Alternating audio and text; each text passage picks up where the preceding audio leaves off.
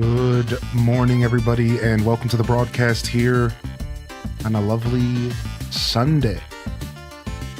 What is up, fam?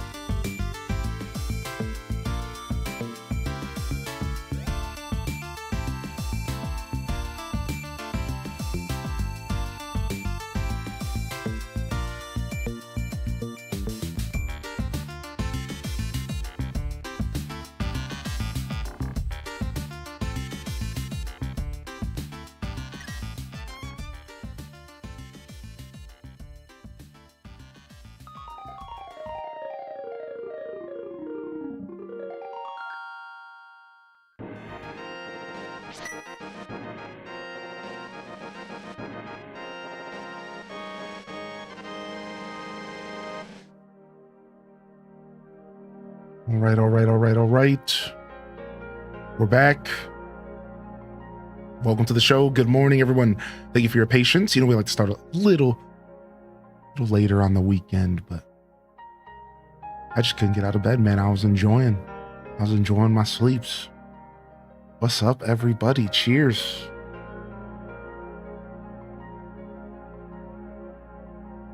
Yeah, we're blasting off today.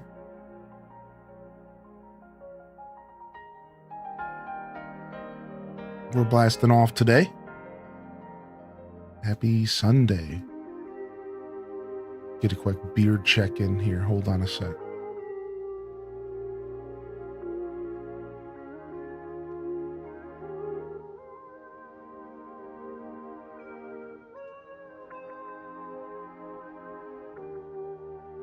I think that's good for me.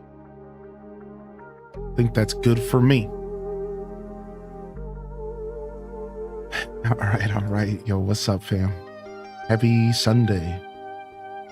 Perpetrator in the building. Good morning. Brielle Bazaar first in the chat. Red Museum reigned supreme for 2 in a row, but Brielle snatched up this one. Yo, welcome in here. Daily check-ins. I see you. Oodle Doodle. Spankum Nasty Squad. Ash 370. Good morning. Akela K. Good morning. We got Toad in the house. Welcome to the show. Yo. Starbow's Break in the house. Calico in the house. Kai Bells again. Good morning. We got Donnell in the house. Welcome back. Bailey B. Welcome to the show. We got Ali Mole. Cozy in the house. Mills Art Nook in the building. Welcome to the show. All right, Saidi sneaking in here. Anybody else I missed out there, y'all? What's up? Welcome in. Hey, I think we're good. I think we got everything situated here. I think we're feeling all right today.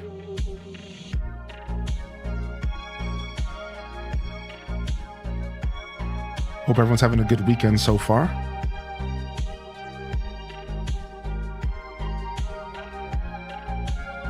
Spent yesterday building a table. And, man, I think I did 50 something plus squats putting that thing together. Oh my gosh. My glutes. My glutes were burning. But we got it done. Kitchen's been transformed. We had to do a bit of a transformation. I did some measurements for the table. I thought it was going to fit a certain way, and sometimes you just don't know what you're getting when you order online, and it was just a little bit bigger than I wanted. That's what she said? Sorry, I've been watching The Office.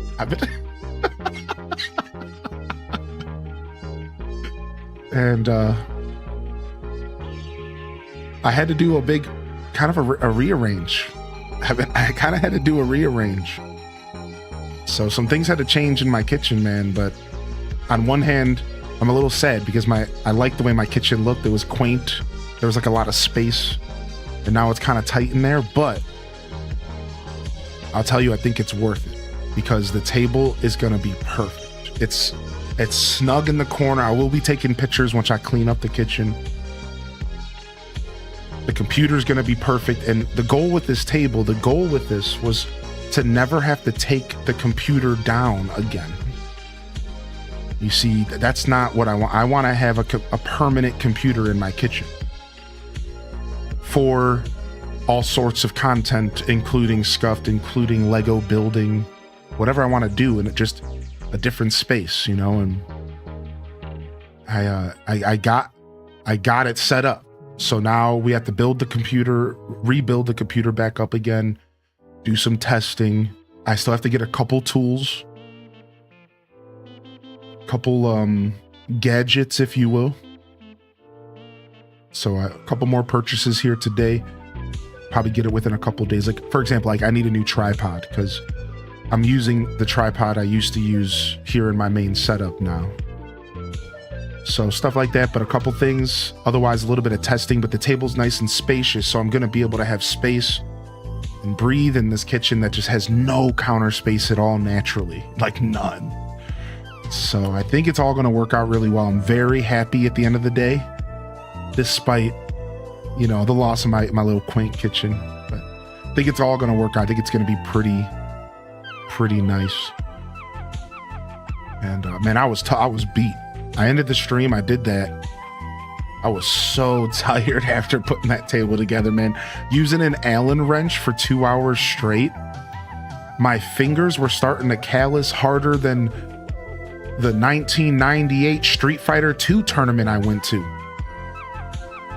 Which didn't actually happen. I just made that up. That was a complete lie. But, you know, you get what I'm saying. I think I was like 9 years old in 98. I don't know. Either way, man, Allen wrenches suck. Down with Allen wrenches. Who designed these things, dude? Oh my God, dude. They're the worst, man.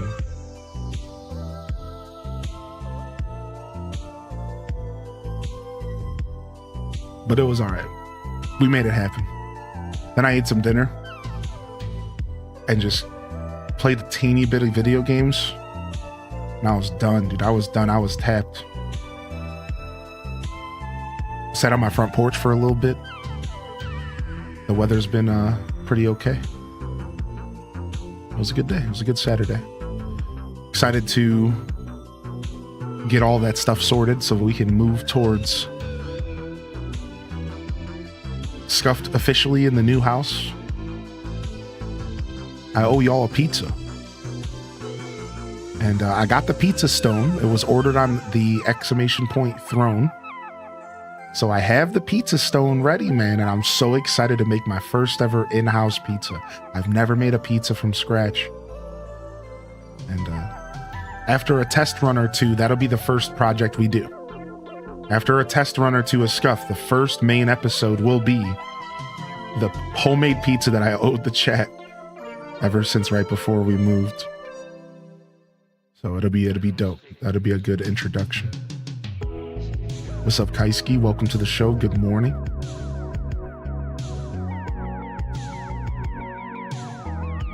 Yo, happy weekend. Enjoy your Dark Souls Mills Art Nook. Enjoy your studying for tomorrow's exams, Donnell. Good luck on your exams. You got this, homie. Unara, welcome to the show. Good morning. We got Kat in the house. We got Twitch Thomas in the building. My man, it's Pokemon month. I don't know if you're excited about ZA, but I am. I'm also going to be playing X and Y this month. I'm real excited to play that for the first time.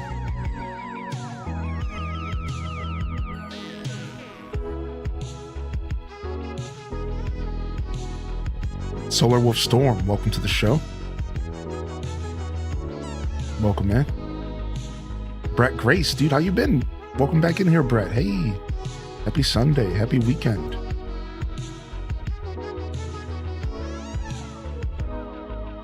Zaradu, good to see you. Welcome to the show. I think his name was Alan. You think so? You think the Allen wrench is named after the guy who created it? I guess that question was silly that I asked. Who made it? I guess it's in the name of the wrench. I guess I didn't think about it. Down with Alan. Alan's out in the world catching strays this morning. Down with Alan.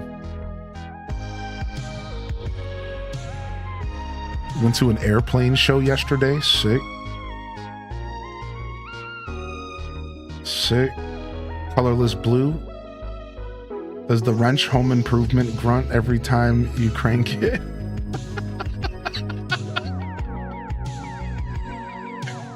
Honestly, that would have made the whole assembly a lot more entertaining. I'll tell you what. There's just, every time you go to build something, there's always something in the design that's so unintuitive. So this time, it was these little screws that were like just this big, but you had to put them into a hole that was this big,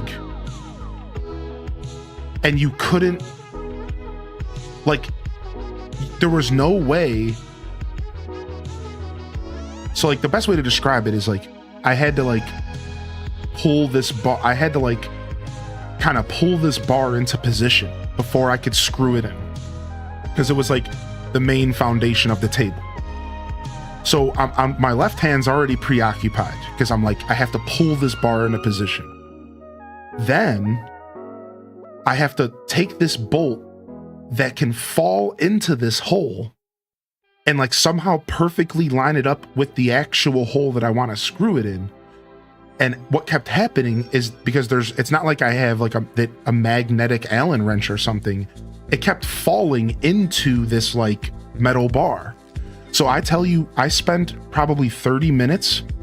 I would have to I would fall into this hole. I would have to take a pair of pliers, and I'd have to take it out like I was playing Operation, the game, like the board game. And I'd have to go in there and like take it back out of this big metal bar, and then try again, and then it would fall in, and I'd go, okay. Then I'd take this little pair of pliers, and I'm playing Operation. I did it for 30 minutes, and I was just being patient. I wasn't even frustrated, because I was like, that's just gonna make it worse. Then I just sat there and played Operation for an hour until I finally was just like able to line it up perfectly.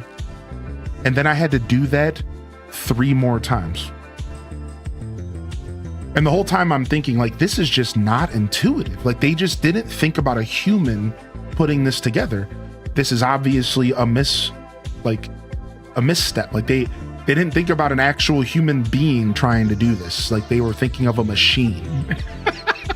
Like, because it doesn't make any sense. It was just like, what is this? But I sat there patiently and just kept doing it, kept playing Operation for about 30 minutes. And that was the hardest part about the whole build.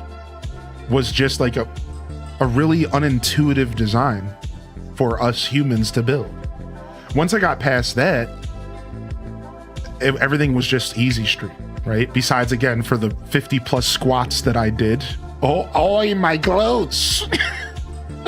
Oy vey, my glutes. And, you know, my fingers blistering due to the Allen wrench, but, you know, everything was like chill. Then I flipped the table over, and I metaphorically looked over to my partner and was like, I'm just going to say it for you. And they said, what? And I said, I told you so. Because they were like, I don't know, that box looks pretty big, and is that going to fit in your kitchen? And I'm like, oh yeah, sure. I took measurements, dude. Obviously my measurements are perfect, and this is going to be the best thing ever for my kitchen. Well, it wasn't. And it was way bigger than I expected. So I'm like, so I had to do a lot of rearranging, and I figured it out. Honestly, the kitchen still is like nice. All the different drawers and stuff are still accessible. The table fits snug right in front of the windows. It's gonna be nice, but they were still right. They were still right. They still got me. What up, Stratocaster? Good to see you, man. You've been playing some Ghost of Yotai, dude. Nice, man. The story doesn't hit as hard as the last Ghost game, but it's just as much fun. You know, you can't follow up a masterpiece with another masterpiece, right? That's so rare. That's like a rare occurrence. I think people consider Ghost of Tsushima to be like a masterpiece, right? Like, isn't that game like, I don't know if it won Game of the Year. I think it's amazing for people. I mean, I guess you can't go into the next game expecting it to be as good. If it is, that's nice. If it's better, hey, they did it. They found the formula. But I think in most cases, you got to expect the game to maybe be different or just maybe not as good, right? Which is fine. I've heard the same exact review from everybody else. Story doesn't check out fully. Everything else, perfect. People are loving Ghost of Yotai for gameplay, but apparently the story is kind of lackluster, like just a little bit lackluster, which is okay, you know. You know, I actually just watched a whole interview about it last night, and there's somebody called out Sony for all their games either being focused on grief or revenge, and how subconsciously we're all burnt out of this same motif. And I don't know if you guys agree or not, but if you're a PlayStation gamer, take a step back and look at the past 5 to 10 years of games, and you'll quickly realize that every single game had either a central theme of grief or a central theme of revenge, or both. And the games that did it first were great. The Last of Us Part 1, or, you know, the first game, great. God of War, great. Ghost of Tsushima, great. But then the follow-ups for all those games didn't feel as good story-wise. Why? Because they're beating down this same motif over and over again. Grief, revenge. They really have gotten super uncreative with their writing. And people are, I think, are subconsciously or consciously getting just burnt out of playing the same constant noise. Grief, grief, grief, sadness, sadness, sadness, revenge, revenge, revenge. And it's like, this is why Astrobot felt like such a refresher, because it just was none of that, and people loved it, and it got Game of the Year. You know, like, yeah, I think maybe Sony needs to kind of step away a little bit and figure out how to create a different style story that people can connect with. It doesn't all have to be based on grief, you know. It doesn't have to be that way.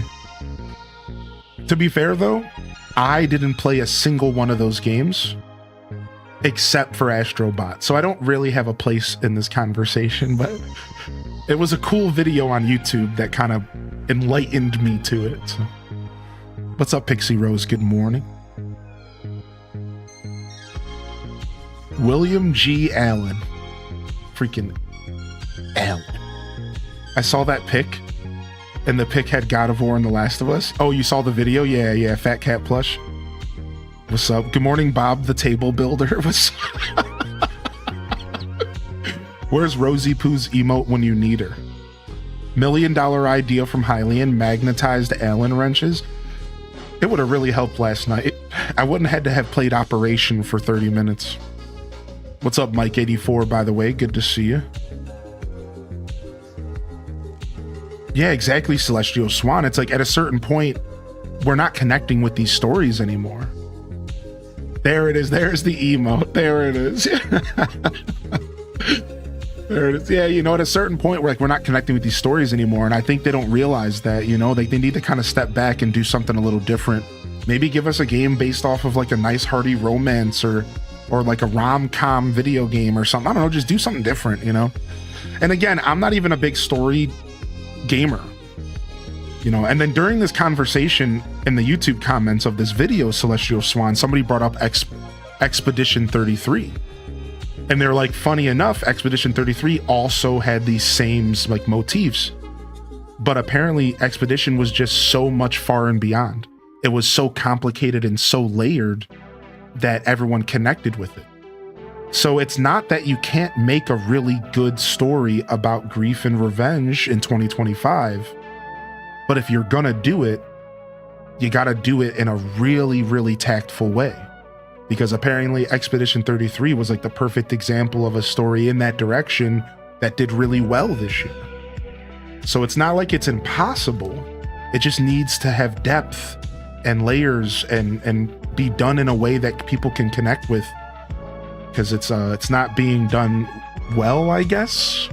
I don't know. Again, I'm not really a story-driven gamer, so I don't really know, man.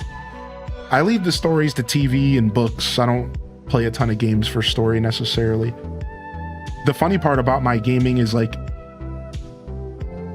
on any given, year of gaming, the closest games I usually play that are story heavy are Zelda games, and like those are not the most story driven games. Like, so it'd be like Zelda games are probably I don't do a ton of it. I would like to do more RPGs on the channel though. We've talked about doing like an RPG celebration in the future, and we could play a bunch of classic RPGs, maybe get some good storytelling going on in here. I'd love to play Chrono Trigger, man. I think about that game a lot.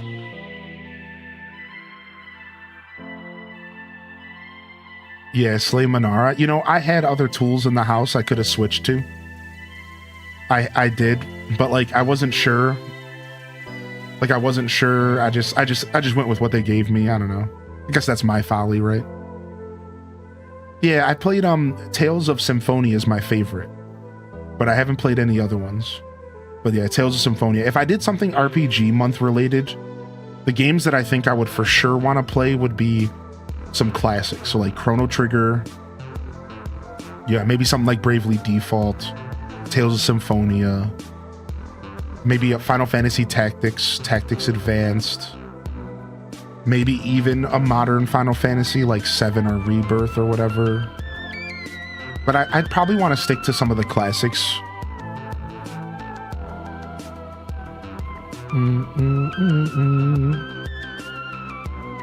Maybe like Final Fantasy 9 because that game's so dope. But there's a lot of deep cut RPGs out there that are slept on. Like one of my favorite RPGs is Legend of Legaia for PlayStation. Yeah, Octopath Traveler, exactly. That's a good call. Or I would love to go back and play Breath of Fire or Dragon Quest. Yo, Cozy Assassin with the first sub of the day today, man. Thanks, dude. Loving the chat. You got a free hand. We got to celebrate the first sub of the day, baby. Yo, thank you, Cozy Assassin, for 15. You hit 1 million Deku Seeds and I don't Gamba much either. Dude, that's crazy. Without Gamba, that's actually crazy. Without much Gamba. Without much Gamba, that's nuts.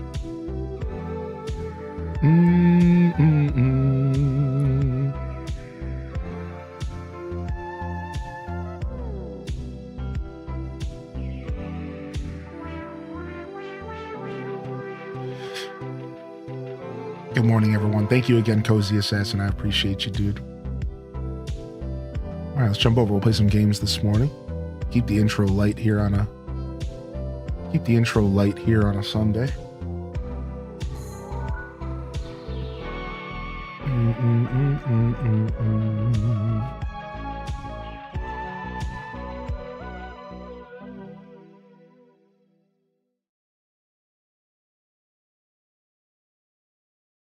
The sound of silence. Yowling cats have just enjoyed their soft food Sunday breakfast, and they are quiet. It's like kids. My mom's favorite time of the day was when she was feeding us because we would shut up. We'd stop yapping. Oh, you know what? That album ended literally at the perfect time.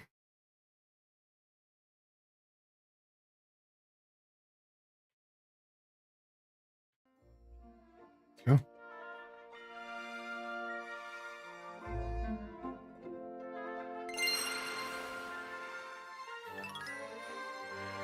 All right. Where we left off yesterday, Summer 16.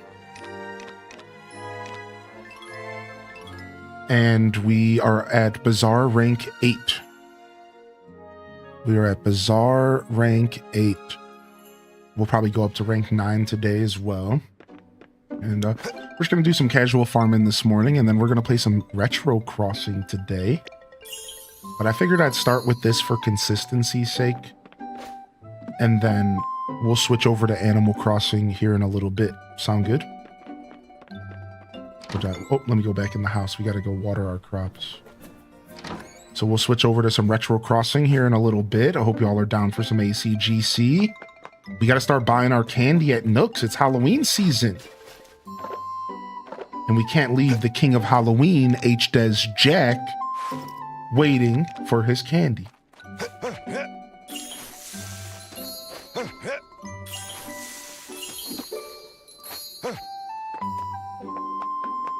Give me the crusty villagers. So I'm pretty excited. We'll do a game switch a little later.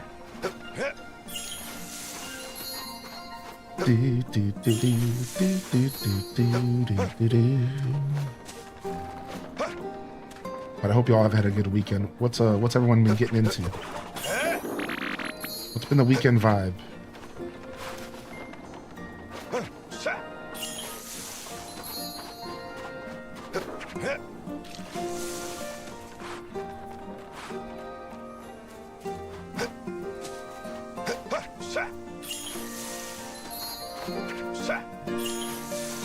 All right, nice. Now we just gotta fertilize. Table struggles over here as well. Oh heck! As in the words of Kel, oh, here it goes.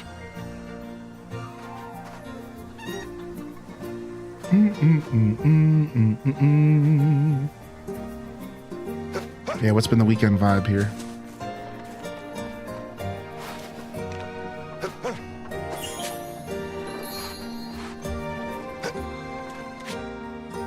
Not working, it's the best.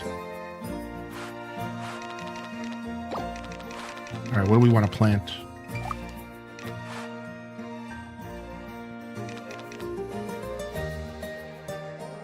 Kind of want to just plant these, even though I only have 7 of them.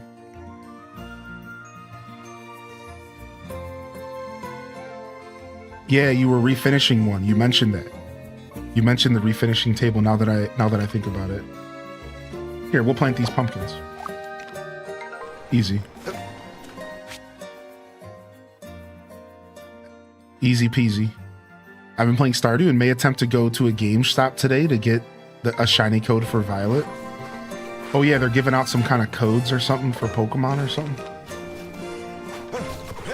I thought I saw something like that.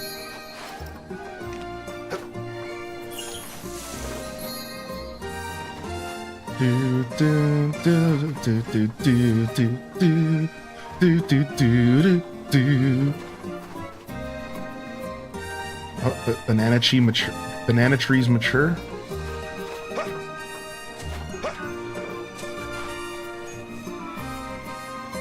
I have to accept that my shiny collection will never be complete because of those dumb codes. Really? It's that bad, huh? I heard a little bit about it online, but that sucks. I'm glad I'm not a shiny hunter.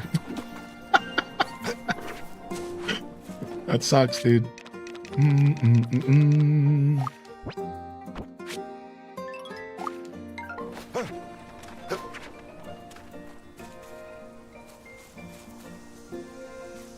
There you go.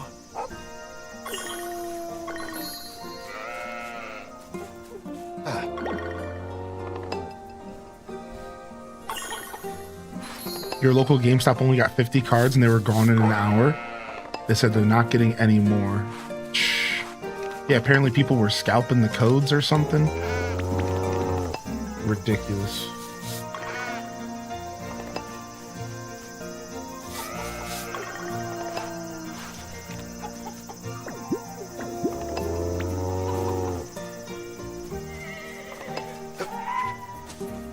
The most scuffed distribution you've ever seen? Maybe they'll do something about it and distribute it in a different way later. Right? Like maybe they'll like acknowledge that they sucked at this. And like they'll do something later to make up for it. I don't know, I guess I'm a wishful thinker.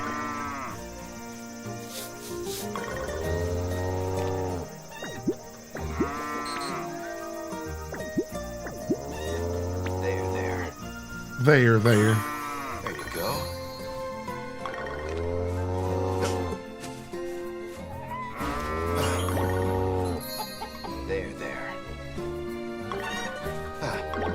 hard to tell which chicken's my new chicken.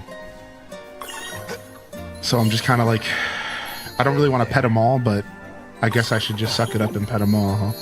Ready to go? All right, I think we took care of all of them. I don't know, man. I got so many animals now, it's hard to keep up. Oh, I gotta go grab the eggs.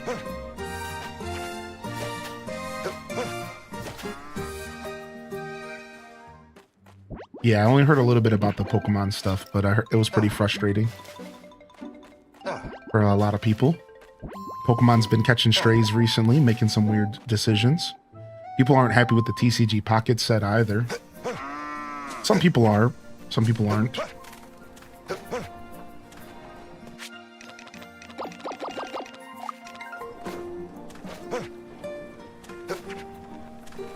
It's a maple pecan kind of morning. I'm still drinking the rest of some like Cinnabon creamer that I had in the fridge. It's okay. It just tastes artificial, so it's like whatever. But it's pretty good. I've learned to appreciate just like I think I just really like the kind of, I don't know, like all creamers are kind of artificial, but like I find like there's a couple brands that don't taste that way necessarily.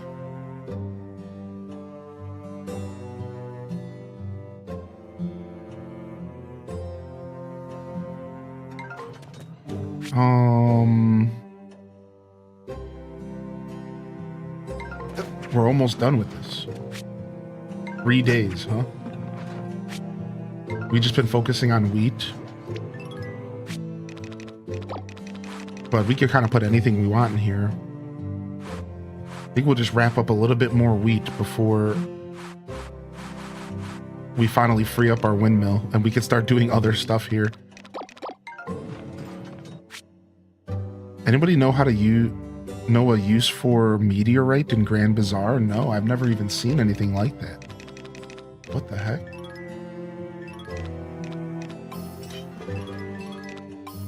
It might have to do with the purple wonderstone, maybe?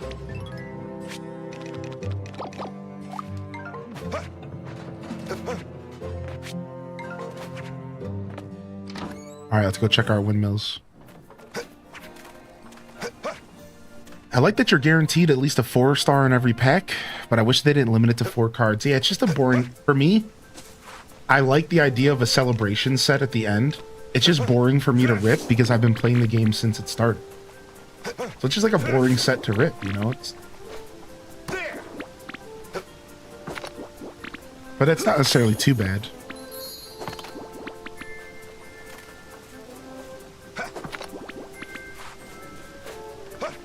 What's up, Mary? Welcome to the show. Good morning. Yo, King of Arcadia, good to see you as well. Oh wow, all this stuff is done in 1 hour in game. All right, we'll come right back. Let's just come right back. Let's go to the blue windmill first.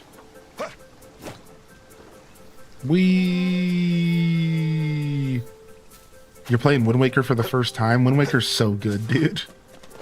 Now, can I ask how you're playing it? Are you playing it on the Switch 2? Because I will say that Wind Waker does have one major flaw. How are the mixed veggies doing? 3 days. 3 days. We're close. I'll say Wind Waker has one major flaw. And it's that towards the end of the game, there's this section that feels kind of grindy. And you have to like hunt down these Triforce pieces, and you have to like make a bunch of rubies because you have to pay to get these maps like deciphered. And that is probably the only weakness to the game. So just stick through it. Once you get there, just stick through it. And this gets fixed in the HD edition, which we don't have access to on the Switch, unfortunately. But it's a beautiful game, man. Wind Waker is probably my favorite Zelda game. It's hard to choose a favorite, but... Yeah, we got the pickled veggie mix. We have 36 of them. $5K is their base price. And they took 20 plus days to make in game. And of course, we didn't get a single hurricane. Of course, we had a bunch of slow wind days. So we got played, but yeah, 20 something days in game. Yeah, it's crazy. It's bananas gorilla, man.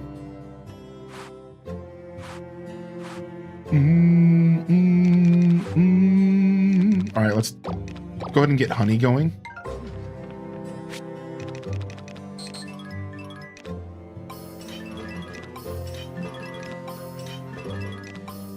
What's up, Marina? Hey.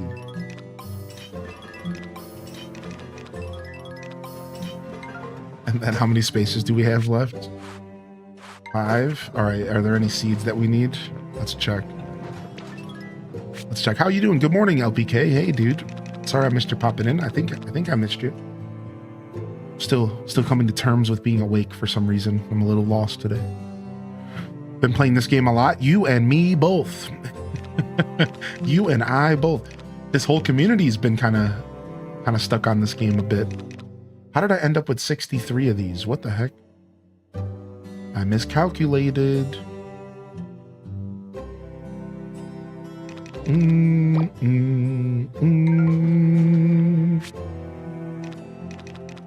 I'm probably aiming for Kagetsu or June maybe. But I also think Freya's cool. I also think Freya's kind of cool, so like that's an option as well, but I think it's going to be Kagetsu.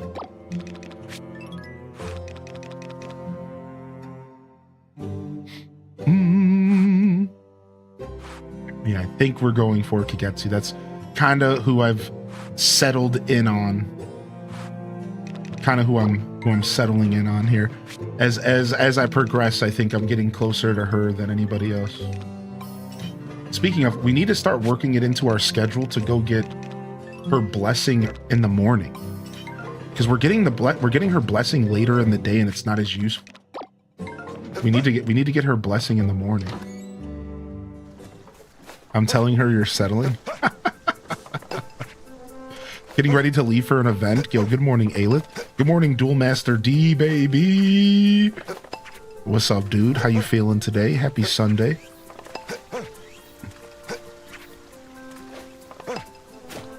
You went with June, the heartbreaker. June, the heartthrob. She's cute.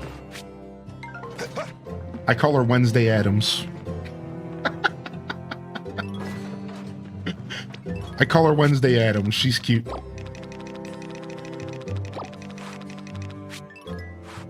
She's my little Wednesday.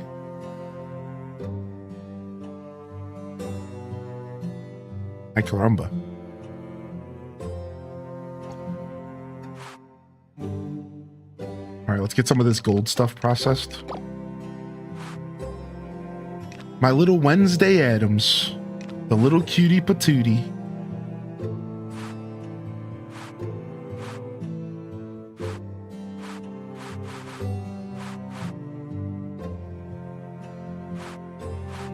Yeah, we'll just do that for now.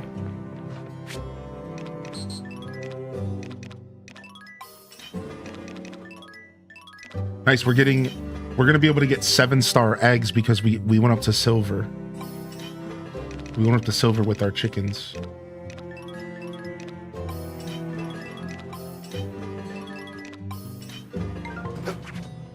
All right, let's go up to the mountains and say what's up to Kagetsu and try to get that blessing. And then I guess we'll do some foraging today. Good morning. Yo, thank you for the 100 biddies. Good morning, Thrasher. What's up, dude? Thrashing about. Gotta be careful, you'll get confused. She's too cheerful to be Wednesday. I mean, true. You have a confession? Oh, sick. Let's hear it. Confessions with Hylian descent. Let's go.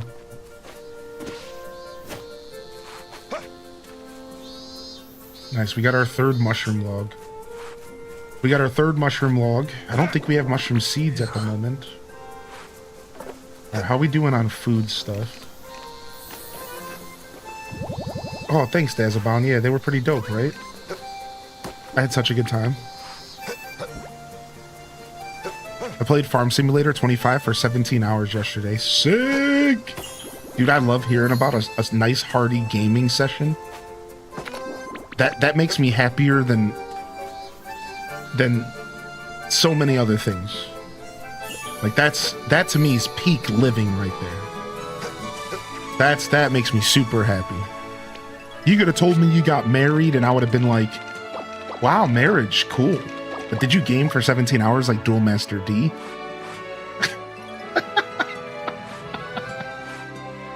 Cause are you really living? Oh, we have all these flowers to plant. Oh, yes. Regular flowers to plant.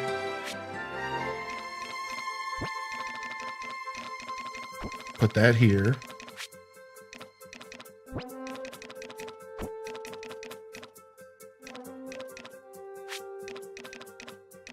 All right, we're going to pick up these herbs. We're going to switch these flowers in for the rest of the season so we can get some of that invigorating honey as well. All right, let's first go talk to Kagetsu and get that out of the way before I forget, because I'm getting distracted. Whoa, Cozy with the gifted subscription over to Thrasher. I watch you every morning while getting to work, ready for work silently. Aw, thanks, man. Lurkers are the backbones of what I do here on Twitch, and I wouldn't be here without my lurkers, so thank you for enjoying my content and for tuning in. Oh, she's not even here. She just left. Dang it. She does this to me every day because once you get to know her, she actually starts leaving her house.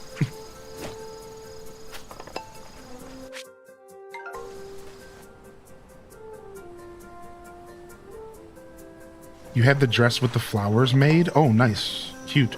I haven't seen many of the outfits since I've been focusing on just wearing silly stuff from the DLC. So I haven't seen a lot of the different clothing options in the game. I am pleased. Yes. I was watching Simply Press Start play, and she was showing off some of the outfits with her character. There's definitely some cute garb in this game. Thank you, Cozy, for the gifted over to Thrasher. Yo, Thrasher, enjoy your gifted sub, dude. I do. I see. She said she likes soy milk pudding. Okay. I guess I can make the thing you like, lady. All right, let's go ahead and finish this project before we go back home and water. So we need to pull out the scythe. Let's just gut all of those. And then let's get to planting. And then this time, let's just not forget these in the ground so that they all die. Because we did that last season on accident.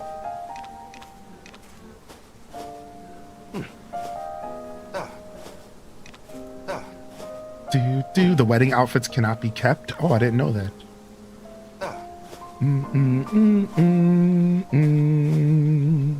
Yo, good morning and off day. Good to see you, dude.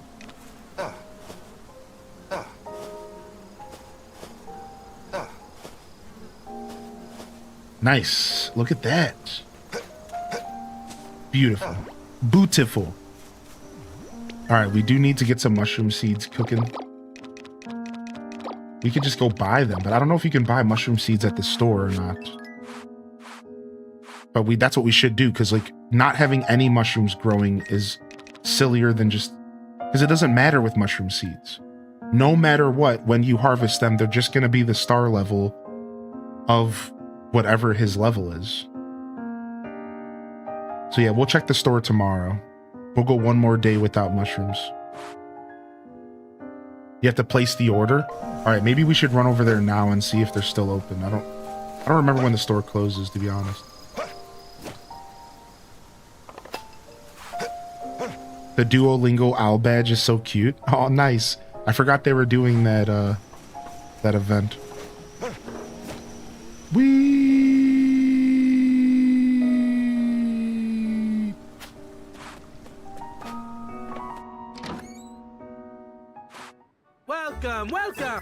Welcome.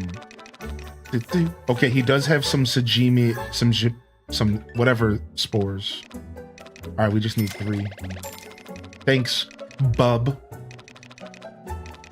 Thanks, Bubski. It gets me every time, dude. Every time.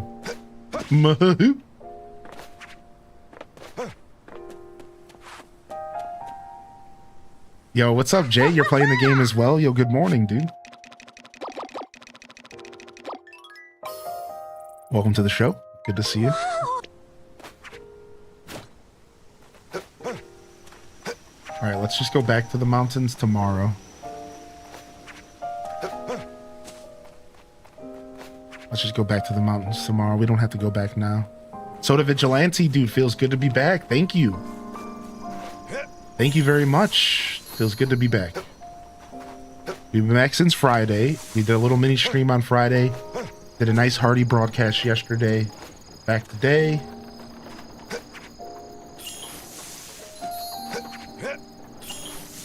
And couldn't be happier to be back. How are you? How was your weekend so far, Soda Vigilante?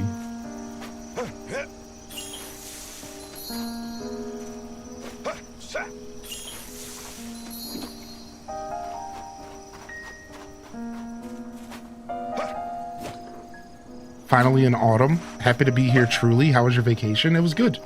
I had a wonderful time off. I went to see live music. I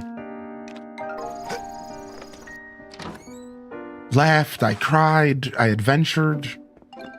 I'm getting dramatic. I ate good food, watched movies, TV, played video games. Didn't really do much work, which was cool. You know, it's always nice to just not do any work. I think if I was faster, I could have got to bed at 9:59. So now I have like a little bit of time to burn. Now I just have a little bit of time to kind of to deal with here.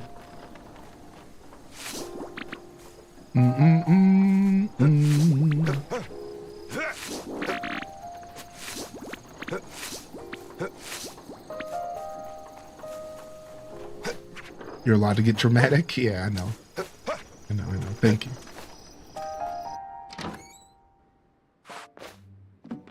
Thank you very much. And yeah, happy autumn. We got some new Halloween emotes for you. That's right.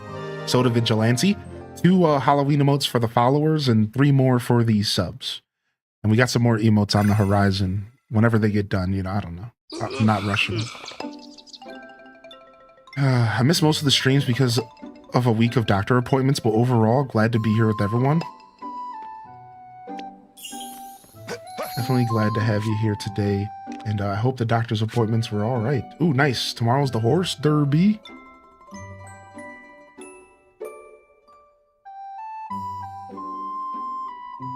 Tomorrow's the horse derb.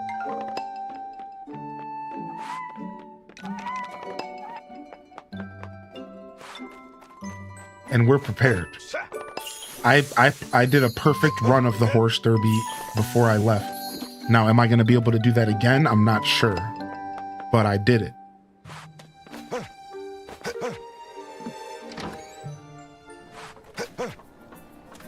Oh, Dazabound's got the troops rallying behind him. We're gonna get you those codes, Dazabound. Or we're gonna die trying. Daz is like, whoa, chill, dude. It's not that serious. Yes, it is.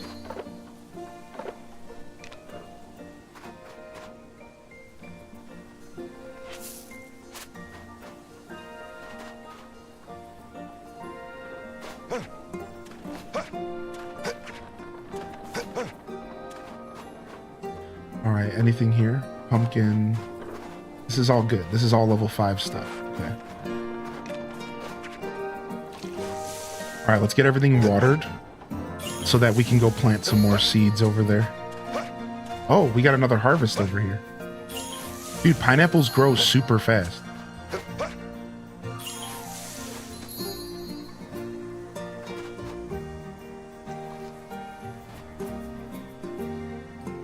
All right. Yo, what's up, Dad, baby?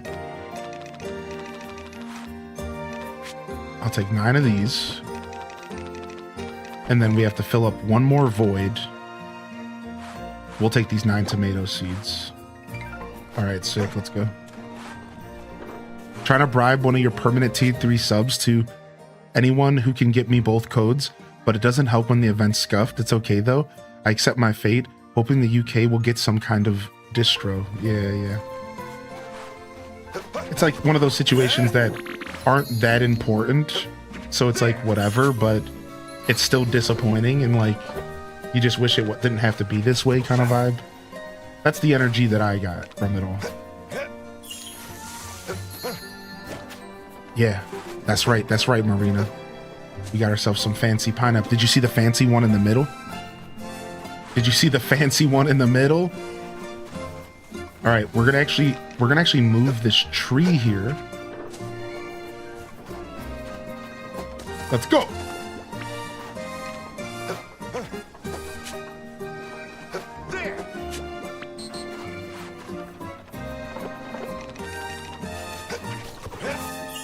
So now at least our fields make a little bit more sense now, don't they? So all the trees can be planted over here for the season. Make sure your pinky is up when you... Exactly, dude. You get it, man. That's so funny. Yeah, jewel pineapple. Ooh. Fancy. All right, nice. Let's go take care of the animals this morning. And check our mail. We haven't checked our mail yesterday either. Let's see what we got. Fungal founder. Pet trainer. Cool. You know what? I still have petting rare item percent level 2. Ooh. We are about to pet the out of these animals. You're about to get petted so hard, you're not even going to be ready. You better brace yourself for these pets.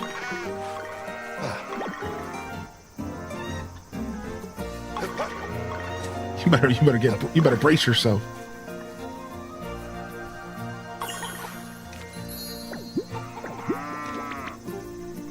What's up, Rio? There. Oh, thank you, Dad, baby. I like to think so.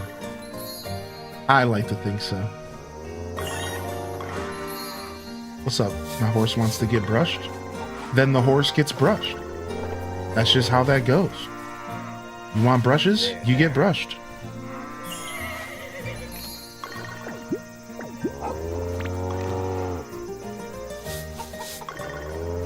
There. That's funny. I think the tier 3 permanent sub bribe is actually super clever. I like that a lot, actually. That all white buffalo is sick. No way, dude. Oh wait, yes it is. You were saying sick in the like sick. I know, right? It was a rare. So we found out that you can't save scum it because the buffalo, the color is chosen right when you click the breed button. So you technically couldn't save scum it because, like, what are you gonna do? Go back days? There. Right? So the animal rarity is actually very rare. And you get what you get as soon as you click the breed button. And you have to wait days to find out the results. So it's pretty interesting. I actually like that because as much as I love save scumming in video games, it's kind of cool when something is legitimately rare, right? Like, I like that. I think it gives you something to work towards, especially if you're trying to get like rank 99. You know, obviously you're going to need stuff to do. And why not make the breeding system be the thing you could do? Yeah, you could, technically you could save scum. It would just take multiple days of save scumming, right? Exactly. You would have to like breed the animal, then you'd have to sit there and go to bed until it was born, see the color, then go back. So it is still save scummable, but I think the amount of work it takes to save scum is maybe a deterrent. It is for me, but maybe not the most dedicated save scummer. Yeah. I'm sure they're out there. Yo, what's up, Ginger King? Good to see you, dude. I've been meaning to play this for a while, but it's been in my virtual game vault. Too many games in too little time. What have you been gaming on, dude? What have you been gaming on?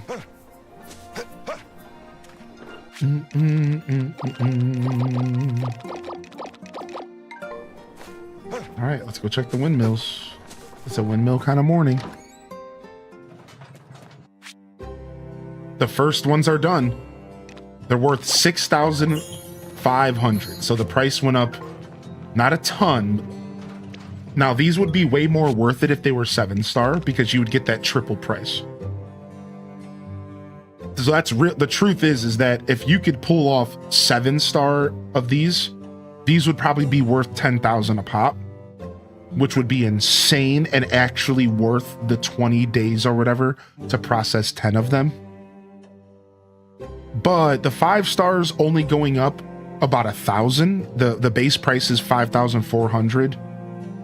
So the next price is 6,500. So it's like not bad. Now I do plan to save these until next season because I'm going to hope that I get a pickled trend. And I don't think I'm going to save scum for it. I'm just going to hope I get it. If I don't, I can hold on to them for a long time because they're pickled. So they're probably going to stay fresh for a long time.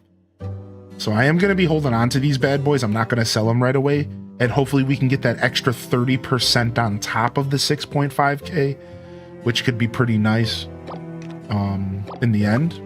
So I am a little sad to see the price is a little lower than I thought. I was expecting it to be around 8,000 at 5-star, but I guess I forgot the calculations for the price hike for 5-star versus 0. And I forgot that really the price hikes begin at 6 and 7 stars. So now I have a new goal, and it's to get 6 and 7-star turnips, potatoes, onions, and radishes. Because then, in theory, I could make 7-star pickled veggie mix. And I think that would be really fun, because I bet you it'd be like 10K or something nice like that.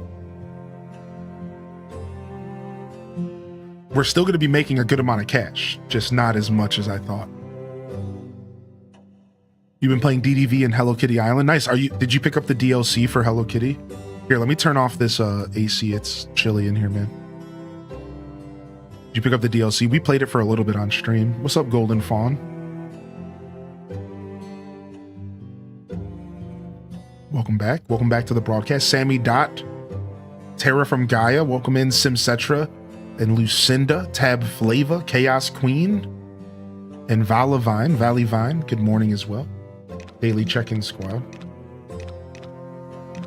All right, now, do I care about the purple Wonderstone in here? I don't think I do. I think we can go back.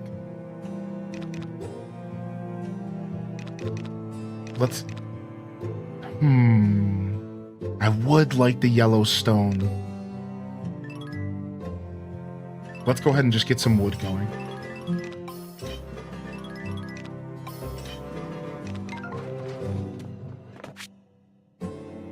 Perfect. Everything's going to end in just about 1 day, just about 2 days. Perfect. All right, cool. Yeah, they just released DLC, like their first paid DLC, Golden Fawn. And it's pretty good. There's some Sailor Moon vibes. There's some Sailor Moon vibes. It's a very interesting DLC. It's pretty cool though.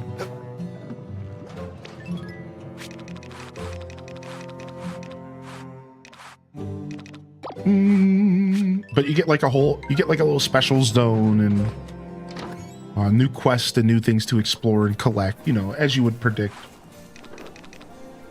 And it seems like it goes pretty seamlessly into the other content. So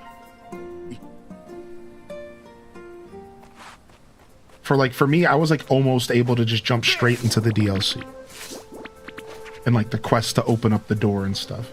I didn't have to do too much beforehand. So. Yo, what up, Mick Britches? Welcome in, dude. Happy Sunday, everybody. Thanks for tuning into the show today. Just getting down on a little bit more Grand Bazaar. We're going to be playing some Retro Crossing today as well. So buckle up for a journey into Deluxe Edition. I freaking love Deluxe Edition, dude.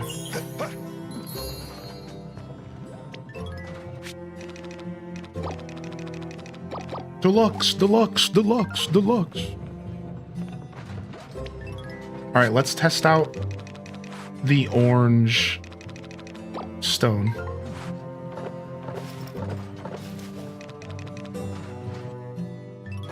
Boom.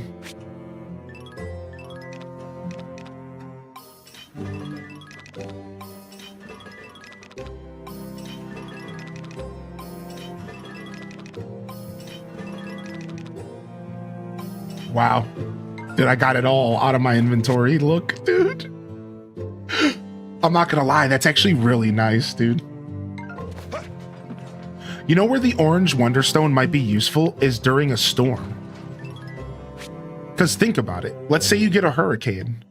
You plug the orange Wonderstone in, and you smash like 30 seeds or 30 lumber or like 30 of something, and you're gonna really knock out a big chunk of that timer during that hurricane. Right? Like that actually might be worth it. I think I'm realizing that the orange Wonderstone might be really choice for hurricane weather. And then like obviously the green Wonderstone would be good for that as well.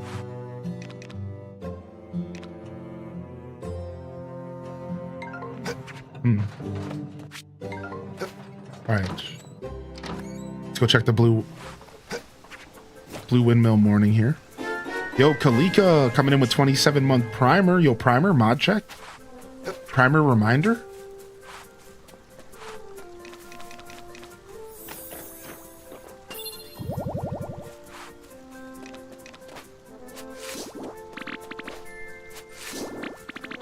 All right, nice. And then we'll go give Kagetsu and some other townsfolk some flowers and stuff. Let's go ahead and check our request log today and see what we can do in our request log. I've been kind of ignoring it on purpose. Let's check our request log. Yo, Diddy is heading off to a 12-day solo soul-searching road trip to the ocean. Dude, I love that. That's sick, man. Take care of yourself and have a great trip. Yeah, same here, Ali Mall. Yeah, I'm starting to create my own use cases for each of them and like how I want to use them in the game. And again, dude, that goes back to the conversation we've had here, Ali, of like how this game is so playable in so many different ways, right? It's like, that's just this game. It's so playable in so many different ways that we're all going to develop our own strategies on how to handle these Wonderstones. Right, that's right, Golden Fawn. So like, let me give you some examples, Golden Fawn. I'll give you some examples. Yo, Critch Lax coming in with 21. Let's go, baby. Thank you, Critch. And welcome in, welcome in. Appreciate that. Thank you, Mike, for getting love in the chat, dude. I really appreciate you supporting the supporters, man. Thank you so much, dude. Thank you so much.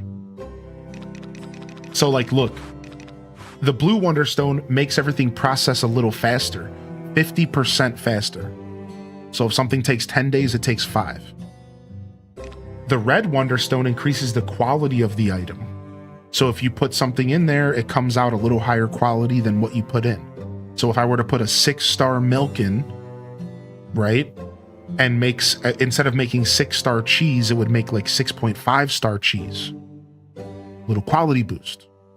Then you have the yellow Wonderstone, which makes it to where every 5 items you process, you get a bonus one. This is my favorite Wonderstone. So you put in 5, you get out 6. You put in 10, you get out 12. And that's so sick because you could take 10 eggs and make 12 mayo. That's pure profit on top of everything you process.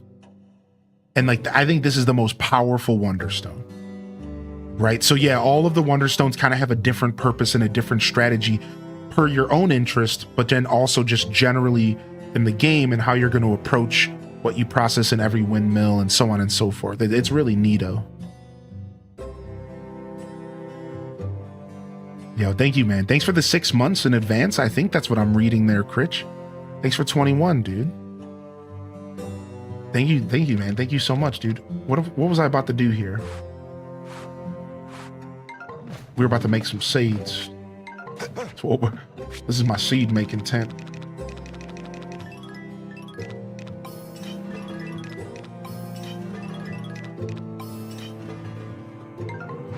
right. Yellow's awesome for wood. I could see that. I could see that for sure.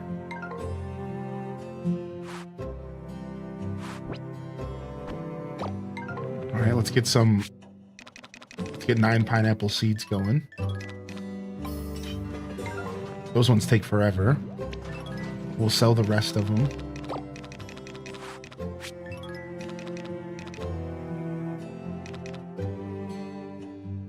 I think we're good on seeds in every other area. So we can take a break from seed making and we can start continuing to process some wood and stuff. So I'd like to start getting some lumber processed here.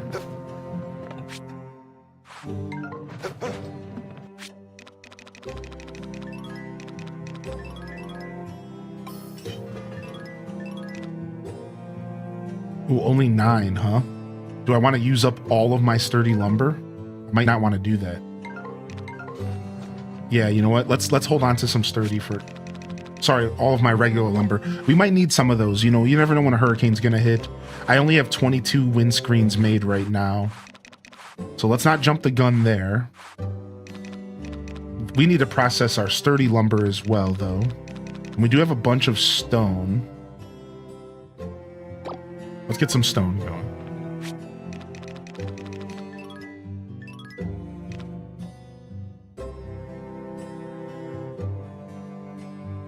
What does it take to do 1? It's 5 each. I see. So if you want to do 10, you need 50. I see. All right, let's just do 5.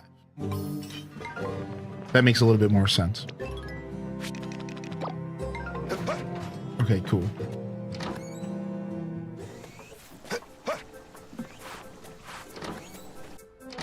Yo, Cindy Alice, welcome back. Let's grab some flowers and let's go do some gifting around town. And then let's quickly, like I said, let's check.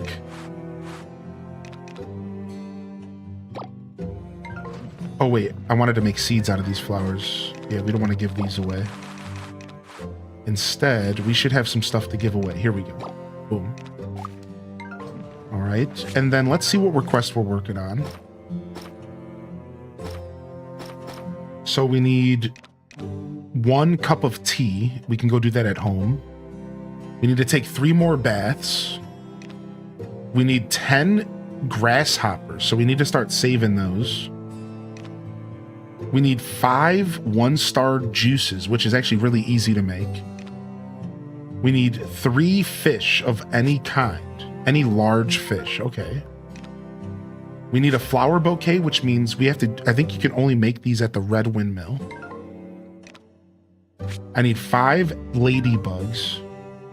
And 5 of any type of mayo.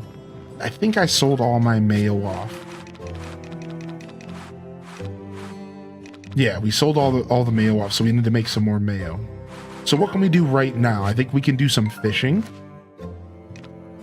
We can go make some tea, and we can do some fishing. We can make some drinks. All right, sick.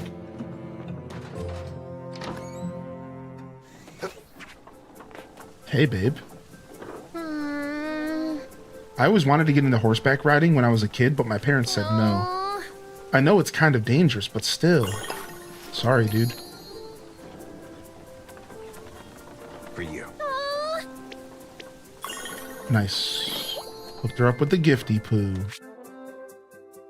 Do-do-do-do-do. For you. What's up, Minty Mont? Good morning. My Sunday's going good, Panka. How about you, man? What you been gaming on recently?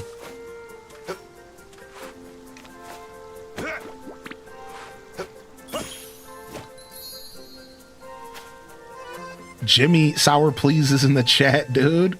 Abyss Sans is in the house as well. Have a good trip, Didius, man. Thanks for popping in. Thanks for thinking of me.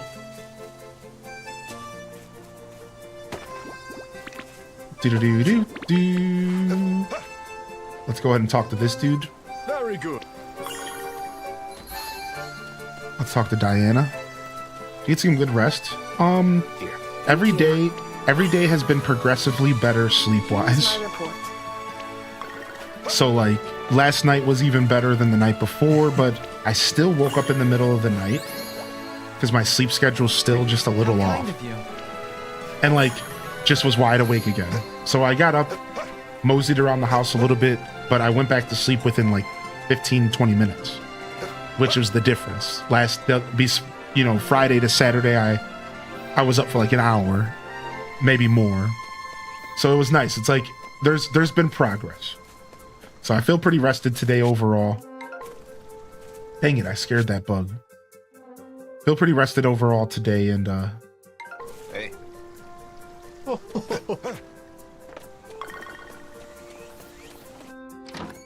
I think tonight will be the best night of sleep yet. That's my prediction. Right. Right. Sure. Right. Right, sure, right, sure. She's such a punk, dude. Song reminds you of a Chef Boyardee commercial? That's dope, I like that.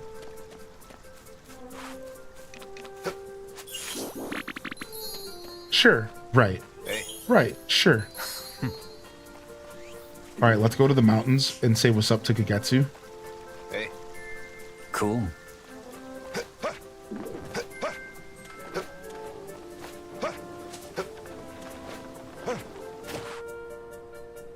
She's probably walking this way right now. She is. And she has a request for us. Yo. For you. Thank you. Hey. Forgive me, but Alright, let's see here. my apologies. What you want, dude? She wants me to talk to the residents 100 times? What the frick? Thank you. Yes. What kind of request is Take that? care. Am I going to be able to just use the greet button? Or am I going to have to click on 100 people? What the heck?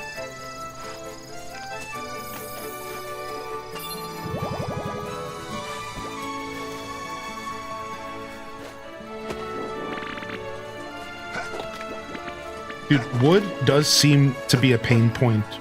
If I had to give anybody advice, it's like, if you're gonna walk past rocks, that's fine. But maybe don't walk past wood as often. Because I think as the game progresses, wood is gonna become a pain point for everybody. If you're not making a point to stop and grab wood. Like, walk past all the rocks and ores. If you're getting lazy, that's fine, but try to keep up with wood, because I think it's going to be a pain point. We've already talked about how it is kind of a pain point in the game.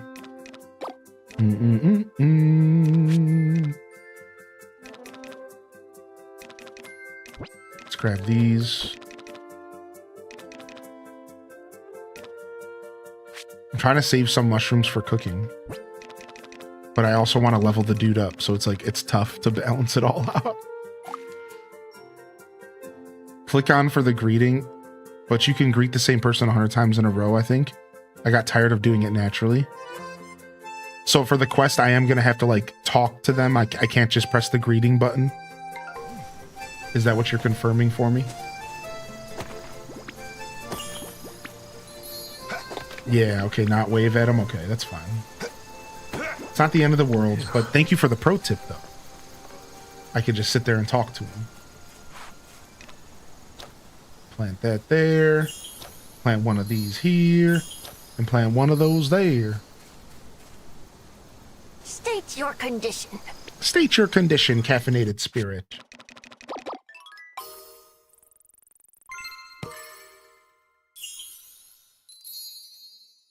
All right, next quality boost is almost here.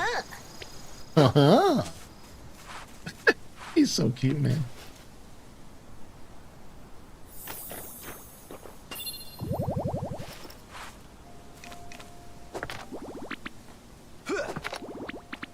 All right, sick.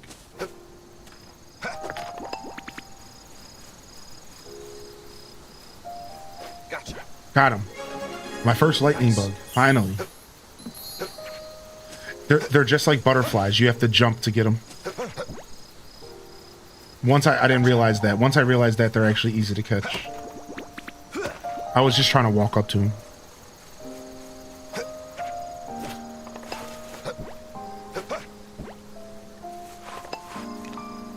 I thought I had a reason to collect lightning bugs, but yeah, I thought the game gave me like a quest for it, but I don't have one.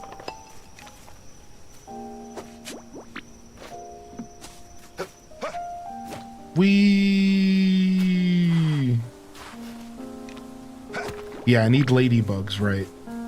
I thought I remember reading something about needing lightning bugs, but I think I just made that up.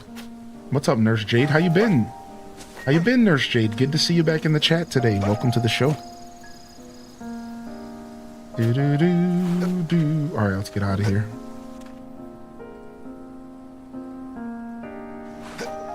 I'm doing well, thank you. Thank you for asking. I imagine this is all done. And just like that, we got a bunch of furt done. This game has a chokehold on me? That's the truth. Oh, the fireflies are trending. That's why. The Genji firefly, which is... I mean, my boy Genji mentioned. They're trending. I knew there was something about fireflies that were going on. They're trending. I see. Let's grab these and these out of here as well. Anything else that we want to get processed here? I think we're at the point with the yellow windmill where we don't have a ton going on over here right now. And we could just go back to doing tea or something of that sort.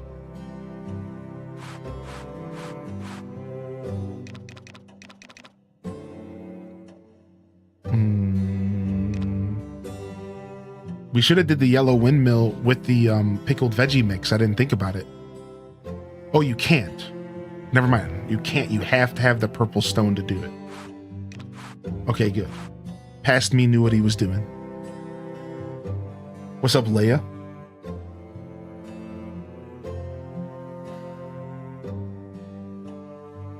So what would be your recommendation for your first year in the game? Like pertaining what? Just general advice?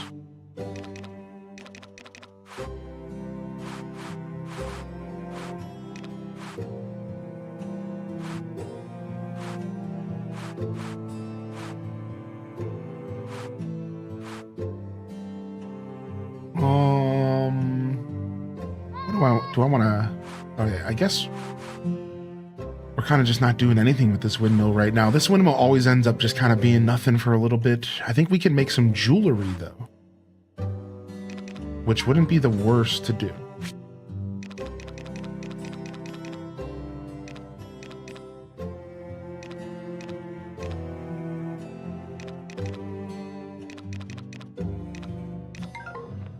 How much of this ore do we have? D&D got canceled. Oops, sorry to hear it. I'm doing well, thank you. So what are you going to do instead? All right, I only have 5 orichalcum, so we need more to make more tools. Oh, we only need 3 for the fishing rod. Interesting. How much lumber do we have?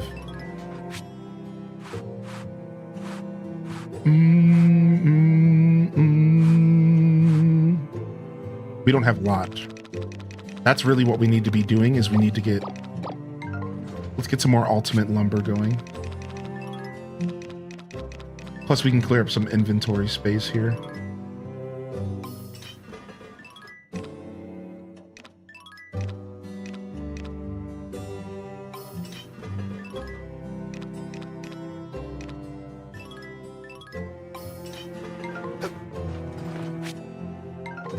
Okay. So, I'll answer the first question here. So, general advice. I think general advice in this game for a person in the first year is just, you can't really hoard. You just need to sell stuff because of the freshness mechanic. So just sell everything. That's pretty much it. Make sure that you're paying attention to the nature sprites as soon as possible and leveling them up, because they kind of run the whole game in a lot of ways. And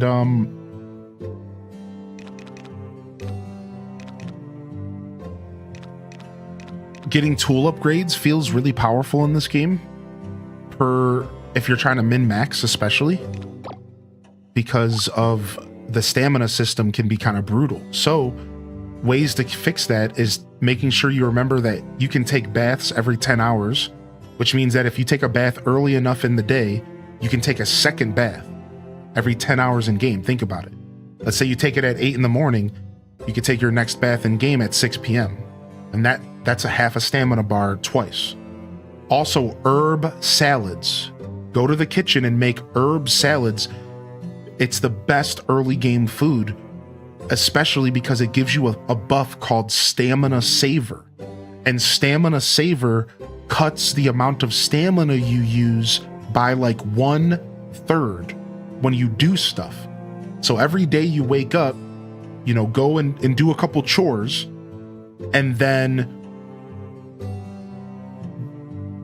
eat your herb salad, get your Stamina Saver buff, and then the rest of your chores in game, you're fine. Like you're gonna use way less stamina, a whole third less.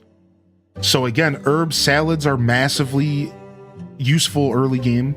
Remembering that you could take 2 baths a day in game for stamina every 10 hours. Also, watering your crops twice a day every 10 hours makes your crops grow faster, which is a massive part of this game as well. You want to make sure that you're watering your crops as often as you can to get more crops equals more money. Again, we're talking like efficiency here. I can't express this enough. Like, you don't have to play this game efficient. You can just play this game casually. It's chill. But if you're asking for general advice, it would be herb salads. Every 10 hours you can take a bath, so keep that in mind. You can water your crops twice a day. It is useful. Keep that in mind. Fertilizing your crops does matter early game. It's pretty nice. So I would try to incorporate that into your gameplay if you can.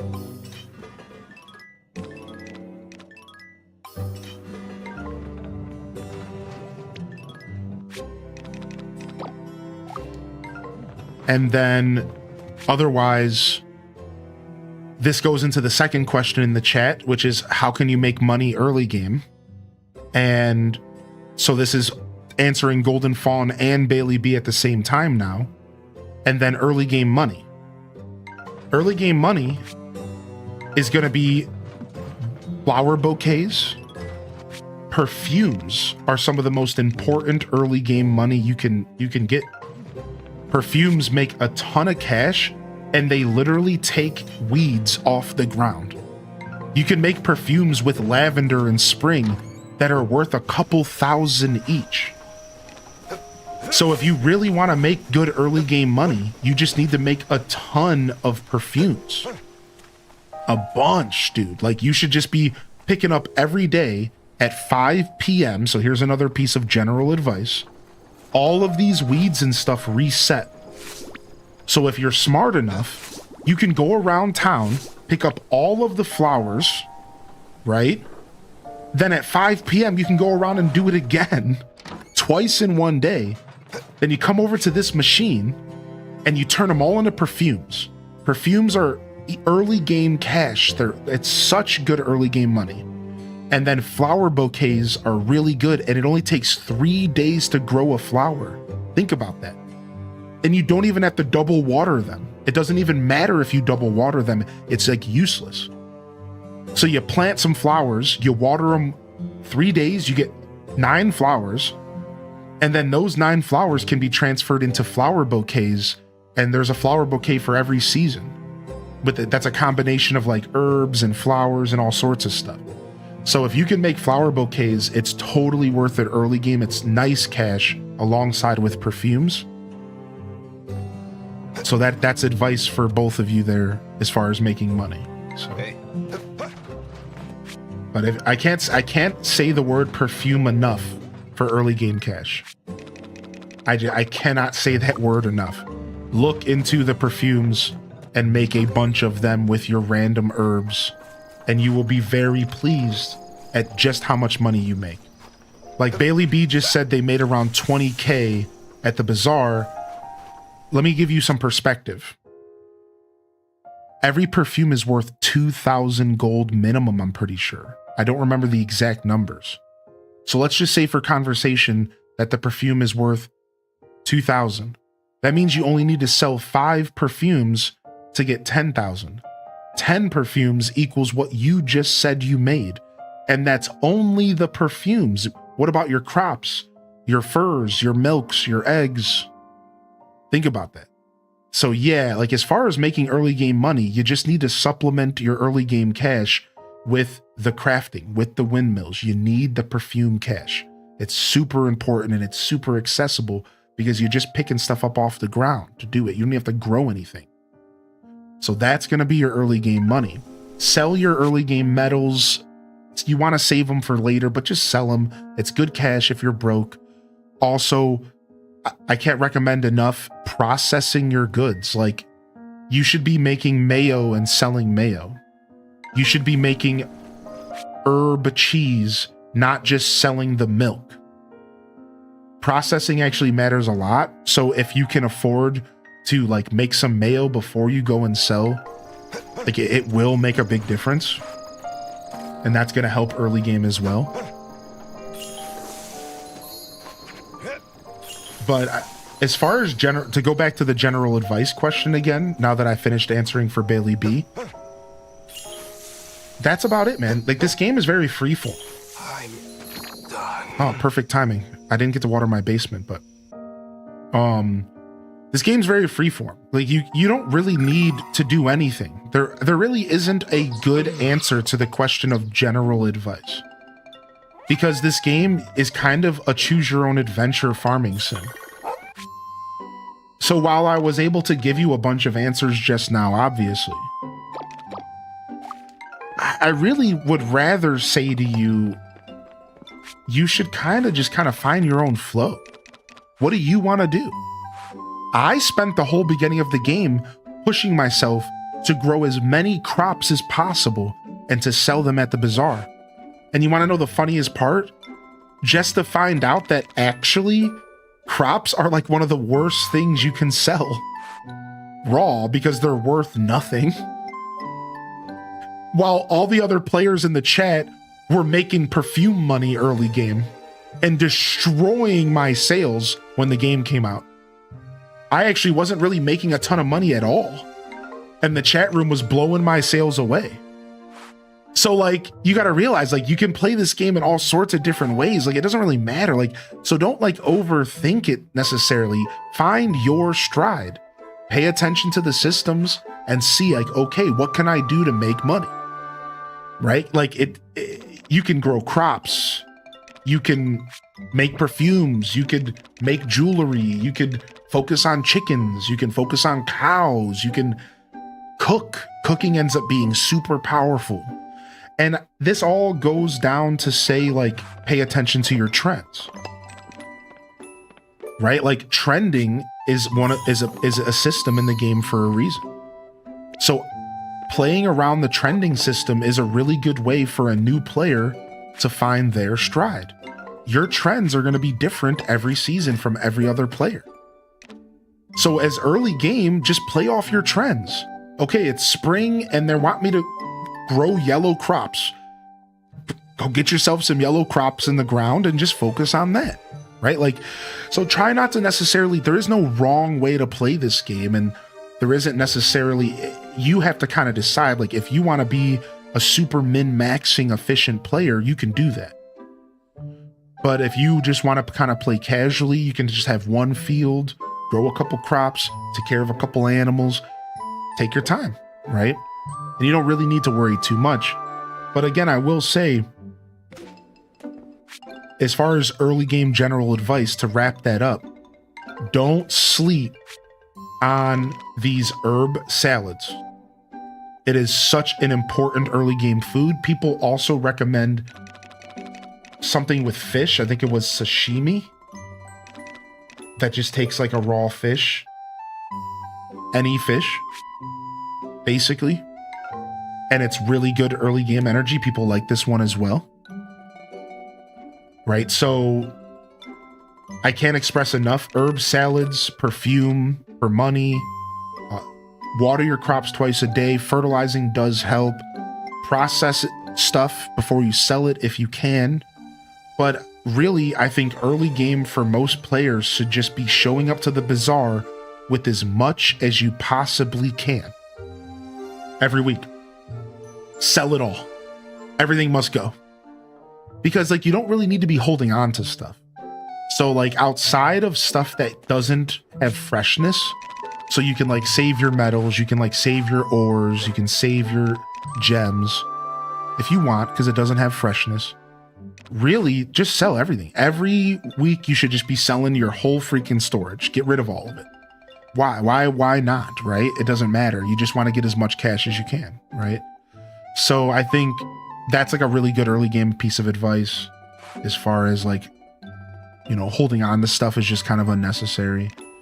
But it would be easier to give advice for specific things. So as I wrap up my advice session here, if you have specific questions, that's probably going to be easier to give more pointed advice. For example, Bailey B, how do I make early game money? Again, the perfumes, the flower bouquets, that's going to be really good early game cash. If you're curious, like how can you keep up with stamina? Again, cooking, you know, so on and so forth. So I can give you real specific advice as well if you'd like, but I hope that was a good session of just general early game. This is kind of what I wish I knew when I started the game. Again, I don't want it to get overlooked because I said a lot of words here. Tools are super important, and you're going to be surprised at how much stamina you save when you start to upgrade those tools. So it might not feel like you need to upgrade your tools, but get them upgraded. Get your watering can upgraded, get your hoe upgraded, and that stuff's going to really affect your everyday, your day-to-day. And it might feel like a little bit rough because like you're using resources to get those tools upgraded, but it's definitely worth it in my opinion. So I think that's something that's worth mentioning as far as early game advice.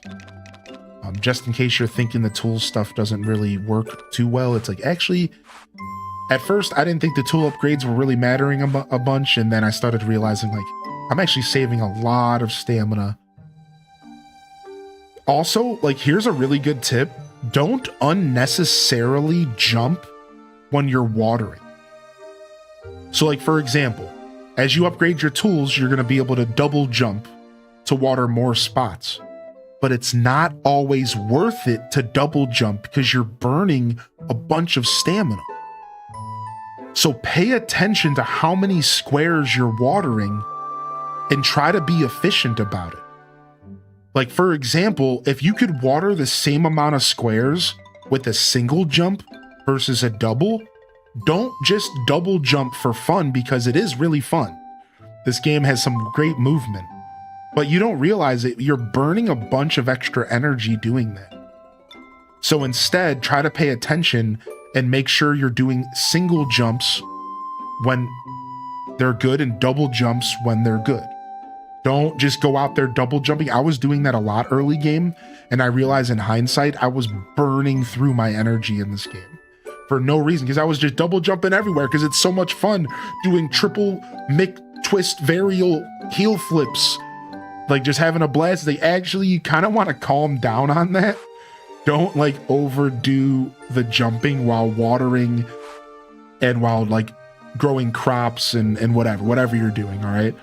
Make sure you kind of pay attention to that. It's hard to explain without details, but just kind of pay attention to that. Whether you're foraging, watering, hoeing, you might not need to be double jumping every single time. It seems like the developers thought pretty hard about that.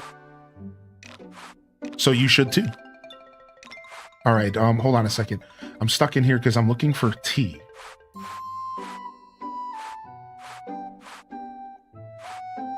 And then we needed to make some tea for a quest. Here, let's just make one of these. And then I missed another question from Nurse Jade. Nice. And I'll get that in just a second. What's up, Rachel Green Tea? All right.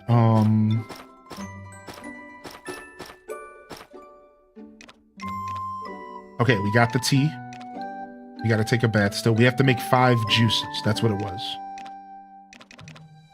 5 juices, which actually shouldn't be hard because we have all the recipes. Right? Like, do we have pineapple juice?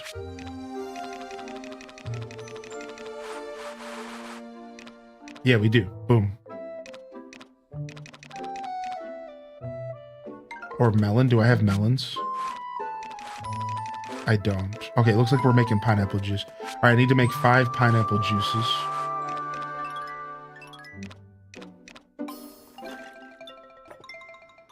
Yo, what's up, sister honey? Good to see you.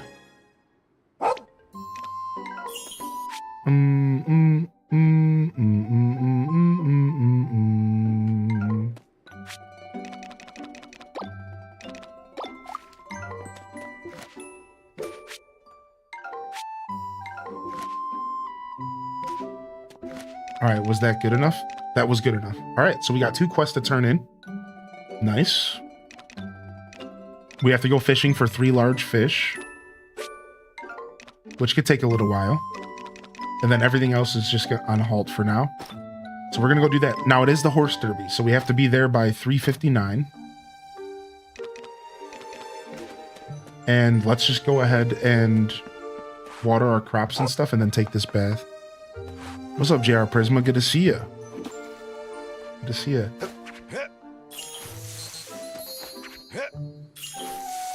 Yeah, I hope that was a good advice session. I had to kind of pull that out of my butt because I didn't have any ready tips. There. Sometimes when I play games, I'll have like early game tips ready for those questions, but this time I didn't. So I did my best. I did my best.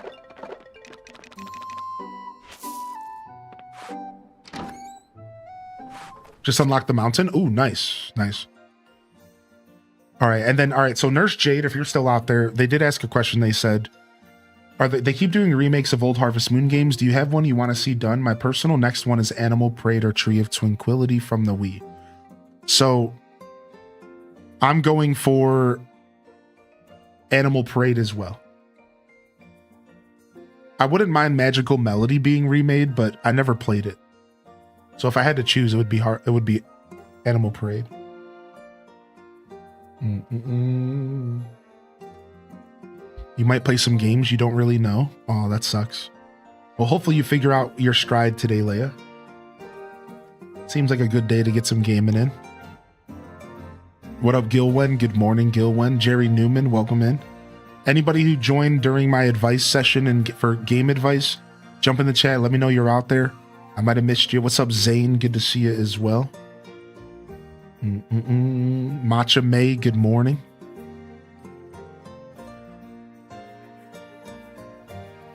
Mill Tank Monster, welcome in. This game has so much stuff, it's hard to condense into bite-sized advice. Yeah, it's tough. It's tough. I did an okay job.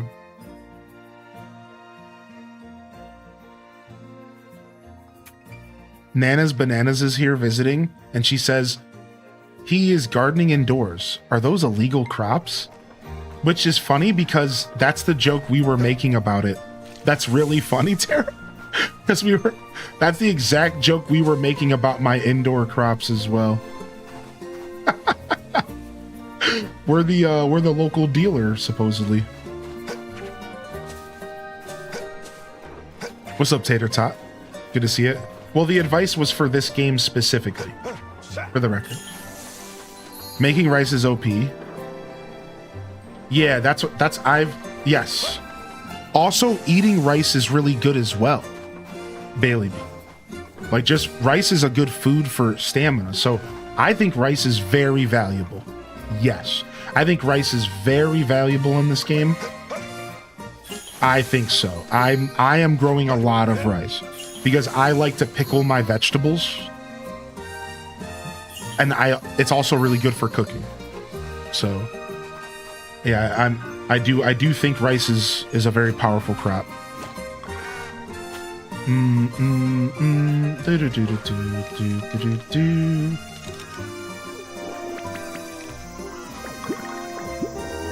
Why didn't the alert for subbing come up? Oh, you just gotta hit the refresh. Sometimes you gotta refresh on Twitch, Worry Ward. Sorry about that. Twitch be twitching. If you refresh, you should be able to make your announcement. And either way, thank you. By the way, either way, thank you very much. What's up, Bright Princess? Hey, dude. I figured out once you place a sunstone in the cellar, you can't remove it.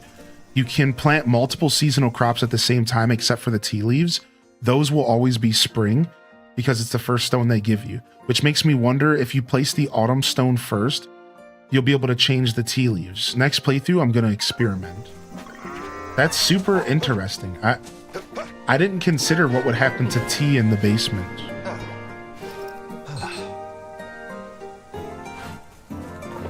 All right, let's go take our bath, Stinky.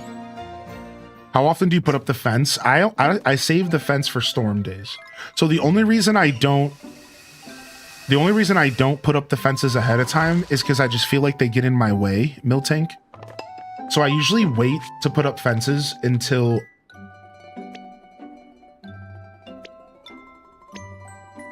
like I know a storm's coming. So Chad, I have one question for you. How are you? I've been going through the YouTube VODs and gaining so much knowledge for this game. Yeah, dude, the community hit it hard. The community provided so much knowledge while playing this game. It's been a beautiful companion playthrough. Companion guide playthrough is what I call it. How are you? All right, I think we took care of all the cows. Let's go grab those chicken eggs.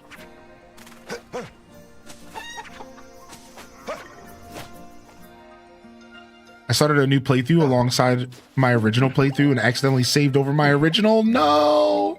That's so sad, dude. I'm so sorry. Feeling dandelion?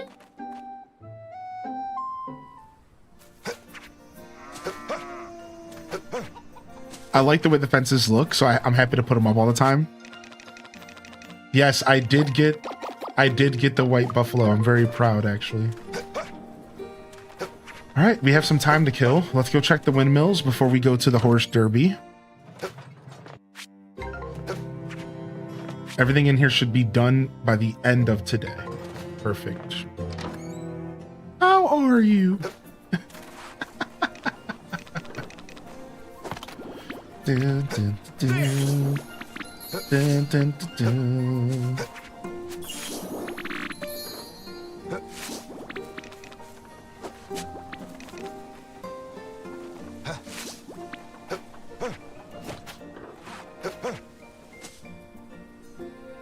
It's an angry garden and it's Rob Boss. What do you expect from that? It's an angry garden, dude. That's so funny. We have illegal crops growing in our basement.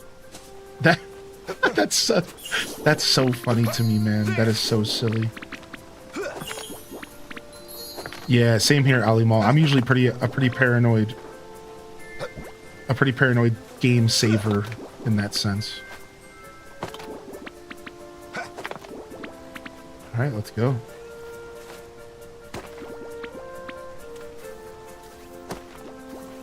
All right, we're gonna go to the blue windmill first because it's closer. Then the yellow's on the way to the horse derby, so.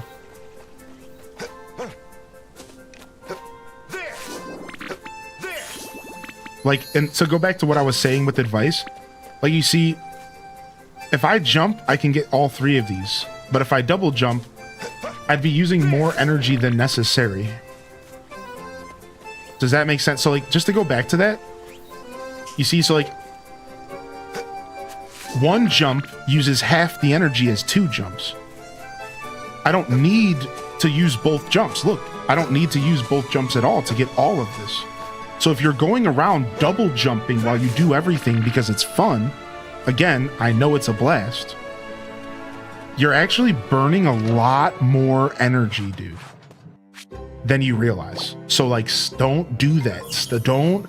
Make sure you're paying attention to that, because if you're double jumping, you're blowing through your stamina, and it's probably not intentional.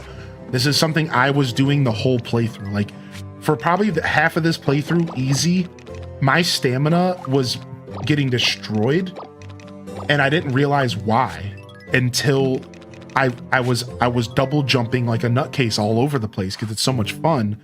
But it's like you gotta pay attention to your stamina there. You don't want to double jump unnecessarily when you're watering or when you're harvesting or anything. Make sure that, and then keep in mind, not jumping at all is the best thing to do. So don't jump if it's just like one single thing you're harvesting. And again, I know that's not as fun, but it can't all be about fun, chat. Okay? It can't all be about funsies. What is the trash you give to that one guy in the market? I'm not sure, actually. I haven't figured that out yet. I think he just wants all trash. Even like fish bones and stuff. I think so.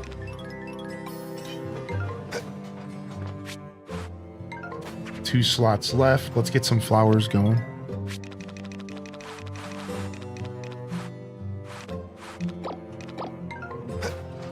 Finally beat the main story in Hades 2. So wait, how much have you been playing the game? So, I guess I don't want spoilers, but like, answer this question for me. Does it take as long as the first game? Or is it shorter? But again, you don't have to give specifics. Let's keep the spoilers out. Because I felt like the first game took a long time. I imagine most people have not seen the credits roll in Hades 1. Now, to be fair, I started on hardcore mode. So when I played Hades 1, if you play hardcore, you start the game on Heat 5. So it took me 48 runs, Gilwen, to get my first win. It was 46, I think. From there, it wasn't like I was winning every run. So I stuck with the sword until I got my 10th win, and then I got credits. So I'm very curious, like, is it a similar system? Is it easier? It sounds like it's easier, but maybe I don't understand how much you've been playing or how good you are at the game. But my experience with Hades 1, and I think it was partly because of hardcore mode, was that game is brutal, man. And like, there's no way, like, I bet you most people have never seen credits roll in Hades, dude. Like, so I'm just like so curious, like, how that's such an achievement, I feel. But maybe I just don't understand. What's up, Tam Perp?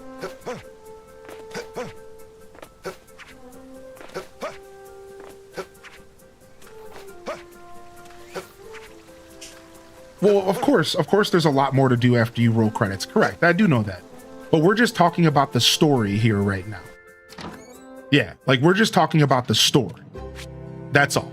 Like, yeah, I know. We're not talking about content. We're just talking about the story of the game and how long it is. I mean, there's more story. Well, yeah, but we're talking about the main story and the credits rolling. You're kind of like, you see what I'm saying? Like, you're kind of missing that point. Like, once you see the credits roll, you have wrapped up the main story of the game, and you could technically move on and say that you finished the game. But there is, of course, more story to be told. Sure. Longer if you're fresh. I put some hours in, and I'd like to say I'm beast mode. I still have more content to finish. Yeah. You think it's longer if you're fresh, huh? Hey, I'm so curious, because like, I imagine I'm gonna have a similar experience. Like, I imagine it's gonna take me a super long time to get my first win. So I'm just kind of feel it out. Like, I'm wondering, it's probably gonna take me a super long time to get my first win, dude. We almost already got it though. To be fair, during early access, I almost got my first win, so we were close. I think it was like run 15 or something.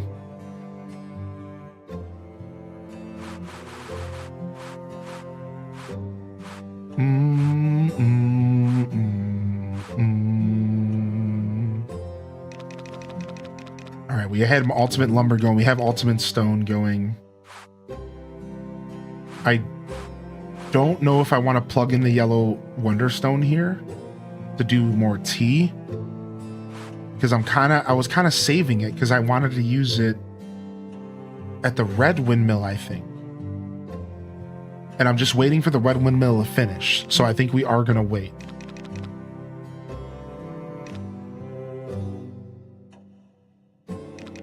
Yeah, I think we are going to wait there. So this windmill's just kind of dead for me. Again, let's just get some shiny stuff in here. Is this golden as well? Milk plus? Okay.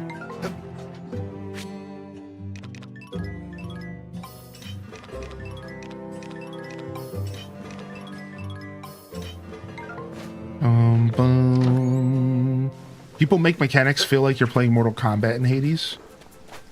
I'm not sure what you mean. What's up, WB Tech? Good to see you. I've never seen end credits for Hades 1, and I've played close to 100 runs. Yeah, man, that game's no joke, dude. I'm pretty proud of my Hades 1 playthrough, though, because starting on hardcore mode and pushing through that and getting my first win was so powerful. I stuck with the sword for the most part to get the rest of my 10 wins. And from there, I think I'm on like heat 15 on the sword, and all the other weapons I'm on heat like 6 or 7. So I think that's pretty, dude, if you've played Hades, I think that's worth a little bit of street cred. Like heat 15 sword is like, we're getting there, dude. I'm still not done with Hades 1 either. Like, I'd still like to go back and play more. But now that Hades 2's out, it's like, well, I don't know. Yo, good morning, Neanderthal. Good morning, Titus and Tamper. Welcome to the show, Shalom Pandinka as well. All right, we're going to spend a little bit of time foraging since we don't have to do the horse derby specifically until 3:59 p.m. So as long as we don't miss it, we'll be okay. I try to take advantage of all the time I can. Got him.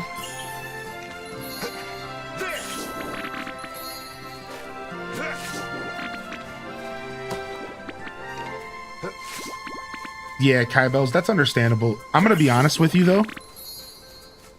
I recommend every single gamer in existence give Hades a try if they can afford it.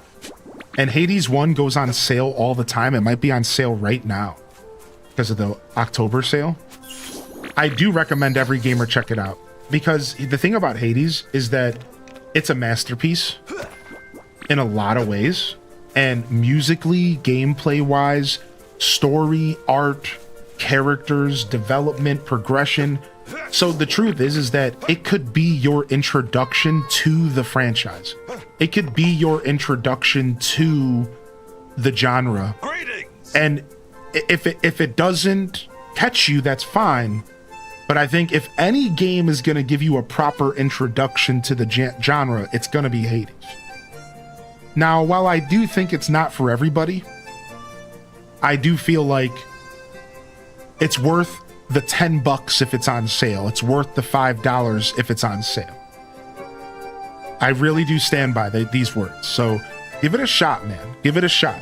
If you're somebody in the chat who's tried Hades but you didn't like it, you should jump in and let us know. And do you regret trying it out? Or are you happy that you just checked it out to see the phenomenon and to kind of be a part of gaming history, you know? Like, that's how I feel about Expedition 33 and Baldur's Gate 3. Those are two games that I feel like I kind of like have to play at some point. Even if I don't like them, even though I will like Baldur's Gate. Because like, they're iconic games, like, and I just want to experience them. I just want to say that I tried them, even if I don't like them. And I think sometimes taking a risk is worth it, depending on your gaming budget, you know, obviously. So, yeah. So Gil, because you played early access, you kind of knew what you were doing.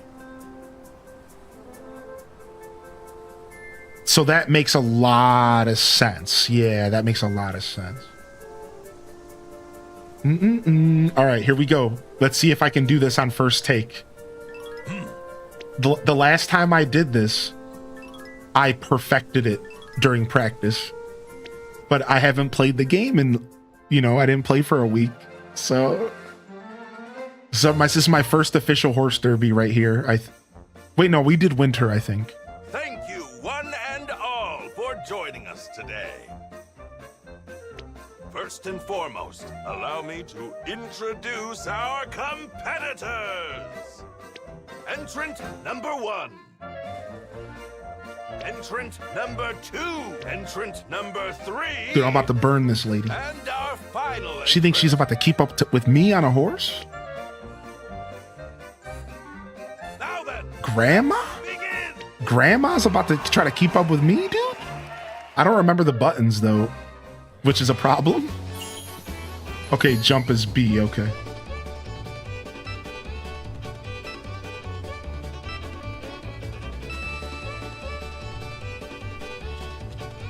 Go. Now.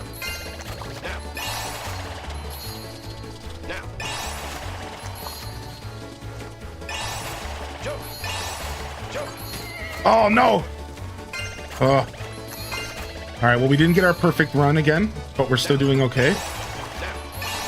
Jump. Jump. Jump. Jump. Now. All right, we got amazing. Let's see if we can hold it. Nope, I messed up. Dang it, we're all over the place. I should have came and practiced another time. Ah! Dude.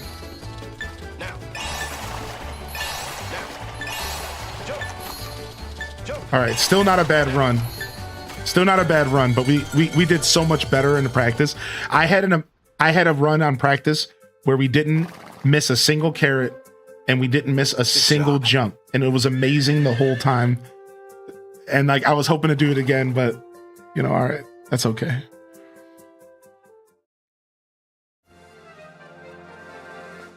Absolutely fantastic! Our competition is now over. Nice. Give me my bronze trophy. I bet Grandma doesn't hit barricades. Shh. Allow me to announce. Don't try to defend Grandma, dude. She got smoked. In 3rd place. In 2nd place. Well, she was in 2nd place. And finally. All right, she did okay. I'll give her some credit. 1st place. Congratulations. Oh, I see WB Tech. I see. Thank you for clarifying. It went over my head, dude. It went over my head, man. Let's move right along to the award.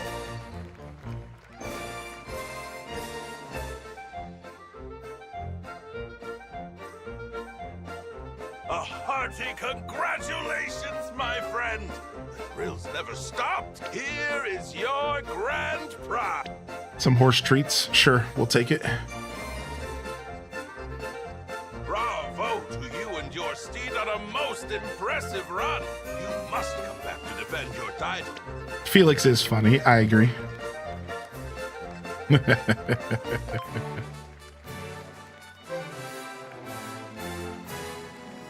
Nice. Not a bad run, but we destroyed those barriers. Things got a little shaky there. Things got a little bit shaky there. But we did all right. We did all right.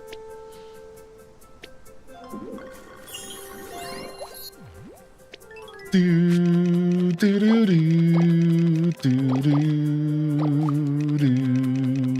do, do, do, do. All right, we got your drinks here, buddy. Yo! Yeah. You're trying to marry his daughter? Sophie's cute, man. I have level 7 honey now, and I'm not sure how to make the most money out of it. Whoa! So Cool. I think you just want to process it. Like, or you always want to process the honeycombs. And I think you just want to sell it raw, dude. Yes. Now, because here's the thing. So like, let me explain why. So when you cook, the highest quality you can get for cooking is 7. So honey could be useful to boost your cooked dishes to 7 stars. But if all the other ingredients are already high level, it could also be a waste. Does that make sense? So consider cooking for sure, Because if you could make some like level 7 honey cakes, that's probably going to be worth a lot of money. But I also could see it just being good sold completely raw. Again, not honeycomb, but just like honey pot or whatever. Whatever, you know, stage 2 or whatever you want to call it. Yeah, what did... Huh?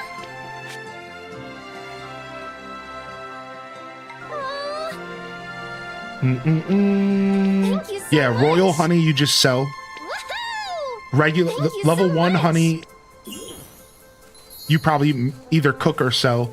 Maybe even just sell invigorating as well, right? Yeah, good question. I'm not sure. I'm not that far. You're farther along than I am with honey. Oh, while I'm here, let's chat. Yes. Let's get my future. What do you need to get the fridge? I don't even know if there is a fridge in the game. That's, yeah, milk tank. I'm not even sure there is one. It might be, yeah, it might be later, but I don't think so. Now you do get these things called freshness upgrades, and it for your storage, and it does make your freshness last longer over time. And that's like the closest thing to a fridge I think Right. you'll get. And I've gotten 3 freshness upgrades already, and I think there's going to be just more and more as you play. I think there might be more than 3, so. Cool. How do you get that? You have to unlock Bazaar rank 5 or 6. Yeah. Right, I think so. Thank you for answering that, Kuma. Thank you very much, man. How are you, by the way, Kuma Zoku? It's good to see you, bud. I appreciate you being here today, man. Yo, what's up, Baxter? Good to see you over Cyclops. Good morning. All right, sick. Quest done. We got petting rare item level 3. We better get home and pet our animals. Did I hear fridge? Yeah, somebody was asking about a fridge, but we're pretty sure there isn't one in the game. Unfortunately. Hope you enjoyed your vacation. I did enjoy my vacay, man. Thank you. It was nice. It was more necessary than I thought. Like, I didn't realize that how much my personal life was bleeding into my content. And in hindsight, I'm really glad that I took the time off, because that is all to say, I think I needed the break more than I realized. That's all I'm trying to say. So it's like once those lines start to get blurred, it can be hard to come out of that. And I had some other stressors going on, and you know, before I knew it, I think my content was suffering from some of those stressors. So it's nice to be back, and it's nice to feel good, and just happy to be here hanging out with y'all. And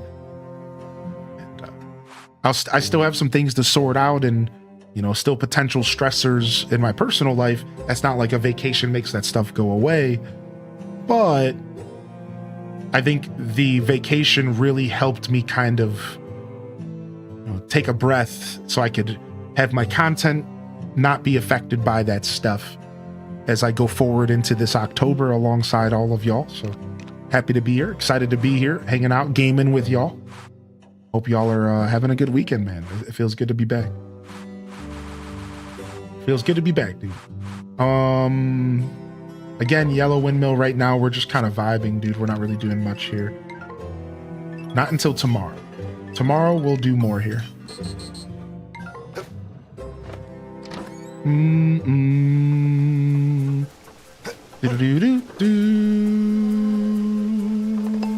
Oh, give me that. Nice, got him.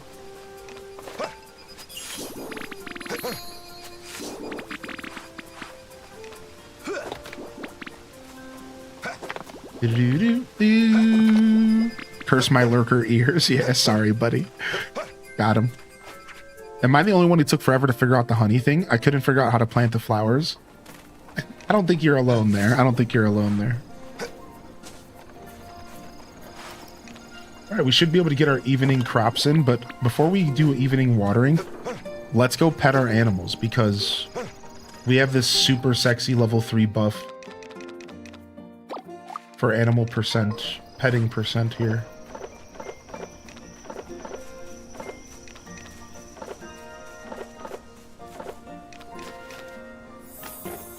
And hopefully we can get some more rare products. If you don't give yourself a nice break, what are you doing it all for? I don't know. Meaning and purpose. There. I think that's what drives me mostly. I've never really been driven by money. I think my biggest drive as far as being a streamer is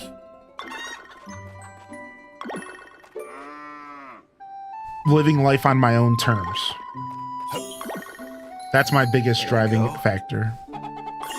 So yeah, I don't necessarily think about vacation and taking breaks, and I guess as some folks say, you know, living life. I don't necessarily think about that stuff too much. Strangely enough, which is why I need a reminder sometimes, and I need to take a break, because I forget. I forget that the pleasantries in life matter. You know, I like straight up just forget, because like, There you go. you know, when you love what you do, you don't really work a day in your life. And that's like super true up until it's not. Does that sentence make sense? Like, so I can go weeks, months, you know, years without really taking, you know, true time off, and it doesn't really feel any different. It's fine, because I love what I do. And then all of a sudden you just hit a wall and you're just like, oh, wow, I haven't given myself, you know, any time to like do anything, you know, so There you go. it was a nice lesson, to say the least. Nice reminder of the pleasantries, the things I really do appreciate, like live music, right? Meaning and purpose for your job? That's very un-American. Stop.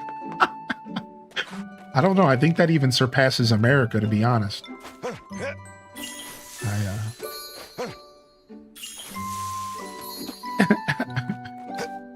That's funny. That's funny, dude.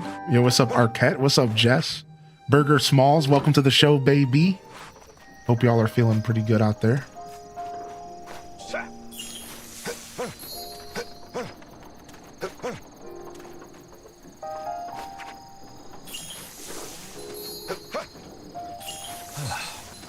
And the truth is for me, not to get too personal, but I spent my 20s doing whatever the I wanted. So for me personally, there's also a conversation to be had about, that's why my 30s are my grind years, man. And like, that's why I work so hard, because I don't really have the luxury of not doing that. People don't realize that. Like, but I have to work hard, because I was a schlub in my 20s. I didn't do anything at all for future me. Like nothing. I just completely abandoned future me for 10 years of my life. So it's like, I'm at a point now where it's like, dude, I have to pull it together. And I have to make sure, like, I have to take care of myself. I have to go double time, because I have to make up for a lot of lost time, dude. Like, it's unfortunate, but it's true. Like, I didn't set myself up for any success in my early years. So now here I am, you know, staring down the barrel of the 40s. And it's like, I have to buckle up. Like, I have to make sure that I have an okay future, take care of myself. You know, I have to get dental work. I have to pay for hospital bills. I have to do all this stuff that, I don't got any money for that stuff. So I have to grind. Don't take vacations. Don't go on breaks. Save money, stack money, and like correct what I did for my 10 years of literally doing, I can't express it enough. Like, I did nothing in my 20s. I sat around smoking doobies and playing video games, man. Like, I was making, dude, there was a year in my 20s where I made literally $9,000 that year. Wrap your head around that for a second. My year money was $9,500. I'll never forget when I filed my taxes and I was like, how the hell did I just live life for a year? 9K, 1 year. I'll never forget that year. I think I was like 24 and I was working a minimum wage kitchen job. They were giving me 35 hours a week, and that's what I brought home. Like, there was nothing. Like, it's like, I think minimum wage at the time was like $7.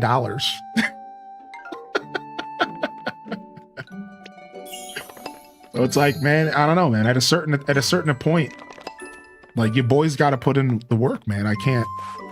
So I know that's like a harsh truth, and like, but that's my journey, right? That's my story, and like, So you want, like, that's why I push myself to my limits. And that's why I like grind so hard and sometimes lose sight of myself, because I unfortunately didn't do anything at all for 10 years of my life, dude. So, you know, you make your bed in life and sometimes you gotta lay in it.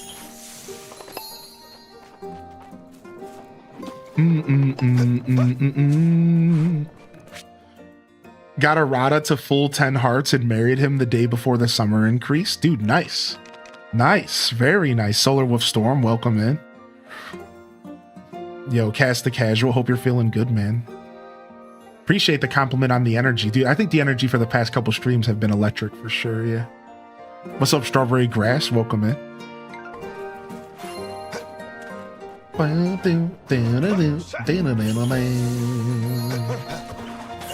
Boom shakalaka. Boom shakalaka. Boom shakalaka. At the buzzer. Now I want to play some NBA Jam. You just retired in reverse. Yeah, for real. That I've said that exact thing before, dude. I was like, dude, I accidentally retired in my 20s, so now I have to work double time so I can still retire in my 60s. It's like, yeah, exactly. Which I don't really regret it though. I'm not gonna lie. I don't have any regrets. I do, because I think regretting is a tool for learning. So I've never liked the term regret as a negative thing. I've always liked the term regret as like a term that can be applied to growth. So like I do have some regrets, but like not the way you would think. Like I've always been a pretty in the moment guy. And I like that. I think that speaks to who I am as a person. I've always been I go with the flow in life. I live for the moment more than anything else. You know, my catchphrase growing up was, like, I made this up real young. Gotcha. It's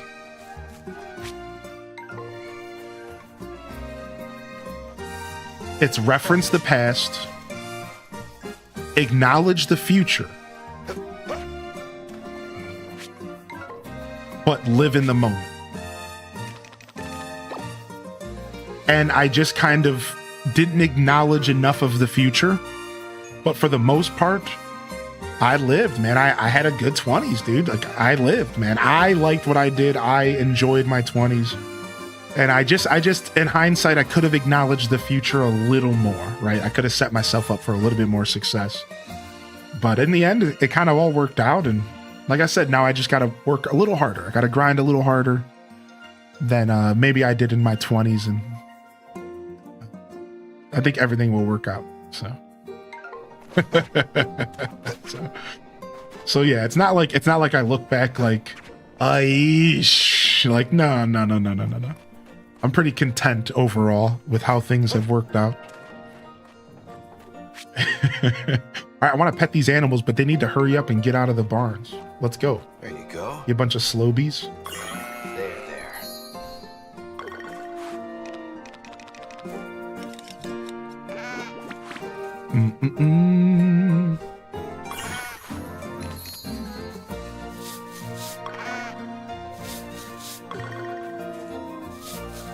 I don't know how pension funds are set up in the U.S. There's all sorts of stuff like that in the U.S. Yeah, we have all sorts of different things you can do.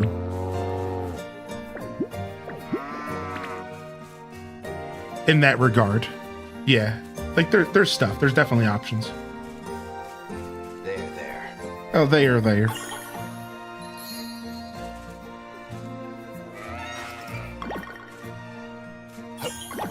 Dude, I love that Kagetsu can give you a buff every day. And the buffs feel really good. The buffs feel really good.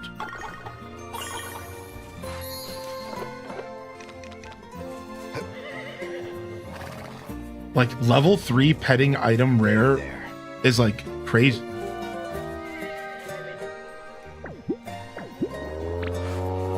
There you go. Like, that's like such a sexy buff, dude. There.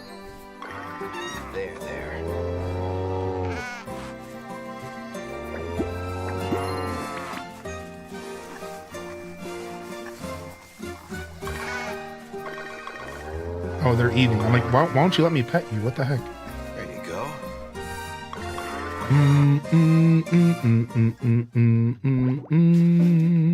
Oh yeah, for sure, Pixie Rose. I agree with that.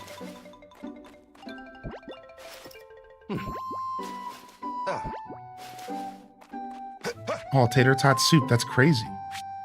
I didn't know you were in the Navy. Were you? Have you? Really? You were? Thank you for your service. I didn't know that about you. What the heck, dude? That's so cool, man. I love learning about this community. There's always something around the corner that I don't know. They ate the fodder and it didn't disappear. Yeah, I'm not sure. There could just... Maybe there's just enough of it in the ground that it was hard to notice.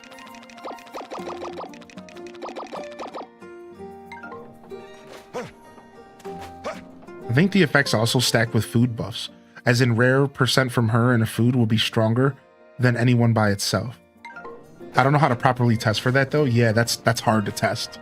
That almost needs like data mining, right? Grind, but don't grind too hard. Balance is the key. Balance really is the key, right? And that's like, that's what my vacation kind of reminded me and taught me. It's always nice. I'm always learning, always building towards the version of me that is best suited to pursue my genuine happiness. You've heard me say that on the channel.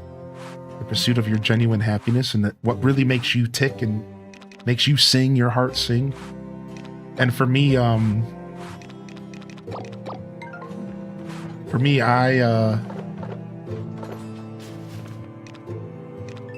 my vacation here was like a nice reminder of that. It's like, yeah, dude,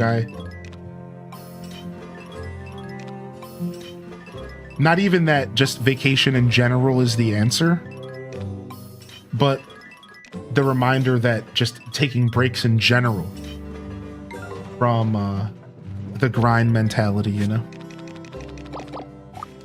And so it's always nice to get a reminder. It's honestly one of those things that I need repeated reminders of, because I get once my nose hits the grindstone, I tunnel. You know what I mean? I'm sure a lot of people can actually relate to that. So it's just like one of those things, just like a nice refresher, right? You just you gotta have a refresher every once in a while of the things that matter. And like for me, live music has like always been one of those things that like really matter. And like, you know, as Ryan Perp said, like what's the point if you're not doing something like some live music every once in a while? You know, it's funny. I'm hearing the words of my partner in my chat because they like to remind me of that stuff as well. When we were setting up this whole trip, they were like, you know, I want you to enjoy. This is them saying to me, like I want you to enjoy some live music and like those little things in life that all add up. And it's like, yeah, it's like when you're thinking about it, it's like, all right, I have to go on vacation. I'm shutting down the doors of my business. I have to spend money. All to get to. I'm traveling. I'm doing all this stuff for this thing that. When it's like, when you word it that way, it doesn't seem like it's worth it. Obviously, like there's some value there, but it's like, man, that's a lot of stuff to like go to a concert. But once you're at the concert, you're like, oh my God, what? I was about to not go to this. I'm like, I literally said that at the Stardew concert. When I was walking out of the building, I was like, can you believe that I almost didn't do this? Like I almost didn't go to this. And I was like laughing at myself because I was like, could you imagine? Like I almost missed out on this, dude. Like what was I thinking? Like so it's funny. Oh, dang it. I missed him.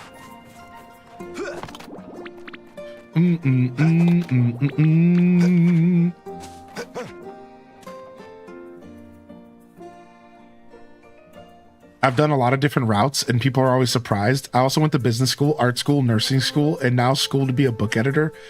I'm a walking identity crisis. Nah, man, that's you figuring out life, man. That's so cool. I love that. I think that's cool. I'm actually just a knowledge lover, so like if I had the extra money, I would just go to school for stuff because I like to learn.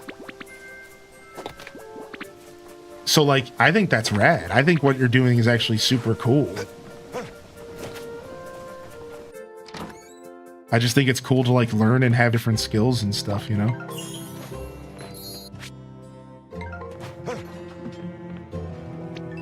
I think that's super neat.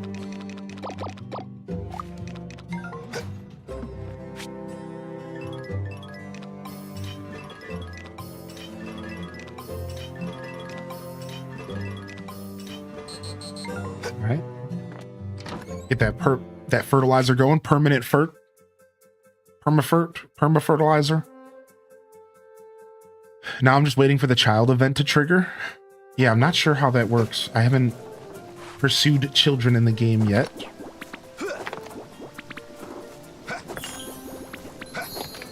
I'm glad my windmills are starting to clear up from some of these big projects, though.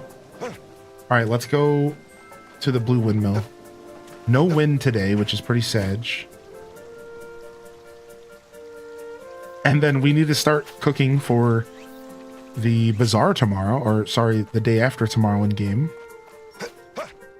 So we want to get some cooking going. Let's check our heart levels and see how we've been progressing the heart levels since we've been talking to people daily and gifting. Nice, we're working June towards 7 hearts. Freya's still stuck at 5. Working Diana up towards 5 as well. So we've been making a point to actually kind of chat with all these people, and look at Isaac's busting his way all the way up to max hearts here.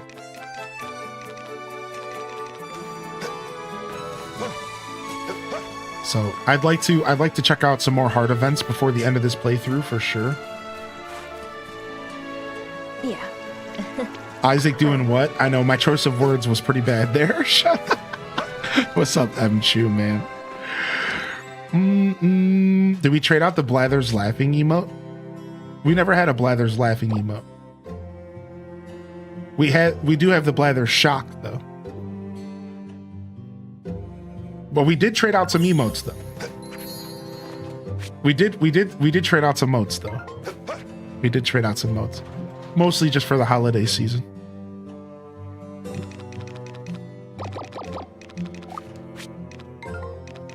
Oh, this guy, yeah, H-Des Law's still around. Honestly, I love H-Des Law, but you know, who knows if he'll stick around forever. Good old Tortimer. Good old Torty. I don't know why I thought it was Blathers. That's okay. You know, whatever. It doesn't matter. All right, 2 more seeds here. I almost think I want to just let these clear up, and then we could do something else with the blue windmill. I'm going to do that. Let's just let these die off, and then we could maybe do something else with the blue windmill with a different stone. So I think there are some things I'd like to do here. Mainly pickling. Mainly pickling. And pickling with the yellow windstone feels better. The yellow stone, I wish I had 8 yellow wonderstones. I know that doesn't make sense because I only have... because I only have 3 windmills, but I wish I had 8 of them. I wish I had 8 of these mothers. The yellow wonderstone is so good. All right, let's go see what's going on with cooking here towards the end of the week.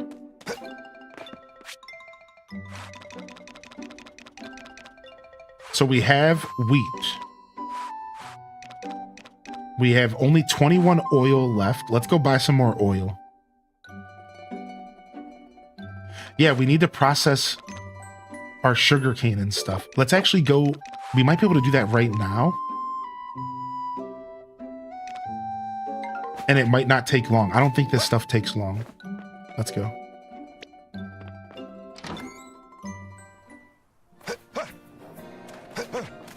I don't know why I can't find it. I don't know. Twitch be twitchy sometimes, man. Who knows, dude, right? Twitch be twitching sometimes, dude. Yo, what's up, Lynn T? What up, Brown Coats? Good to see you.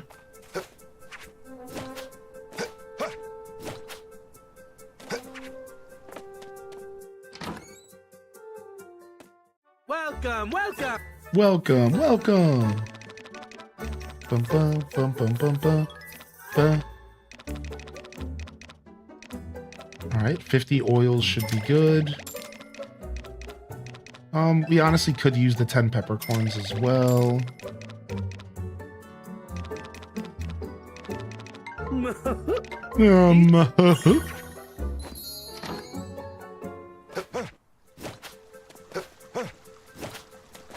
Hey, let's talk to you real quick.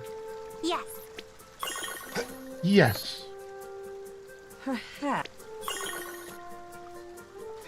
Right. How are you? Right. Oh, she wants the 5 mayo. We should probably make that mayo for her at some point. You don't want to leave her waiting for her mayo. Hope everyone's feeling good. If you're just tuning in, welcome to the show. Good to see you, Brown Coats. Good to see you, Grumpy Kins and Moxie Poxy. When did Mario change jobs? You know, plumbing just ain't what it used to be.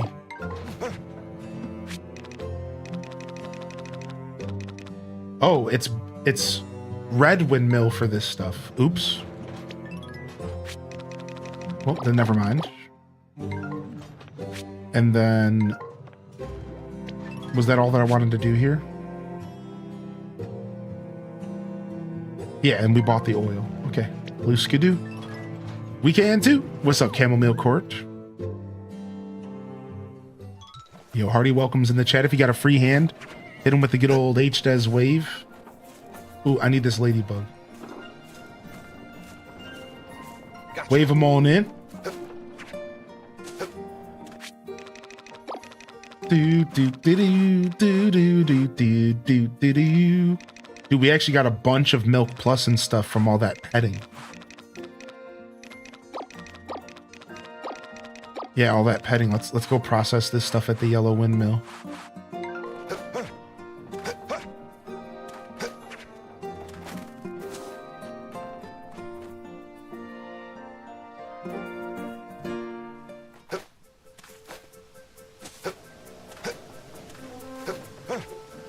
We're gonna do some retro crossing today. A little bit later.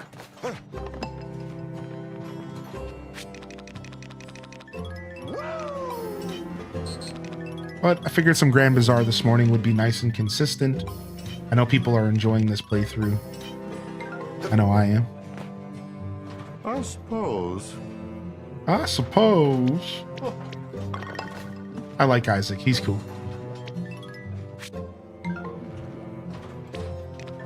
Isaac seems like he would take his shirt off his back for you, you know? Thank you again, Worry War, by the way, again for the 2-month Prime. I appreciate you. Hope you're doing well. Thank you again, Quitchlax and Kalika. And we also got a subscription on YouTube this morning. Shout out to the YouTube squad as well. Thanks for hitting that like button and thanks for enjoying the content today as we journey alongside each other here on this lovely Sunday. Gotcha. Gotta collect these bugs for a quest. We need all sorts of bugadoos for this quest.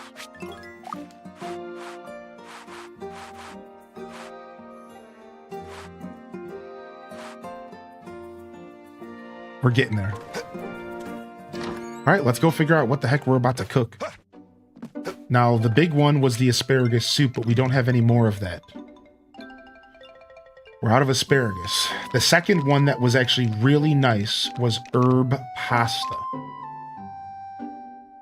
This is some pretty good cash. But I don't know if we have tomatoes, cucumbers, garlic, or avocado to make it really shine.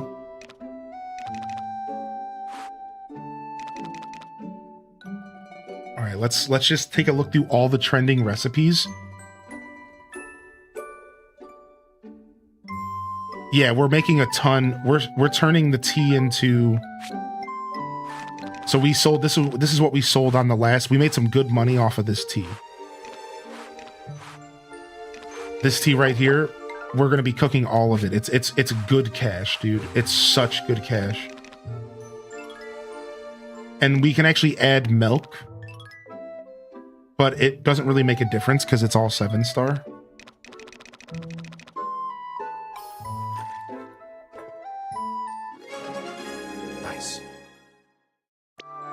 Yeah, so this is one of the biggest things we're selling this week. 1,200 a pop. Like, not bad, right? Like, that's some good cash, dude. So I'm pretty excited about that. That'll be a big sale. What the heck, Kai Bells? Freaking YouTube lagging behind. We don't have fish for that.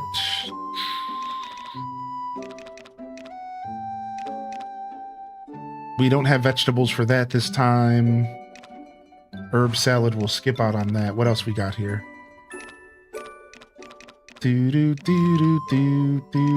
Oh yeah, corn soup is the one with speed level 4. We're gonna be looking to make this. No more asparagus soup. All right, now we're at the main sides here.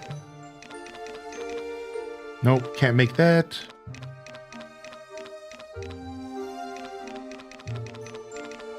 Can't make that. Just looking for trends, dude. Nope.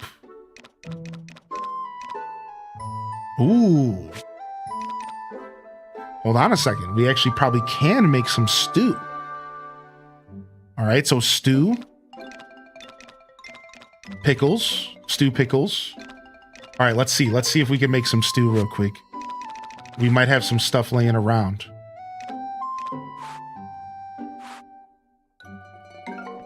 Dang it, maybe not. Maybe we'll be able to make like a couple of them, just not a lot. No, I got rid of all the turnips. Dang. All right, doesn't look like we're making this time. Just unlock the nature sprites. Nice, nice. You're getting there. Yeah, we ended up getting rid of those veggies. That's okay. Stew will be on the schedule for next time. All right, nothing else in here. Now let's go to main dishes. No.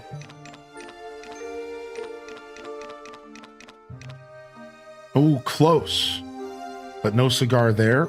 I don't have soy sauce anyways. Nope, not here. We don't have the spinach. Interesting. What is this? Soy milk. Interesting. Okay, that's cool. Man, I love the cooking in this game. I think it's so neat. Yo, I appreciate the follows, by the way. Good morning. Following is a free way to support the channel. Consider the free ways always, and thank you. Oh, I forgot about the sandwiches. Yeah, we can make fruit sandwiches, dude, and these are worth a pretty good amount. Along with the herb pasta, which we've already identified. And we can add milk, and we can make it 7-star. Okay, we're probably going to be doing some fruit sandwiches. I don't have salt ready. I should make some sushi because my food's going bad, actually. Regular sandwiches. We don't have any tom-toms. All right, let's go to desserts real quick and just take a look before we're done. No desserts here. We don't have mochi right now. All right, no desserts, but it still might be smart for us to make some honey cake because we do have great honey here. But I think I'd rather give my honey to the honey sprite because we're getting close to like 6 and 7 stars and stuff. So we'll hold off on that. And then last but not least, the other recipe category.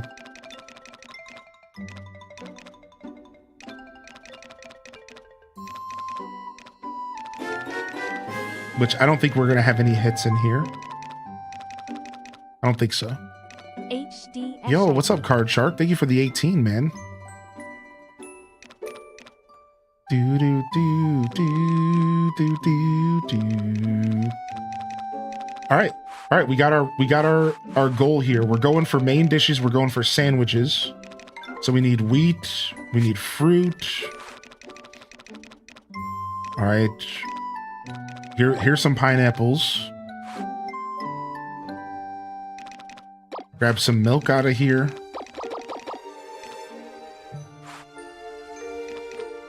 Dang, we didn't have as much fruit as I thought we did. I must have did something with those extra fruits we had. Oh, I'm sad. Funny how honey was the last one unlocked, but the first one maxed out. Yeah, that is kind of funny, Minus. The honey ends up just being so easy to funnel back into the nature spray, right? Same thing with the forageables. The forageables just have that, they're so easy to funnel back in. All right, looks like herb pasta is going to be on the menu again pretty heavily this time around. Which, you know, we'll do what we can here. Some herb pasta. Do do do do do do do do do do do. Yeah, these, I don't want to use the jewel pineapples, so dang, I guess I did end up getting rid of that fruit. That's okay. How do you make corn? Okay, we need butter and onions. All right, so first off, we need bread. But we're only going to actually end up making 2 of these sandwiches anyways. So let's just go make 2 things of bread real quick. I guess we could make the bread really fancy if we want to add some milk to it.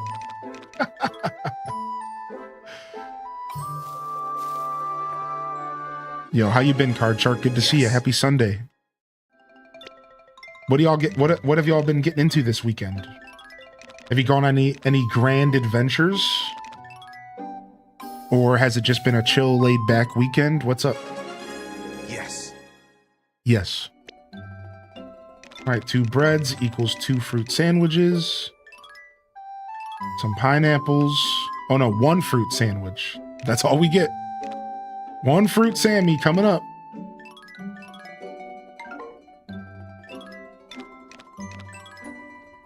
At least it's 7 stars. Celebrated your dad's 70th birthday. That's amazing. Yes. You got some good genes.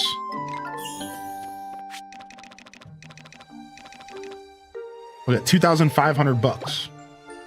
Hey, that was worth it. Screw it. All right, let's go grab those herbs. It's herb pasta o'clock. If you see me turning down pasta, it wasn't me. It must have been an impasta.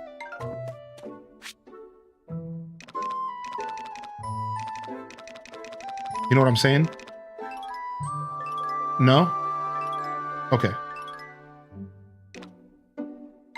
Dang, only 4.5 because we don't have vegetables to put into the extra slot. Yeah, I knew the herb pastas were going to be kind of weak this time, but that's okay. I think we're going to make them anyways. They're trending. They're still worth a good amount of money. Give them a Grammy. Yes. Real G's move in silence like lasagna. I've never heard that. I like that. Yes. I'm calling the police. I need new jeans. Mine have holes in them. Wait, I thought that was the in thing to do. I thought you were supposed to wear holy jeans.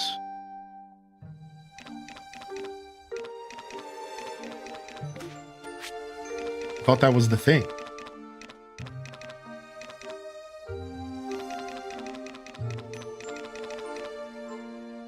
All right, let's just make a bunch more of those. The holes are between my thighs. That used to happen to me so much growing up. As a kid, man, that was where all my jeans broke down. Always. Between the legs, dude. And you can't be having that, right? You can't be going out there all holed up like that. Like, you gotta do something about it. I took that the wrong way. Nah, man. Listen, we don't all have that smooth thigh gap, all right, chat? Figure it out, punks. What's up, Gab Cat Face? Good to see you. All right, we're not all thigh gapped out here.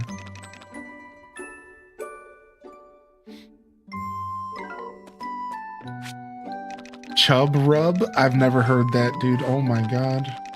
This chat's going off the deep end.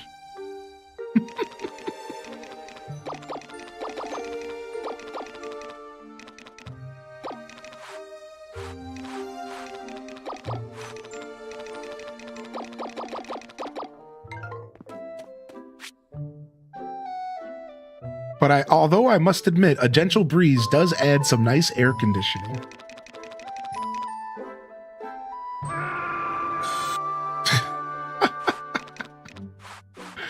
All right. Let's see here. I'm assuming honey cake's the most valuable. Yeah, it is. Oh, I mean, these are close. Honestly, these are worth more. Wow. Castellas are worth more by like a hair.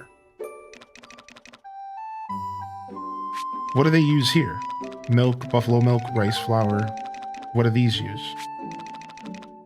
More honey or chamomile. Interesting.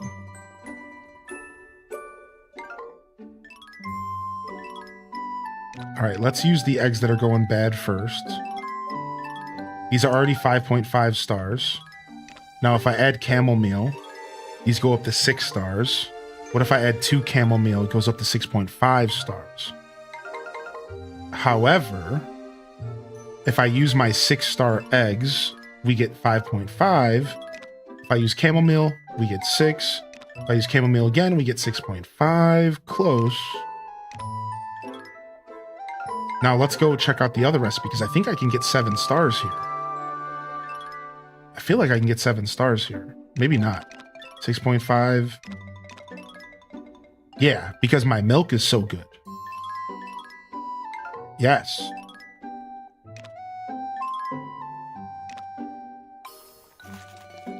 These emotes are just too tempting. Nice. You know that feeling after you take a long nap and you don't know what year it is? I do know that. I do know that exact feeling. Using the bathroom right after a shower is almost as bad as having wet socks. What a day. I can agree with that. That wasn't bad. That wasn't for this chat. My bad for the TMI. It wasn't too off-putting. You're okay. Could have been worse. You could have gave us details. And we didn't want those. Could have been worse. Nice.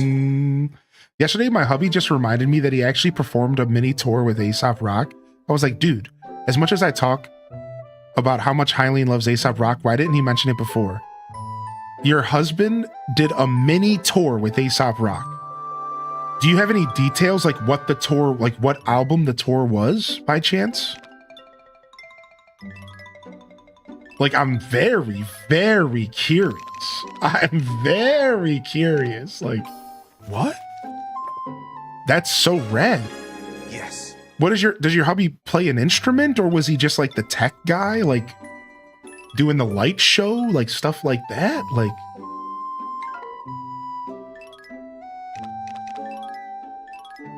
that's so neat.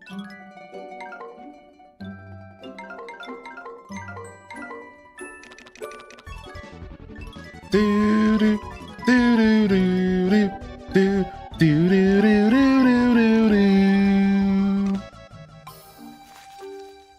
He raps and performs. I'll ask him which album. Yes. It was pre-2010. Yeah, see, I was thinking you were talking an older tour. So yeah, that's his classic stuff, right? That's sick, dude. Yo, thank you, 10 Lobster, for the gifted over to M. Chu, bringing them in and badging them up. Badging them up and bringing them in, my dude. Yo, good morning, Deep Blue Phoenix. Thank you for tuning in today. Thank you for the love, you absolute hooligan. Somebody snatched this guy's wallet up. He's out of control. He's out of control. Somebody get him.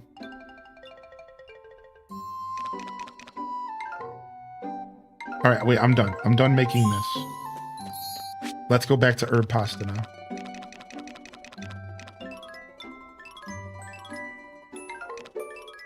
Thank you, man.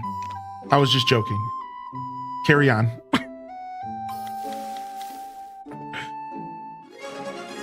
Nice. It was his first album. Yeah, so it's probably Labor Days. It's probably the Labor Days. Labor Days is where he like had his first blow up. And that was where Daylight was on that album, and that's where he like, that was the album that was also in Tony Hawk. So like, yeah, I assumed it was Labor Days since you said pre-2010. Now, that's technically not his first album, but to give your hubby credit, it like kind of is, but kind of isn't. Because like if he was actually talking about his actual first album, then it would be Float. Float, I think, was 99, and it could have been that, but I don't even think Aesop toured Float because he was a very underground guy at the time. And then his first EP or LP or whatever you want to call it, because there's like 8 bajillion different terms. His first self-titled was called Appleseed, and it had like 6 to 8 tracks on it.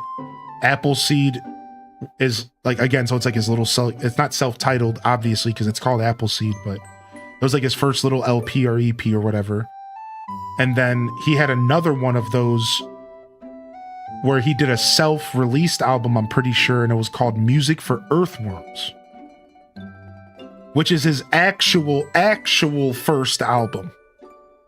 And Music for Earthworms is the grittiest album ever. It's so sick.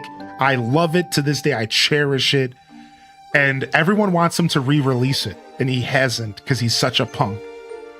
But Music for Earthworms is the jam, right? So like, yeah, there's like layers to Aesop, and like there's a lot of, but I think Labor Days is totally a fair answer as far as like his first album. That's the one that really sent him into the stratosphere, right? Gritty mentioned. Sending you off on Aesop. Yeah. All right, we're out of wheat. We're all done here.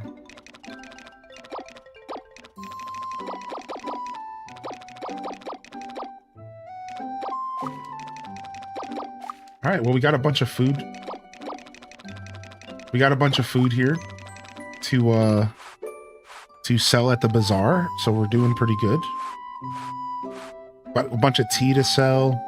It's gonna be a good bazaar day. It's gonna be a good bazaar day. All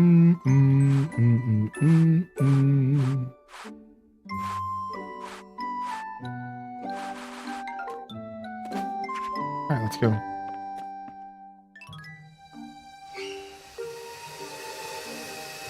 And I totally did just actually the chat about Aesop Rock, and I'm not gonna apologize for it either.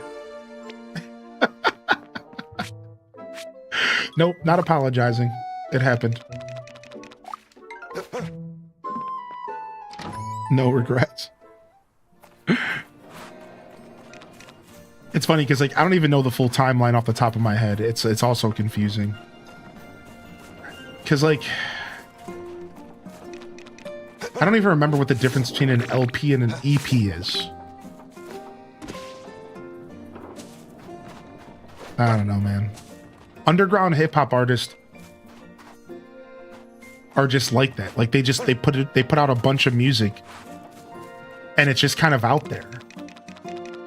So it's like, do they even consider it their first album? Like, they don't even know. Like, they just put a bunch of music out there, and it's just there, right? Like, if you know who Atmosphere is, like, good luck trying to label what Atmosphere's first album is, because there's so much music he put out so much music. It's like,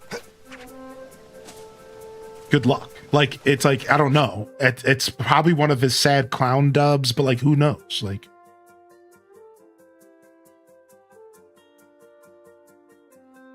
Okay, thank you, chat. Thank you. So yeah, so Appleseed is his first EP, but Music for Earthworms would be his first album then. Yeah. If you're an Aesop Rock fan and you haven't heard Music for Earthworms, you got to go spin it. It's on YouTube. It's good, man. It's so gritty, man.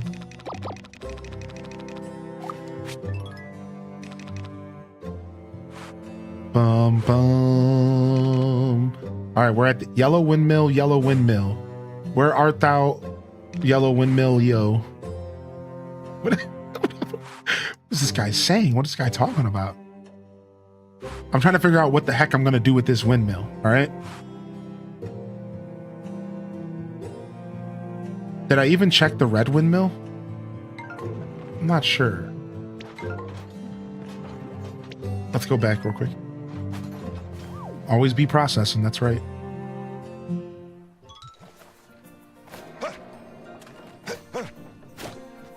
Rapping and producing is a hobby for my hubby now. He has a regular 9 to 5 these days. That's so cool though. Ah, okay, 13 hours on our vinegar. Okay. That's so cool, man. That's super red. Yeah, I'm actually kind of jealous. That's so cool. I feel like when you're like underground like that, you just get in where you fit in. And you build connections with people, and then you just randomly show up and go on tours with them and stuff. And you just go and play music with them because you need an opening act, you need a closing act. And you just kind of get in where you fit in. So like it makes sense, right? Because like even now, Aesop's not like some super popular artist. But he's a lot more popular than he was back then. So like when your hubby toured with him, it was probably like he was just a dude, just like your hubby, just rapping. He probably had a teeny bit more fame.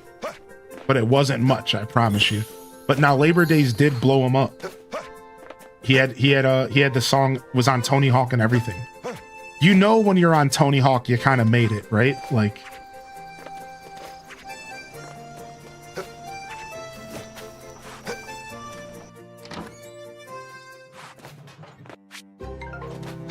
especially because skateboarding culture and music was so tied into one another that like people paid attention to the music in Tony Hawk.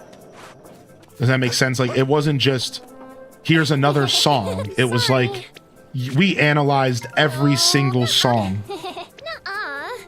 Right? We what? Don't tell me nuh-uh. What? Yes, we did. Screw you, Maple. Don't. I'm trying to talk to my chat. Maple's over here saying different. Nuh-uh. Shut up, you rat.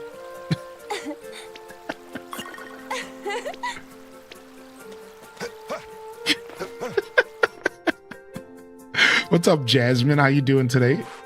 Good to see Keisha in the chat.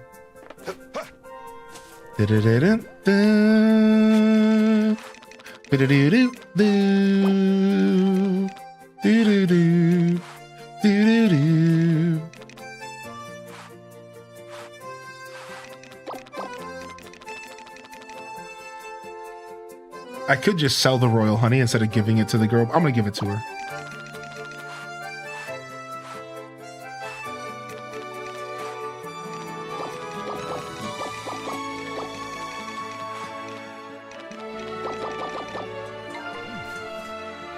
We're just getting our stock ready.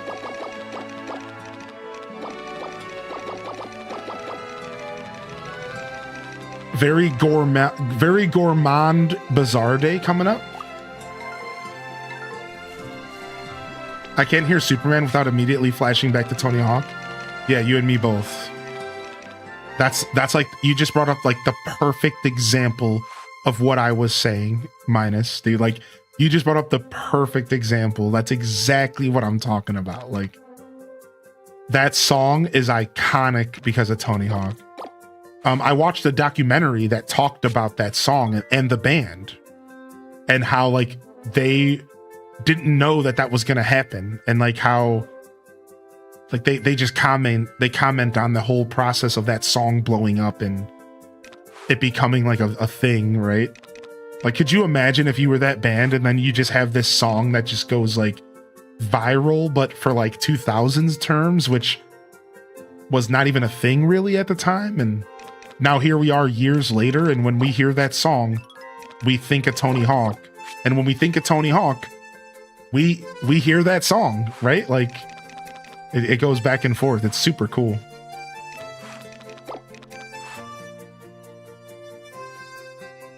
Ba-do-do-do. Boo.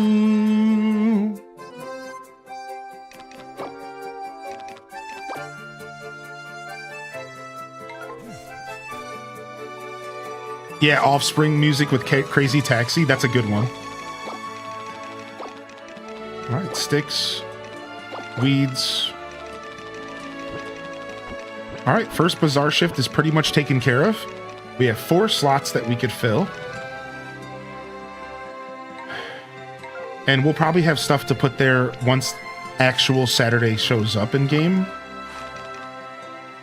And I could always just sell a stack of tea leaves. Because like they're still worth a good amount, even if they're not cooked. But I don't have to. I could also sell a stack of veggies if I want. I'm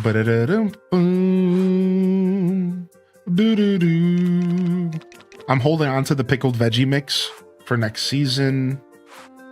All right, we're doing all right. Let's get out of here. Let's go talk to our waifu Kagetsu. I want a Crazy Taxi sequel so bad. Yeah. Dazabound, at one point they talked about an open world Crazy Taxi, and that's like all we heard. That was the last we heard. Is that they talked about resurrecting 5 of their franchises. One of them was Jet Set Radio Future or Jet Set Radio. One of them was Crazy Taxi. I think they mentioned Golden Axe. And then they mentioned something along the lines of an open world Crazy Taxi. And then we just haven't heard anything ever since. Some of us were predicting we'd hear something about it during the Tokyo Game Show that just passed. However, they just brought more Yakuza to the table, which, to be fair, that's cool for the Yakuza fans, but I'm personally getting about as sick of hearing about Yakuza announcements as Nintendo fans were getting sick of hearing about Fire Emblem announcements. Like, I'm starting to get burnt out. Like, listen, I'm sure Yakuza's great, man. I'm sure people love it. But how many fucking Yakuza games do you need, dude? Because at this point, they're coming out yearly. Calm down. Do something else. Please. Can we get anything else from Sega? Again, I'm really happy for the Yakuza fans, don't get me wrong. But I don't think we need that many Yakuza games. I think they were okay with the 15 that have come out over the past 5 years. I don't think they need that many, but you know, who am I? What do I know? Like, holy heck, dude.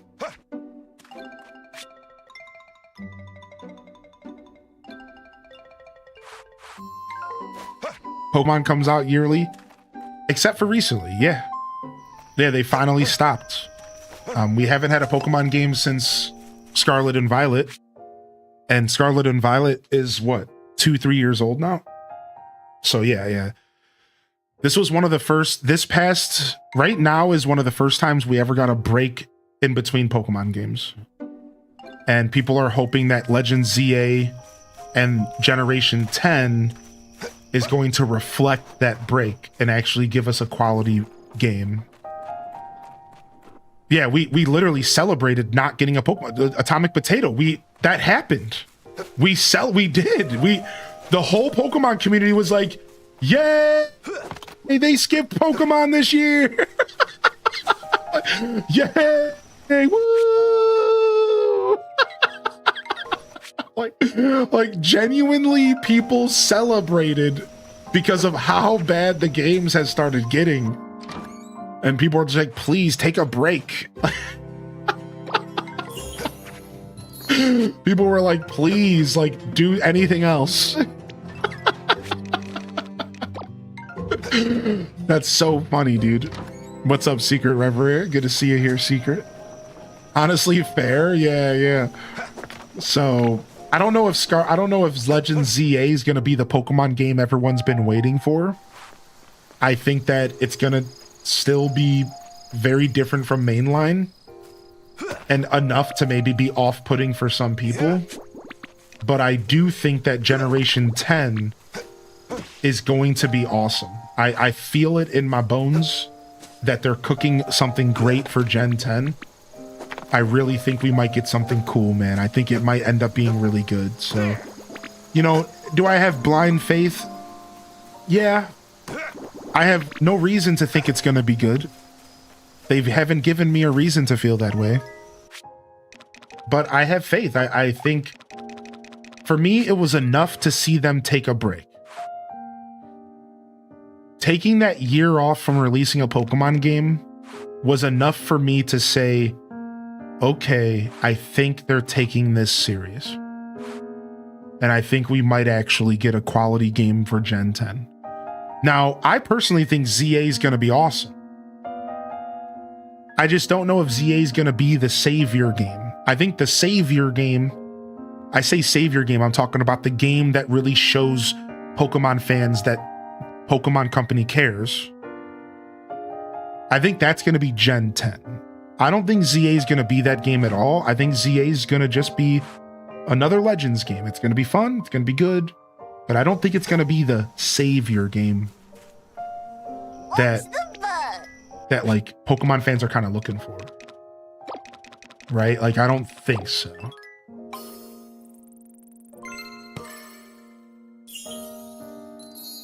So we'll wait and see. Nice. Thanks so much. 5.5 star honey.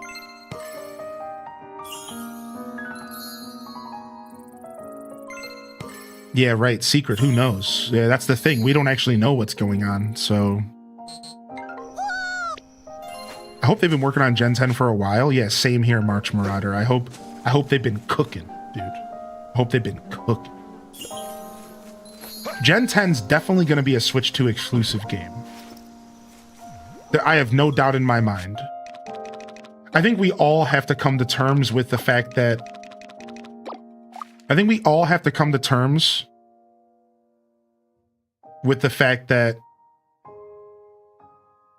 give it another year and almost every game that they announce will be Switch 2 exclusive. Like, so let's say this time next year, most games they announce, I think, are going to be Switch 2 exclusive. And they're going to slowly step away from doing Switch 1 games, except for third party and maybe side games. Like a new Mario, Switch 2 exclusive. But if they did maybe Mario Maker, it could be on both. But a new 3D Mario, Switch 2 exclusive. So I think they've made it clear they're still going to be supporting Switch 1. But I think people definitely need to realize, like, but I don't think you're going to be, like, the fact that we're getting a new Pokemon game on the Switch 1 right now, that's just because of this transition phase. The fact that we're getting a new Metroid Prime game on Switch 1, that's because that game's been in production for 8 years or some BS. I mean, not counting the reset. You know what I mean? So right now, you were having the luxury of not having to buy a Switch 2. But I promise you, this time next year, every big game is going to be Switch 2 exclusive. It's going 100% going to go that way. And it's just going to be some stuff on the side. Like, and again, side stuff could be remakes of Zelda games. Mario Maker, you know, stuff that's not the focus, but, you know, they're going to throw a bone to Switch 1 owners here and there. Don't get me wrong. I don't want to be too overzealous with my commentary, but yeah, they're going to be focusing on Switch 2 more and more. So enjoy the cross-pollination while it lasts, because I don't think it's going to be for longer than another year. Enjoy the cross-pollination while it's happening now, right? Because is Hyrule Warriors Age of Imprisonment Switch 2 exclusive? I'm pretty sure, right? So that's the one game that is not getting a Switch 1 game out of the next 3 that are coming out. Same thing with Kirby Air Riders. So right now we're 2 for 2, right? We're 2 for 2. Kirby Air Riders Switch 2 exclusive, Hyrule Warriors Switch 2 exclusive, but Metroid and Pokemon are on both. And then DK and Mario Kart. So I guess we're 4 for 2 if you count Mario and DK, right? 4 for 2, that's not too bad. But I don't know. I don't think it's going to stick around too heavily. I think, again, we're talking the big titles.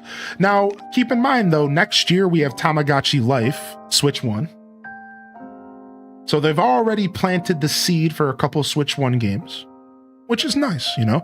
I'm really happy that Tamagotchi Life is Switch 1, because that means I can connect with you all on that game more. Because there's nothing ickier for me than playing a game that you all can't play alongside me reasonably. That's what made Dinkum kind of suck.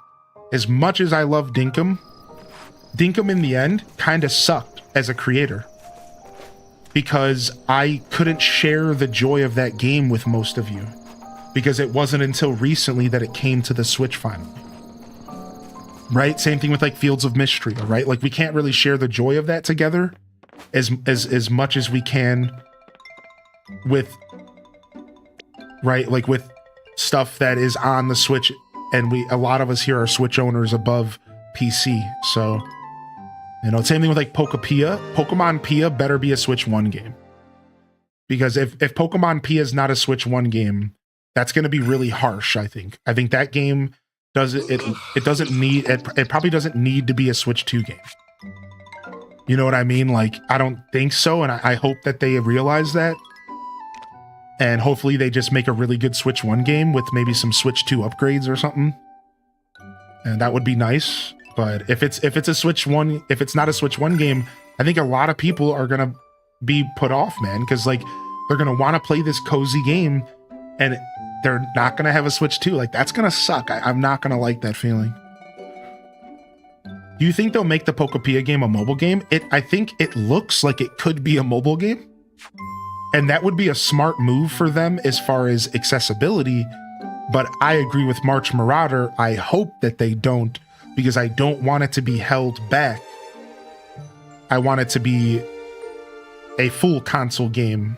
And sometimes mobile games can hold back console games. But hear me out for a quick second. Hello Kitty Island Adventure has proven to me that we are no longer in the era where we need to be thinking about mobile games as lesser games. Do you all realize that Final Fantasy, the MMORPG, is on the mobile phone now? And you can play Final Fantasy 14 with people on PC and everything on your phone? Let me give you another one. Did you know that Resident Evil 4 Remake was released for iOS? And you could buy it on the most recent iPhone and play the full game on your phone? So I think that as gamers, we need to slow down with this thought process that mobile equals bad, because we're not actually in that era anymore. And mobile games can be really good on console. And again, look at Hello Kitty. Hello Kitty was a mobile exclusive game that they ported to console, and it's an amazing console experience. And it doesn't feel like it's held back at all. So that's what I'm saying. Like, as we grow as gamers, just keep that in mind. Not every mobile game is bad, and not every game with mobile in mind is going to be held back or bad. It could be just as fleshed out of an experience. You know, so I just want to throw that out there, because I'm starting to realize that myself. And I used to be, and still kind of am, a mobile game hater. And I'm realizing, like, we shouldn't be completely hating mobile games anymore. Like, we're kind of stepping out of that era, man. Like, I used to feel that way about mobile games, but I'm starting to realize, like, that's not the healthiest mindset anymore. You might be limiting yourself on some cool games by being stubborn about mobile content. You know, now it doesn't help the fact that mobile games tend to have tons of microtransactions. They tend to have a completely different ecosystem. They get away with murder when it comes to a lot of that stuff. So it kind of leaves us with a kind of negative impact on the market, but not every game is like that. Again, Resident Evil 4 Remake can be purchased and played on your phone. No microtransactions. We're talking a full, fleshed out Capcom experience is sitting on the phone for you to play. There's nothing bad about that at all. So I think, you know, yeah, it's not necessarily like that anymore, man. I think I think mobile gaming is getting a lot better. It's coming along.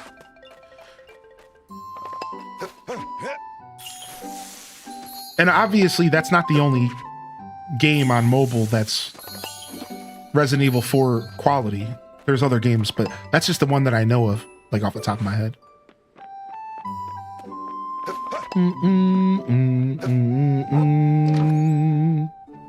That's the game I want most too. Oh, have they already announced that it's Switch 2 exclusive? Oh, that's so sad, dude. What the heck, man? No. Oh, okay. Final Fantasy's not out yet. Okay, I thought it was out. My bad. I misspoke. Yeah, that's my bad. I misspoke there. Yeah, listen, I just try to be a progressive gamer personally. So when I say this kind of stuff, you don't have to agree with me, which is fine. But I try to be a progressive gamer, and I try to realize, like, a lot of times in life, you have a choice. You either adapt or you get left behind. And I am an adapter. So as a gamer, I am mentally preparing myself to adapt to a market that is of ever growing and evolving in front of us. And mobile is a part of that market. And whether or not you want, one of these days, one of your favorite franchises is going to release a mobile exclusive game. And I ask you, what are you going to do about it? One of your favorite franchises are going to release a mobile exclusive game. And I'm not talking a cash grab gotcha game like Fire Emblem. I'm talking wait until the day when a brand new Zelda adventure entry gets released on mobile. A 20-hour Zelda game, single player, no microtransactions, gets released on mobile for $40.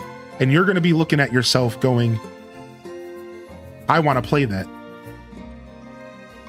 Like, because that is, it's gonna happen. Like, it's gonna happen. If it's not Zelda, it's gonna be Mario. If it's not Mario, it's gonna be Pokemon. It's gonna be something like these. It's gonna happen, and like you're gonna have to make a decision at that point. Are you gonna not play the game because it's mobile, or are you gonna check out the game and have some fun, man? Like.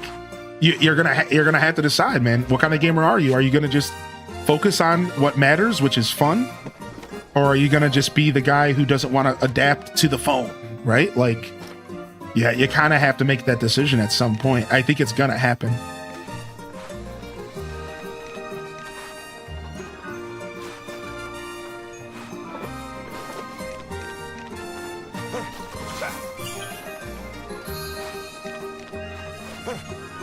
Not gonna lie, I was super excited when I found out the VGC Pokemon game was gonna go to mobile.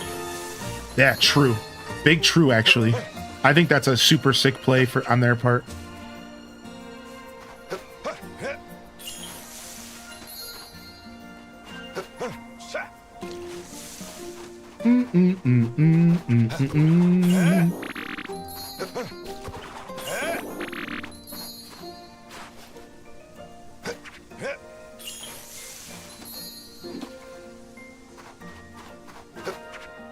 I want to play online VGC and mobile. I think the VGC stuff is going to be so much less. It's going to be so much better. I think the current state of VGC kind of sucks, and I don't think it's going to suck any less in some ways. I just think once competitive Pokemon started becoming popular, they needed to pull away from the competitive games being attached to a mainline game. And I felt this way for a long time, so I couldn't be more pleased with what they're doing. Because, like, I wanted to be in competitive Pokemon. I've wanted to be in competitive Pokemon for a long time, but I don't want to sit there and do game stuff that I don't want to, like, I'm sorry. Like, I'm not interested. And when you have this conversation, so many Pokemon fans, they turn into like weird little haters, and they're like, oh, imagine being forced to play the game and stuff. And it's like, listen, dude, I didn't like the raid system. I didn't like raid dens. I thought they were lame.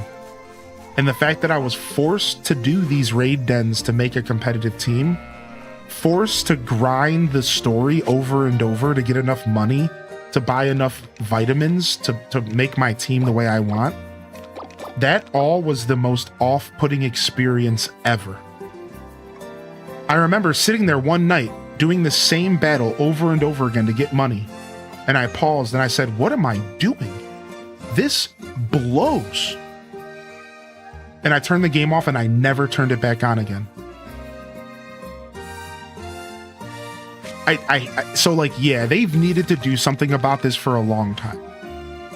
Now, back in the day, it was okay, right? Like back in the day, it was chill. Yeah, like the games were connected. It was all the same thing. It didn't matter. But we're not in back in the day anymore. Like they needed to do something about it. So they made a good decision. We're talking about Pokemon and like competitive Pokemon.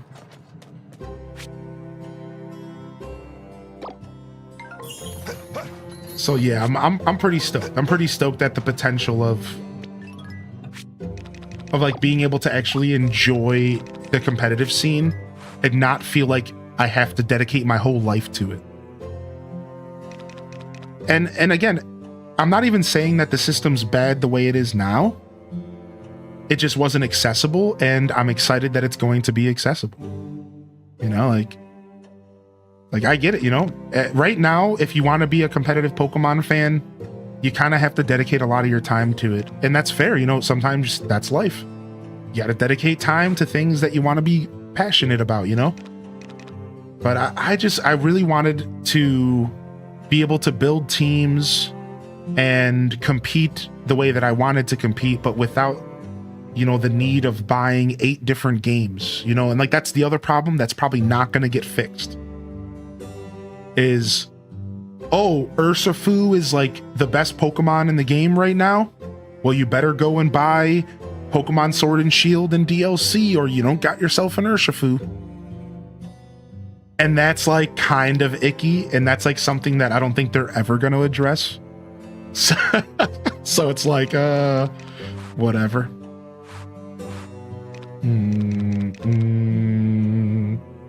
All depends on how Pokemon are earned, how moves and abilities and stats are changed in the game, and how that currency is earned to change those things to make it accessible. Right, exactly. We still don't know exactly how it's going to go. Any recommendations for early game foods to eat? Herb salads. Herb salads are the number one, at least for me. Get your herb salad on, dude. Get your herb salad on. Get your herb salad on, dude. All right. What do I want to process here? That my red windmill is free for the first time in what feels like an eon. Let's get this stuff right here processed.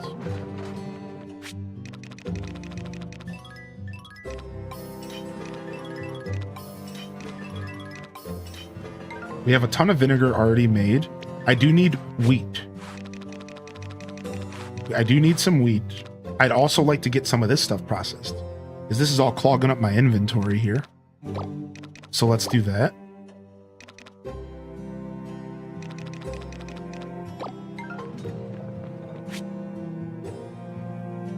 You are really good at using the milker.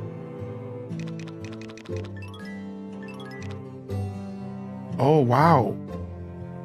So if I need more if I want to go up to 10. All right, so we can just do 5. Sorry, I couldn't help but say it that way because, I don't know, it felt like the right thing to do. Thank you. I've been practicing my whole life. Yeah, so herb salads are some of the best food to eat, and it's free. People say that sashimi is a good food to eat in game, and it's also pretty cheap. And then lastly, to go along with what Kumazoku said, it's rice. Or you can take it to the next level and do rice and eggs. And I actually think that the play is a combination. So here's why. First off, herb salads give you a buff called Stamina Saver. And every action you do for 10 minutes uses 1/3 less stamina. Broken. But if you combine that with rice or eggs with rice doesn't give you a buff. So it doesn't take away the Stamina Saver buff, but it heals your stamina.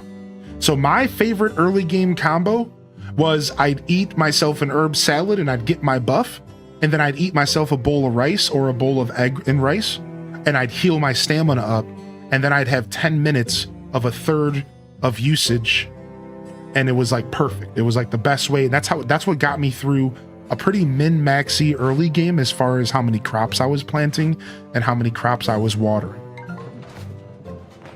So that was my strategy early game, and it worked pretty well. It worked pretty well. So, but I think herb salads alone are pretty good and will be enough for your average player.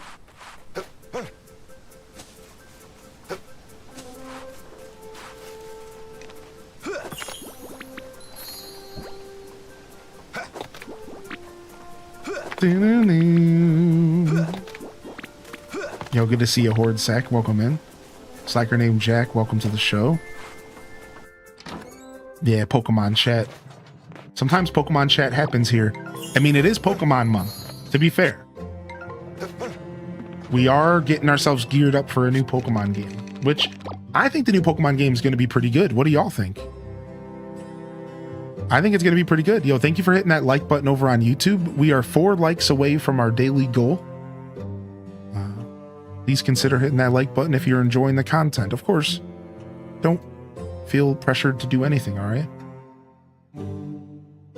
I'm having temperature problems today. It's either warm or cold in my office. I can't find the center of the Tootsie Pop. That is to say, the perfect temperature. I think I need to go grab a sweater or something.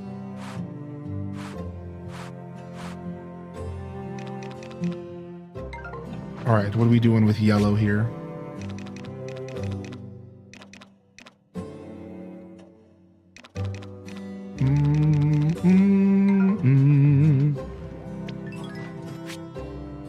Need to eat at some point. What's for breakfast today, chat? What's for brekkie today? Are we getting our brekkie on? Sign me up. Invite me over.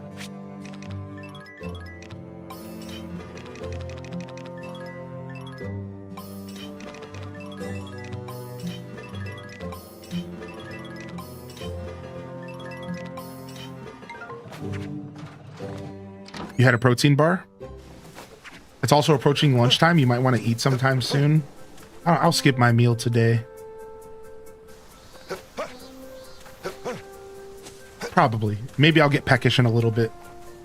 But I'm feeling all right now. Oh, we got mushrooms. You've heard some mixed reviews on Story of Seasons? I love this game. Best Story of Seasons remake ever made. Probably just one of the best Story of Seasons games ever made.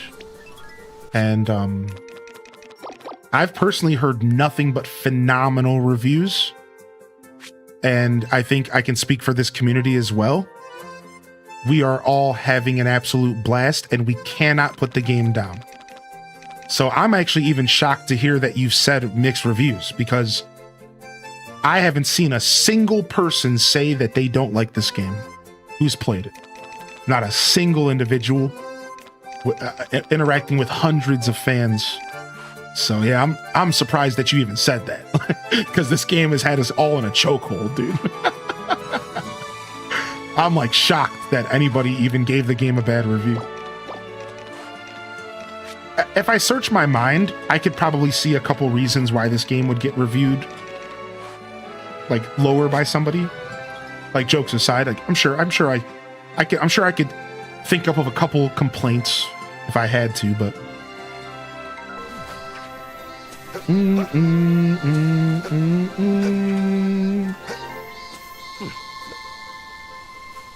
But some online reviews didn't go well. Well, that's your problem.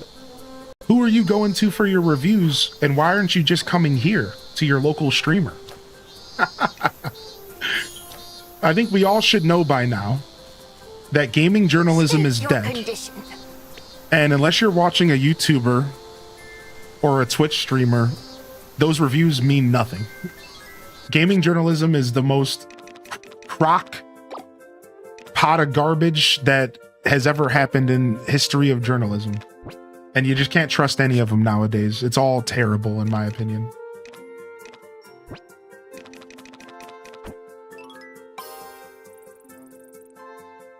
Thank you very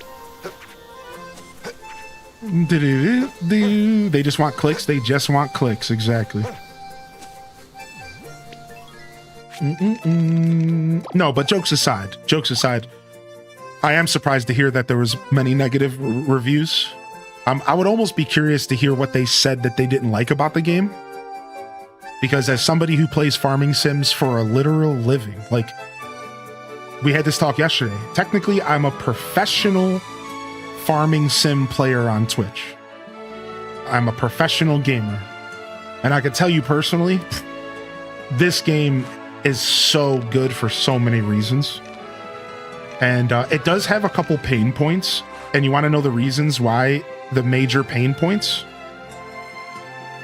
It's because this game is a remake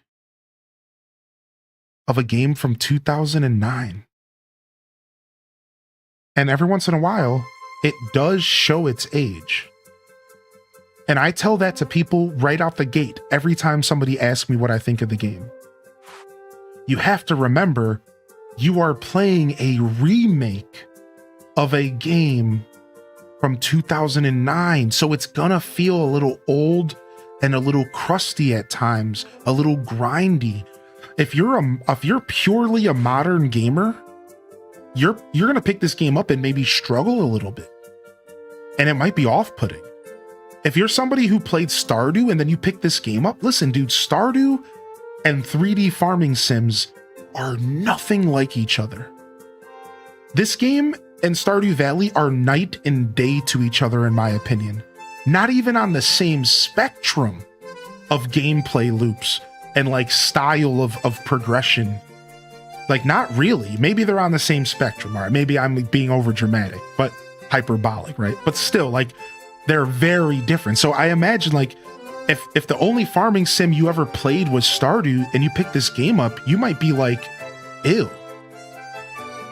If you've only played modern farming sims that are filled with quality of life and made to be cozy and you can adjust the clock and make it casual, you're gonna hate this game. Like, the game's clock goes fast, it's grindy, it kicks your butt, there's no storage space early on.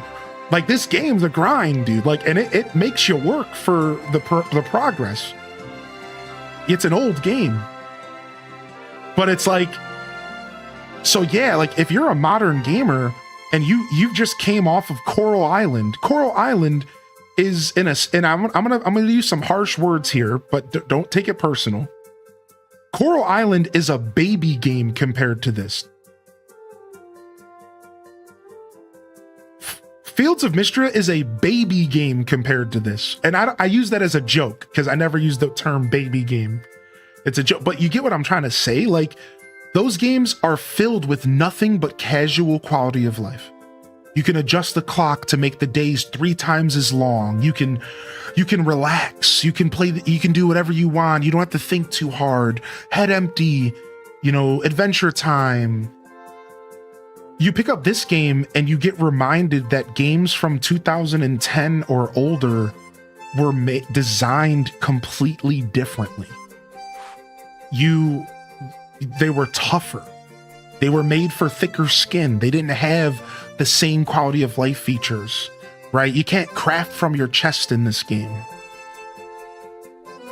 Right? You see what I mean? Like, it's such a different experience. Like, yeah, like, I'm going to be real. I could totally see how some people on the internet could have picked this game up and then said, actually, I hate this. Like, I'll be real. I am a self-aware enough gamer to identify the pain points of a game. And I wouldn't be surprised if there's a bunch of people, even in our chat, who picked it up and said, actually, I'm not really feeling this. It's an older game, right? And it comes from a different generation. So yeah, you know, jokes aside, I'm not surprised that the game maybe had some quirky online reviews, right? Like, I could see this game getting reviewed a little bit lower because of some of those quirks. You know, it is a game releasing in 2025, and to be fair, farming sims have really built us up as far as quality of life. Now the expectations of farming sims are pretty heavy. Like, people expect quality of life. Is that fair to say? Like, when you pick up a modern farming sim and it doesn't let you craft from the chest, isn't that off-putting? When you pick up a modern farming sim and you can adjust the time of day so that you can play the game at your own pace, for a lot of people that's like, ew. When you pick up a modern game and like the beginning of the game feels like a slog and the game doesn't tell you how to do anything, like our friend Silent Shelf, not to call him out, just said yesterday, they were like, this game doesn't tell me anything. Thank you for your help, they said to me. Because the game doesn't tell you anything. It doesn't hold your hand at all. Even though it does give you a bunch of tips and stuff, there's a bunch of stuff the game doesn't tell you at all. And that you kind of have to figure out yourself. And it's like, wow. Like, so if you don't have experience with these games, you might just be super lost a bunch. Like asking yourself, like, how does this work? And what does this do? And like, there's not a ton of information out there about the game. That doesn't help either, you know? Like, so it's kind of funny. Like, it kind of makes me laugh because I get reminded that, like, you know, farming games aren't what they used to be. And they've started becoming cozy games. And that's not necessarily the identity of older farming games. Older farming games were meant to be management games. You had to manage a farm. You had to manage your time, and it was a struggle. But modern farming sims are more about the cozy life of being a farmer. And you relax, and you chill, and you take a deep breath, and you enjoy a game that doesn't make you think too hard, that doesn't have a ton of combat, that you don't have to mechanically be good at gaming to enjoy. And that's cool. I really like that there's games that for everybody out there, you know what I mean? So I think that more options in games is healthy, right? I think there's nothing wrong with Fields of Mystria having the option to slow the clock down. There's nothing wrong with Coral Island being a more casual game. Like, that's beautiful, you know? But like, yeah, I think people pick up this game and they forget, like, it makes me want to say, and act like they forgot about Dre. But in this case, Dre is old video games. And motherfuckers act like they forgot about Dre. Like, yeah, some people forget about these old games, man. They're brutal, dude. Like, they're not, like, these games aren't a joke sometimes, man. What must I do? Yes. Yes. Very well. Yes. All right, let's get our buff. Shall I read your fortune? I'm playing on Switch 2. Yeah. But yeah, thanks for coming and asking, Super Dope. I was just playing with you, dude. You know, obviously I don't care where you get your reviews from, but I'm glad you came and asked, because I'm telling you, this game is really fun, but it is going to stress you out a little bit. So it's actually super cool that you came and asked first, because you mentioned Stardew Valley kind of being a bit of a stress point for you sometimes. This game is gonna be similar to Stardew in that sense. Like, it is gonna be a little stressful for sure. It's gonna take some adaptation on your part to kind of accept that, right? However, just like Stardew, you can also just ignore the clock in this game and remember that it's never too late to do anything. And there's always tomorrow, there's always next year, because this game doesn't have an ending. Right? So it is one of those things where, like, I always try to remind Stardew Valley fans that, like, really we kind of impose the stress on ourselves. In all reality, like, Stardew doesn't have to be a stressful game. It just is for some of us. And if you can figure out how to kind of not let the game stress you out, it's like a lot more relaxing, you know? But that's hard to do for some of us, right?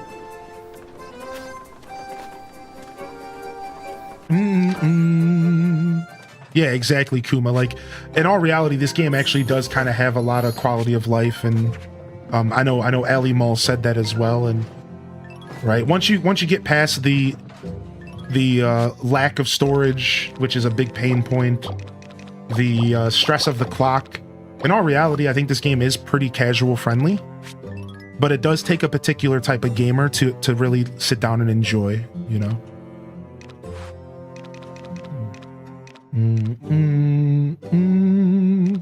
But dude, I can't express it enough. I'm having a blast, homie. Like, I'm having so much fun with this game, dude.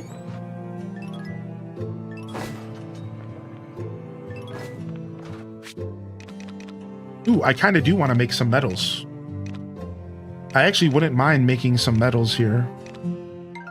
All right, let's take this back.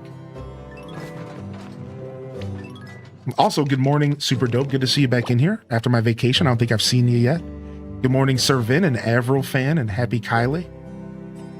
What do the different stones do? The different Wonder Stones have different abilities, and each of them, in a lot of ways, kind of have their own use. So, for example, the blue one makes stuff process faster, but green gives you more spaces to process. Orange lets you process 30 things at once instead of 10, so on and so forth. So the Wonder Stones all end up having like a lot of different styles of uses, and then again you could apply your personal taste to that. Like, you might end up using the yellow stone differently than I use it, so on and so forth.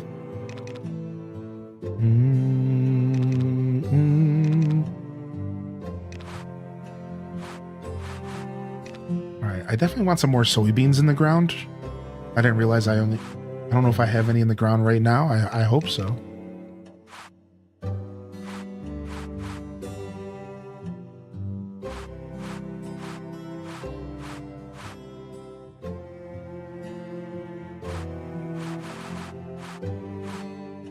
All right, guess we'll just do some of this. Yo, enjoy your lurk, man. Thanks for coming and hanging out.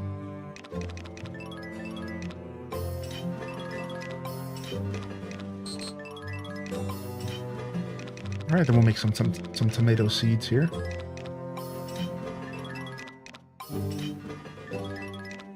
Yeah, I love talking about video games, man. It's my favorite. Yo, good morning, Spartan Leonidas. I thought of Morrowind. Dude, Morrowind's a classic oldie, man. Classic oldie. All right, let's go see if we can go do this heart event in town before we run out of time.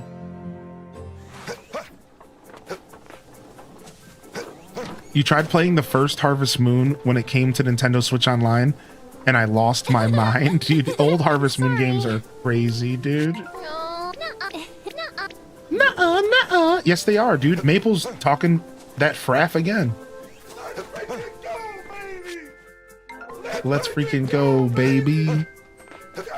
Yo, allegedly Bubbles. Allegedly Bubbles. Dang it, I just missed the event. Lurkin playing Town to City. Yo, what's up, man? Thank you for 2 years, dude. Thank you so much, man. I appreciate that. Island Melt Vibes. Good to see you back in here. Butterfly Sugar Baby, hope you're feeling good. What's up, Naturally Bree, L Rob, Brittany BCH. The Stardew Orchestra was amazing. Sadly, a lot of rude concert goers who were just talking the whole time. I had the same problem as well. Now, some of it was like welcome because like there was moments where people were laughing and stuff. But like I did too. Not only did I give a group of people the half head turn, I also gave a group of people the half head turn with an eye roll. And that actually shut them up for just about 3-4 minutes. But then, as soon as there was another break, they just started yapping again. And at that point, I stopped giving them head turns. Because it's like, I'm not going to waste my time, and I'm not going to like ruin my own time caring about these people who are talking during a fucking orchestra. It's like, please, like we're here to like listen to the music. What are you doing? So I stopped caring, but I for real got up in arms for a second. I was like, I had to give 2 head turns, one with an eye roll, just to get them to realize they were being rude. It's like, what are you doing? But it wasn't too bad. At the end of the day, it still was a beautiful concert, and it was one of those situations where you have to practice like personal bubble logic. Like sometimes in life, you have to decide if you're going to let other people ruin something for you. And I decided in that moment, I was not going to let these people ruin my time. And I just like almost meditatively just like phased them out of my existence. Because like a lot of times in life, you're going to have to make that decision, you know, like you're going to have to say, am I really going to sit here frustrated and mad, or am I going to just enjoy what I got in front of me?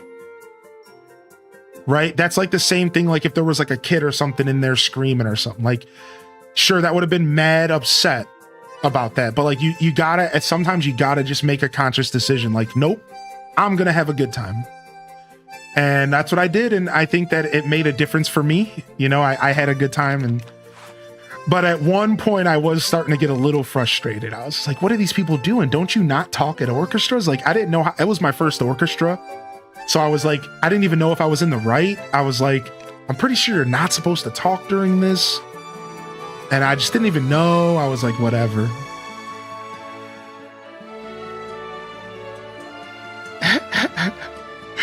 That's a really healthy approach. Yeah, it's tough, man, because I am the guy that can get frustrated. That's the thing. Like, if I'm in a movie theater, I'll let people frustrate me a lot of times. It's like, dude, like, this sucks. Like, but I'm slowly learning how important it is sometimes to just kind of like, to kind of figure out how to flip that switch and just be like, it doesn't matter. We're here. You know, like, it doesn't matter. Like, just enjoy it. Because, like, what else are you going to do? Sit there disgruntled? Yeah, it just doesn't seem like a good play, you know? A lot of pushing and running for intermission to get the merch just seemed like a bit of immaturity and a lack of experience in a large social situation. Yeah, a lot of people probably have never been to an orchestra. Yeah, I agree. But hopefully you had a good time, Tweediculous. Maybe if we start loudly saying STFU, maybe they will STFU. Well, here's the thing. If I was alone, I would have did that. But I didn't want to embarrass the person I was with. And two, truthfully, at that point, to wrap up my Seinfeld shtick, if you know, you know, at that point, you're risking a punch in the mouth. And hey, listen, man, you got to pick your battles sometimes. And that wraps up that Seinfeld shtick. The half turn with an eye roll. After that, you're technically risking a punch in the mouth. So like, you got like, that's a decision like you have to decide, like, are you going to go as far as turning around and telling someone off? Because you never know what kind of day that person's having.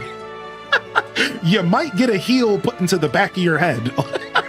Like, you got to be careful, like, right? Like, there's a line, and that line can be crossed for some people. Whether or not they're right or they're wrong, you could be risking a punch in the mouth. So, like, I don't know. I don't know if I want to take it that far, right? So, but mostly didn't want to embarrass the person I was with.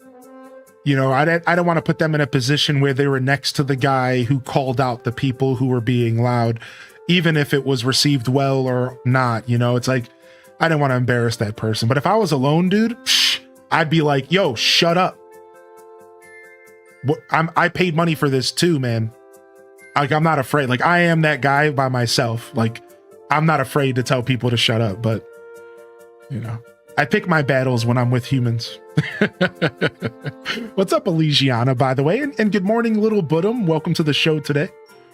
What's up, Little Budum? Welcome in, welcome in. Oh, that sucks, Nurse Jade. Oh, that's so dumb. At one point during the 21 Pilots show, he had to take a quick stop because somebody was like overly drunk and had to get kicked out or something, or they got sick or something. So it always happens, dude. I'll never forget. Here's like a little mini story, but you know, whatever. I'll never forget the one time that I was at this Atmosphere concert, and Atmosphere has this song called Glass House. And if I remember correctly, the song is like focused on like alcohol abuse or something like that. I think it is. Like, I think it's like, it like tells a story, it portrays a story about somebody who's struggling with like living life in that bubble where it's like, it's really, you kind of put yourself in a glass house. And that's like the whole theme of the song. Well, during the concert, that song starts getting played. And as that song starts getting played, this girl that was so drunk out of her mind that she probably didn't even know what day of the week it was, starts trying to crawl on the stage. And he has to stop in the middle of this song that's literally about her, basically, to like be like, all right, listen, like, can somebody come help? And then security had to come and grab her. And then he looks at the crowd and goes, are you even listening? Is anybody even listening? And then he goes back to the song and he turned it into a funny moment. And it was like, wow, like this is life. This is real life. You know, and the same thing happened again at 21 Pilots. At one point in the middle of the set, he was just like, he kind of paused and was just like, hey, are you good, y'all? Is the crowd good? And at first we're like, yeah, we're all good. We're loving the music. And he goes, can y'all make a space for the security? Come get this guy. And then they came and grabbed him and they're like, all right, we're good. And then he went back to playing music. And it's just like, there's all, my point is like, whether or not you realize it, like, that's just what happens when humans come together. Like, there's always gonna be some person who's just wilding out and just freaking, like, just not considering the people around them and being kind of a chode. It's like, what are you gonna do, man? Yeah, 21 was so good, Setabi. I'm glad you had a good time, Tweediculous. Oh, Jules, dude. Nice, dude. They melted my face. I reserved the term face melter for specific shows, and it was definitely a face melting show for sure.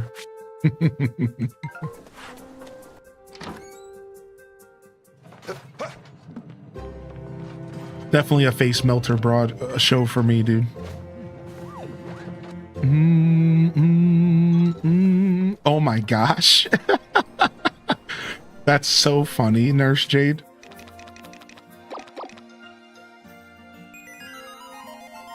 It was either that or keep not sleeping, right? Gotta make a tough decision sometimes, even if you don't want to, right?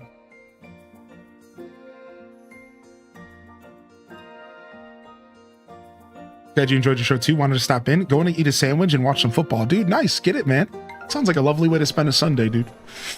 Thanks for jumping in and letting me know how your concert was, though. I think that's really cool. I'm super happy that you enjoyed the show. It was super dope, man. Hearing live Stardew music, I really do hope you enjoyed it as much as I did, or even close.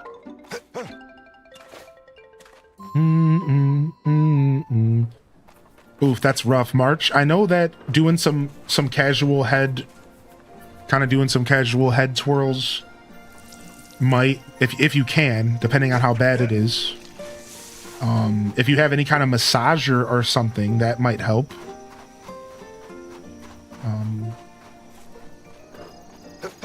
I don't know. It really just depends on how bad, you know, your range of movement, right?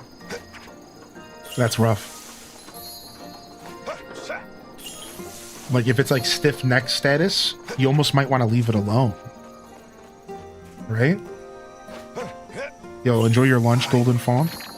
Dang it, I wasn't paying attention, dude. I'm too caught up hanging out with chat.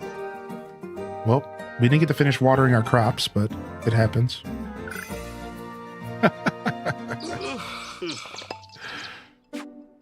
It happens, it happens.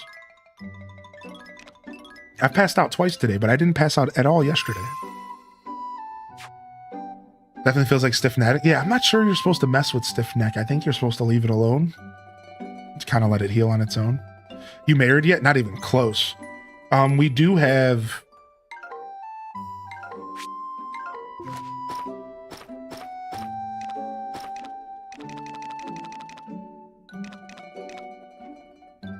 Oh, we're still working on this request for her. I think we have Kagetsu at like 7 hearts. No, yeah, I think so. I think she's at like 7 hearts. And then we have June pushing 6. So we're getting there. I think we have to get them up to 10 to get married, right? I think so. All right, I'm going to stand up and get some water. And I'll be right back, all right? Okay, you don't have to get him up to 10? Okay, maybe I'm actually not too far off then. You got married and had a little girl in Story of Seasons? Nice. What's up, Crazy Gohan? All right, yeah, let's jump over here for a second. It's your bed.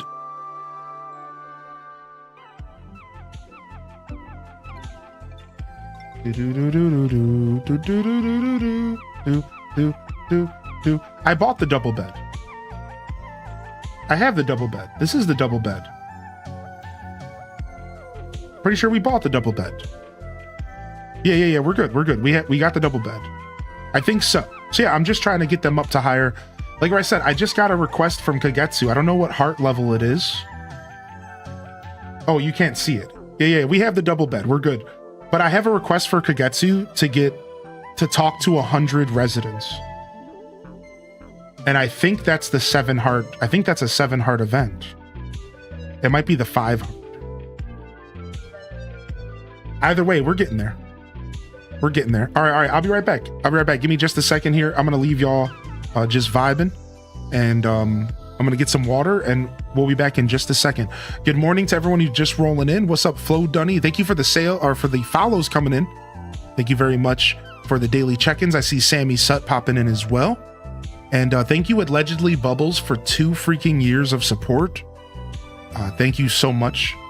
And I'll see y'all in just a second. I appreciate everyone tuning in. And I do hope you're having a wonderful day so far. What was I about to grab? Some jams.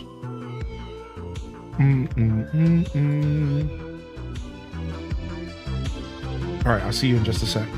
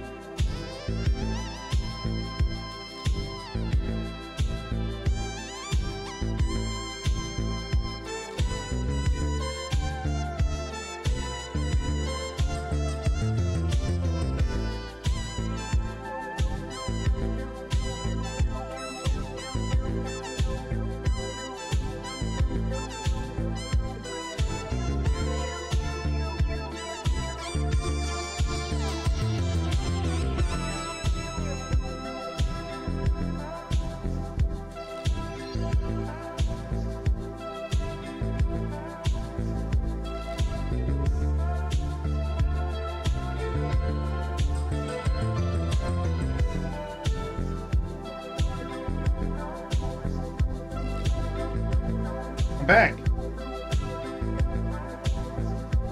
What's up? How we doing? Thank you for the follows. What's up, chat? Who stuck around through the break? Who's out there, dude? We hit our 20 likes on YouTube. Thank you very much.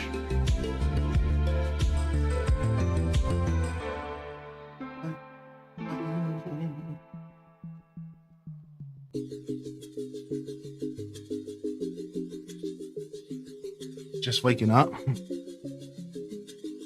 We out here.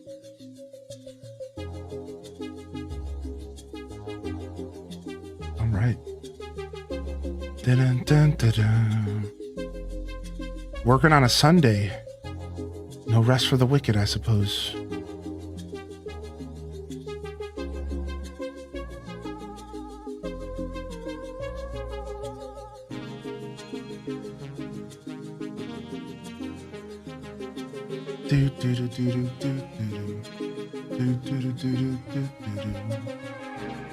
All right, not too bad. We left our door open, but that's all right. This room was getting cold anyways.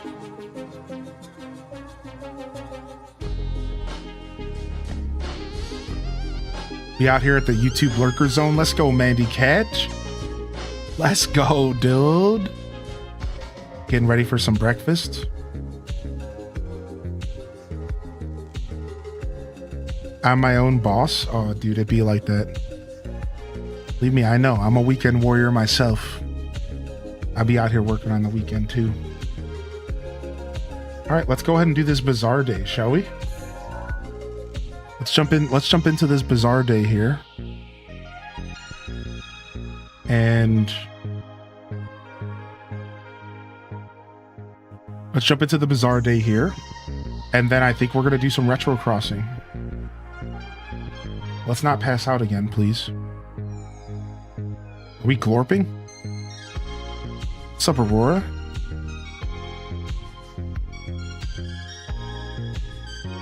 Ooh, nice. My first peaches. Oh, nice. And my first almonds.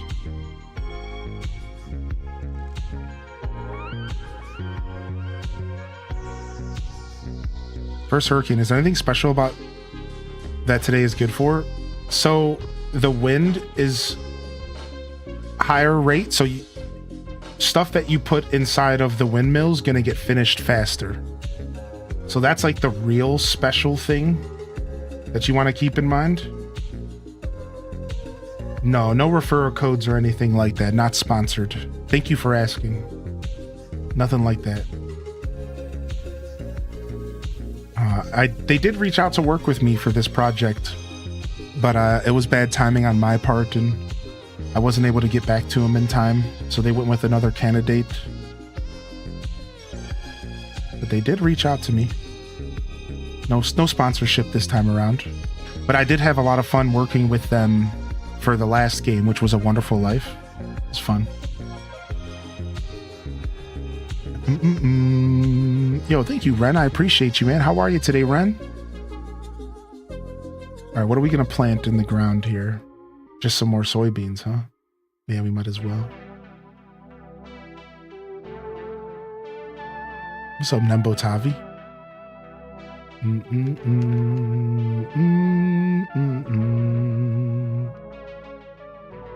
What's up, Nembo? Yeah, get some stone, get some lumber going. That'll help out a lot. And then also remember that your animals are gonna have to eat from inside today. So make sure you got food for your mamminals all ready to go. Yo, what up, Mike? Sometimes good to see you, man.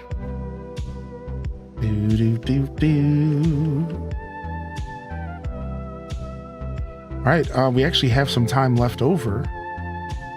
We don't necessarily have to run to the bazaar, but I think we'll go ahead and check our windmills first.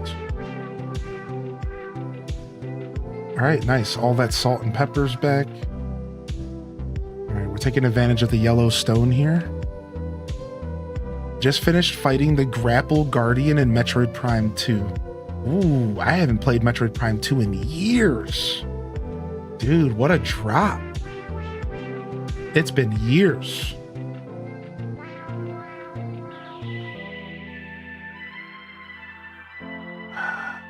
Let's get some wheat going.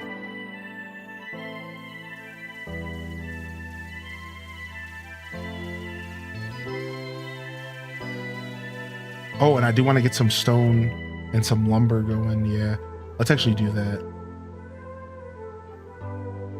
We need so much lumber. Let's just do lumber.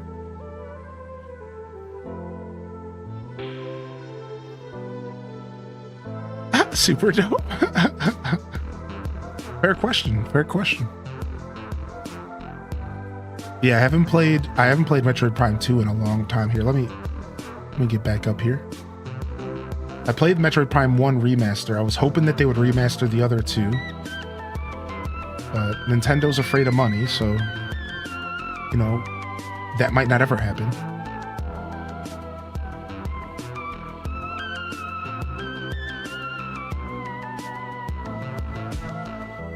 Mike sometimes makes me think of a song called John Something off of this new Aesop album.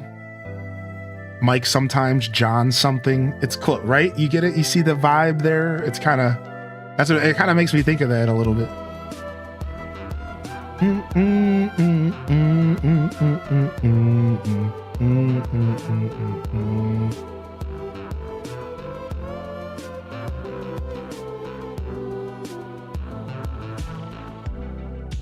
We're not doing anything here.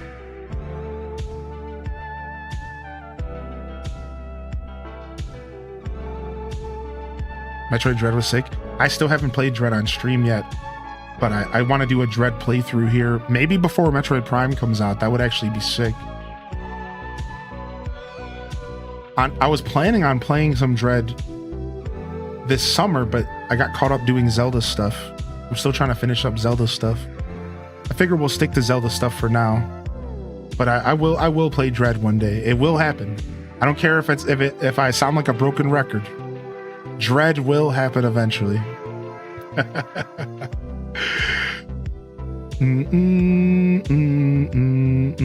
And when it does, it's gonna be so good. I'm so looking forward to it. It's gonna be so sweet.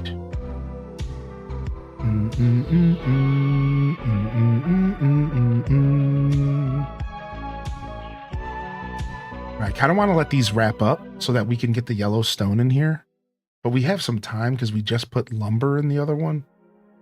So yeah, we can fill this up.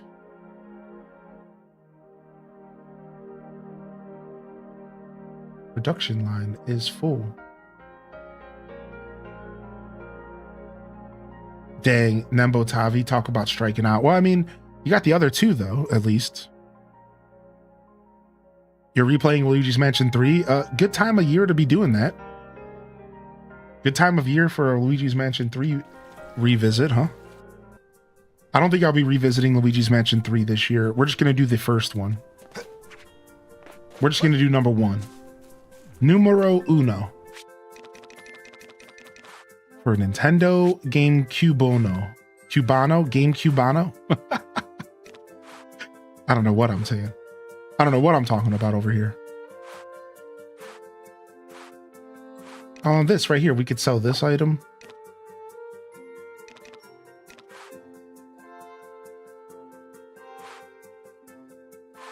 We could sell this item. Some of this cheese. Not the Cuban GameCube. All right, nice. We only got one dead space. And we could put anything in here, really.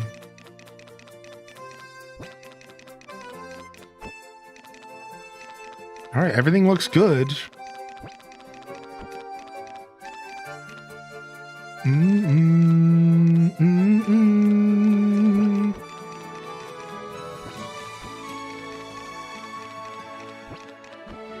Everything looks all right. We got a pretty good lineup of stuff to sell.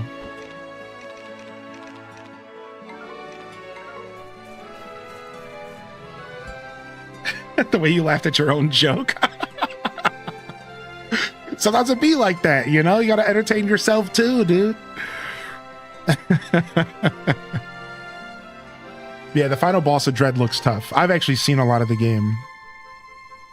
Even though I've managed to avoid a lot of spoilers. Yeah, the final boss does look like kind of tough. Yeah. All right. It's Bazaar Day. Today we're gonna go get our Bazaar buff first. Let's go get the buff right now.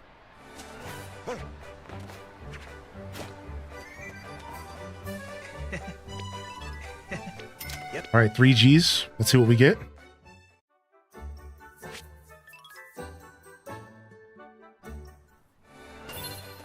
Bulk sale up. Ooh, we're going to get a fast cheer time because of this.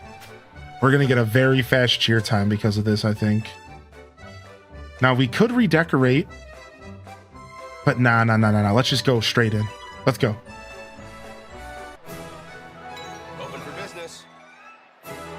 All right, first thing we're gonna do, ring the bell. Then we're gonna do a bell cancel.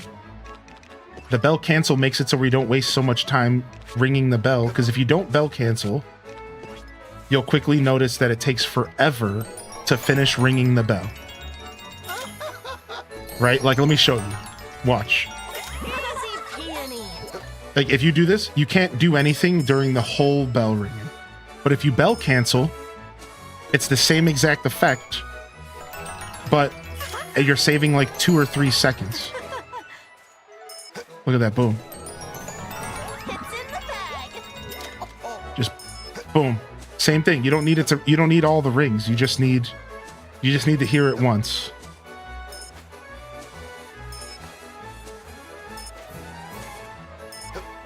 Dun, dun, dun. Dun, dun, dun, dun, dun, dun, dun, dun, dun.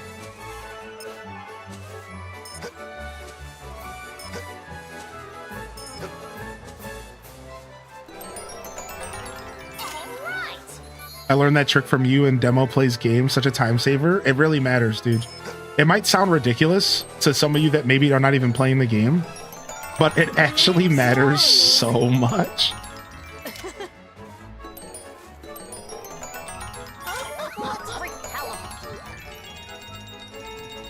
This guy bought so much. Holy heck, that dude just bought like 30 stone. No. All right. No, I didn't mean to leave the weeds on the table. That's not good. That's fine. We're fine though. We're just gonna have to spam this A button. Let's hope that we get some cheer time up with the girl with the red. The buzz. We want the buzz girl to say cheer time extended. Yes, just like it just did.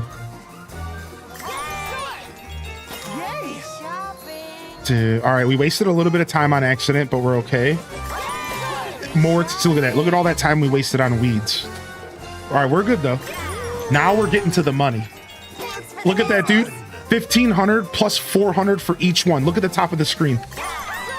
3,100 plus 900 for each. Look at that. Look how dude, crazy. Dude, nuts.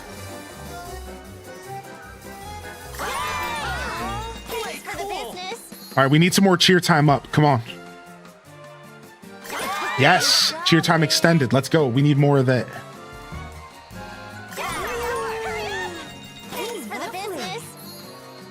I know their little dance is so amazing. Look at them. It makes me so happy, dude. Just looking at them do their little dance, dude. Look at them, dude. It's so cute, man. Dude, Cozy, why is that the best emote ever, dude? For this situation. All right, dude. Not a bad cheer time, but we didn't sell everything we could have. Let's see if we can bust out another cheer time before the end. So looks like we're going to the second shift. It's going to be second shift. I don't think I have a lot left to sell. Let's check. Very good. I mean, there's a good amount of stuff left in here.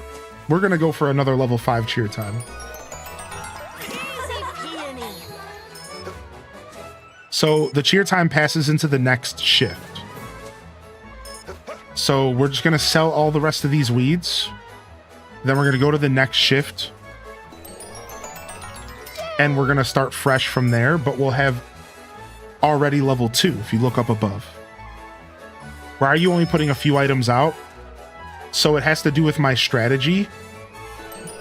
And the best way to describe it without giving you the whole strategy is stuff on your tables sells first during cheer time. I don't want that to happen. I want to have more control over what's selling during cheer time. And the best way to do that is to not have a bunch of stuff on the tables, or to switch the stuff on the tables for high value items. So a better way to think about this, I can describe it in just a second.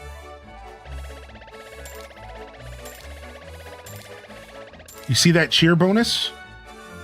That is the basis of my strategy. And I want to sell everything of high value in cheer time if I can. That's my decoration bonus right there. And the way that I do this, the way I control this, is there's 2 things I do. The first thing you need to identify is that the items in the top left of your stock sell before the items in the bottom right of your stock.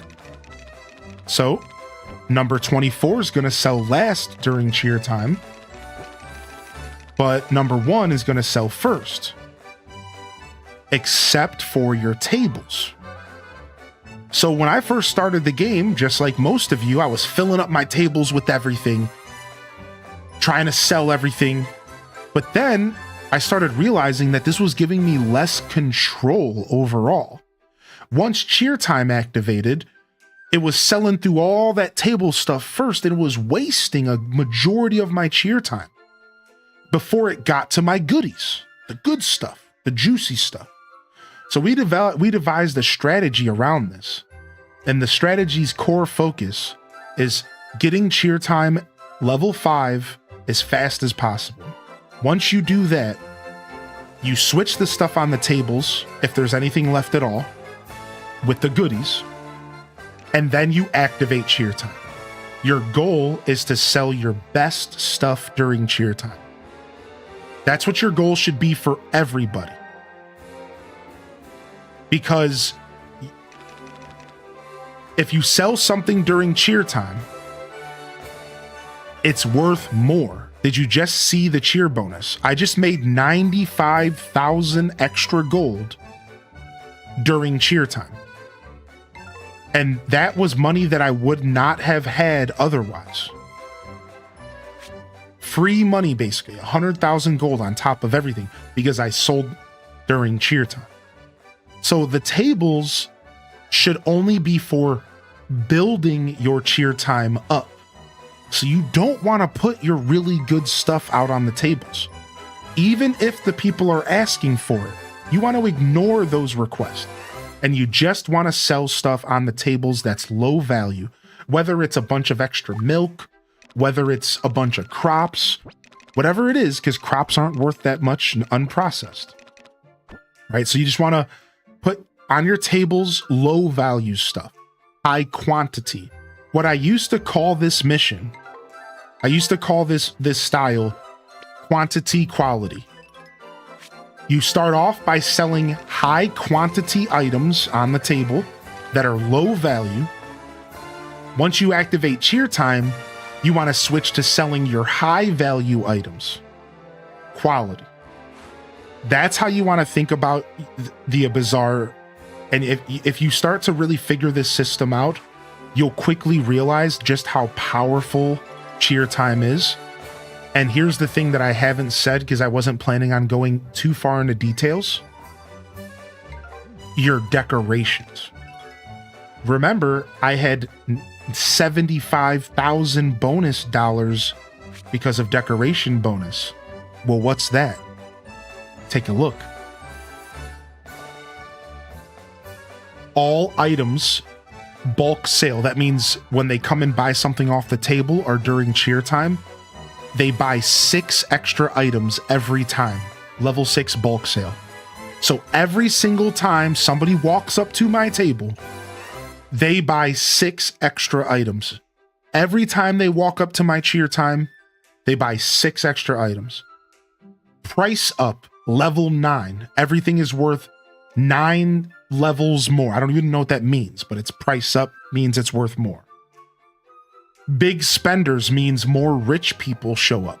Rich people can be identified by wearing super nice clothes.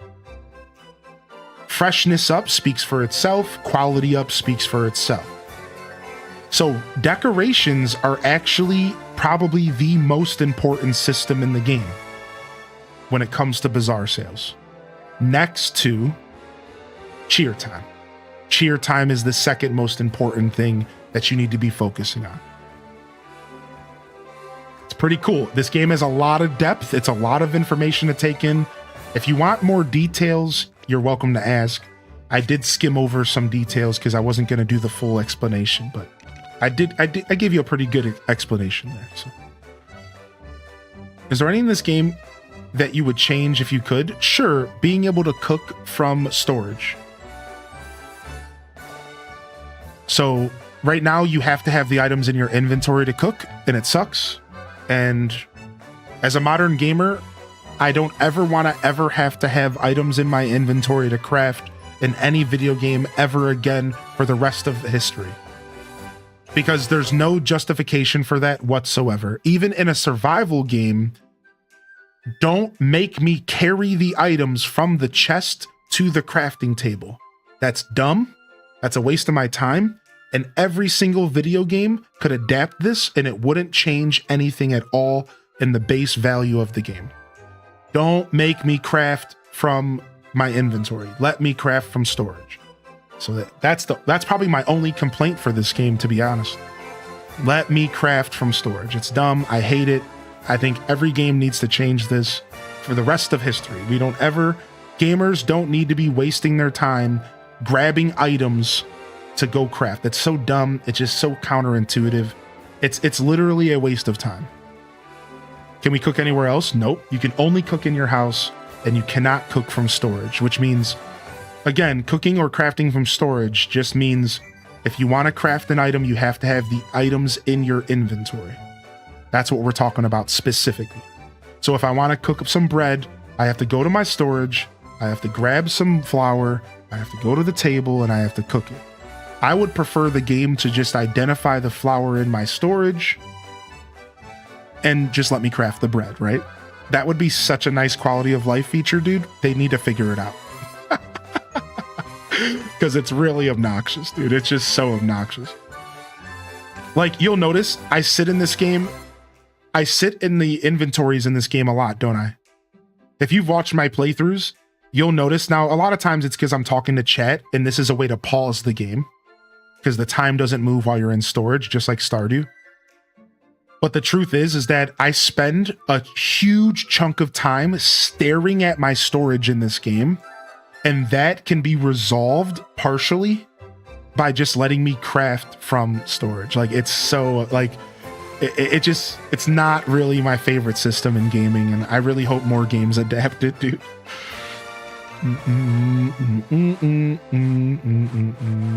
All right, anything else?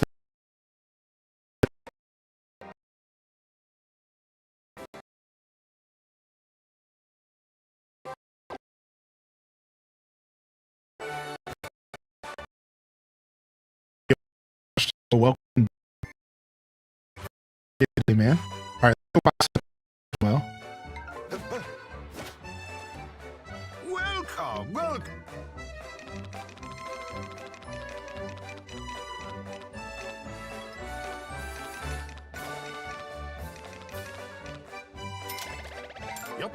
Yep.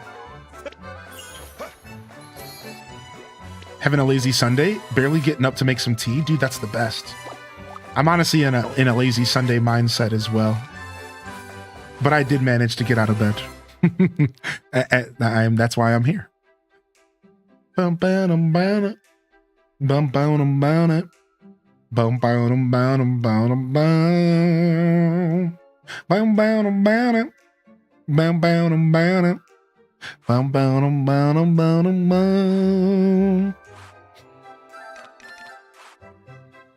No, I wouldn't change much about this game, though, outside of that. This game is actually really good. Obviously, it's not flawless because there's really no games out there that are. There's only a few 10 out of 10s, and even a 10 out of 10 isn't flawless. It's just a 10 out of 10.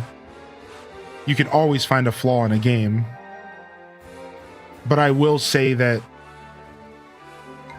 I don't have many criticisms of this game. I don't have many critiques. This game does a lot of things really well, and I like this game overall for most of that stuff. Welcome. Nice, we're back up to 900,000. Do we buy horseback training now?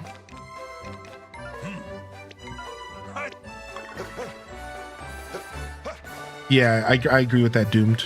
I agree. Yes, welcome. All right, I think we're gonna go ahead and do a breeding. Yeah, I think we will. Let's go ahead and get a new alpaca. And we're going to hope to get a rare color.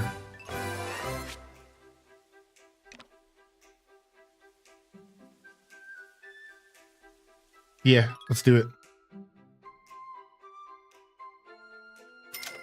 Please come. All right, sick. And we can finally buy the power berry. Welcome. Hi. Like, somebody just mentioned another one in the chat. Where was it at? Rainy Day Puddles. Another example of something that I would change is letting me warp to the sprite boxes. However, Rainy Day Puddles, there's actually a teleportation stone in the game. And I don't even know how it works. So I think the reason you cannot warp to sprite boxes is because there's actually a stone that you can unlock that lets you teleport around the game, but I don't know like how it works. So that's probably why they don't let us teleport to sprite boxes, because there is a way to do it, but it's unlocked later.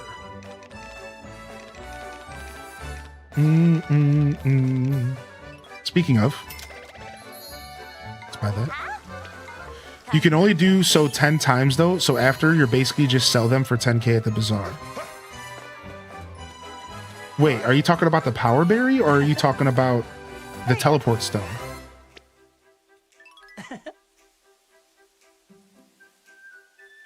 The warp stone just lets you marry Poppins around town to different spots in each zone.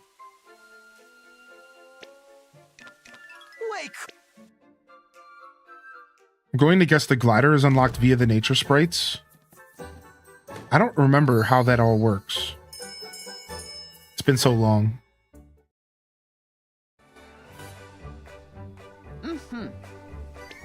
Fourth place prize.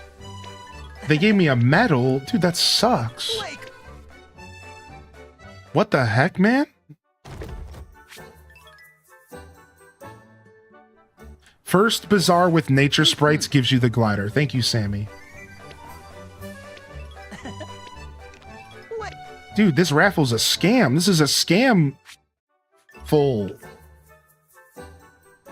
It's a scam raffle. Ooh, I got a diamond. I take it back. Wait. I take it back. I take it back.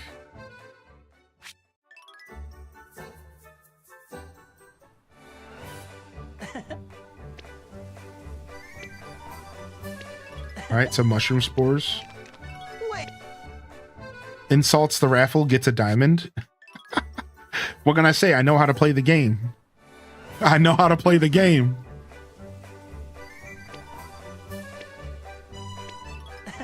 What's up, gamer lady? Hey. Wait.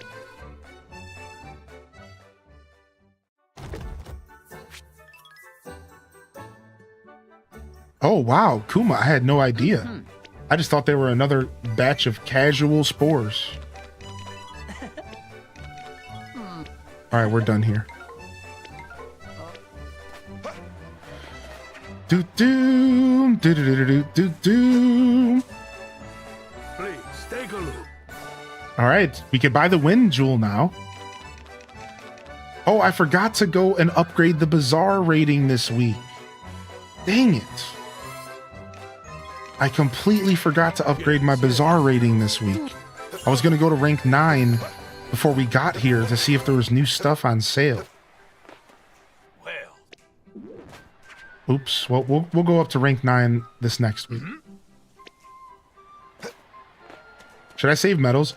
Technically, you do want to save your medals because there's a stall that you can open up with them. But if you're a little broke, don't be afraid to sell them, all right?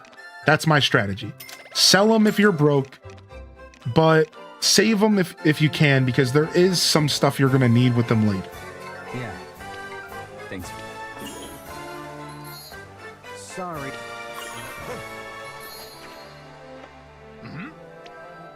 All right, yeah, no upgrades at rank 8. So we need to go up to rank 9.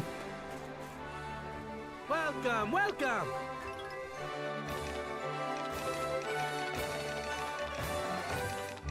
All right, don't need any of this stuff. We're good. All right, let's go ahead and buy some more decoration items. Welcome.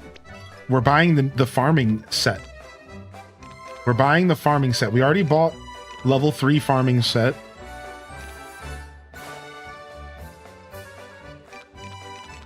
We bought level 2 vegetable assortment basket.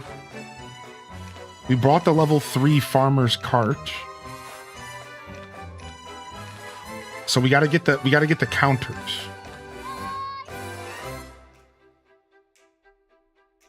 Yeah, you can do it every day. I did know that. I was just meaning to do it just once this time, but maybe we'll do it twice and go up to 10. That's a good idea, actually. 80,000 bucks is a ton. I'll take them both. Let's go. I'll buy this as well.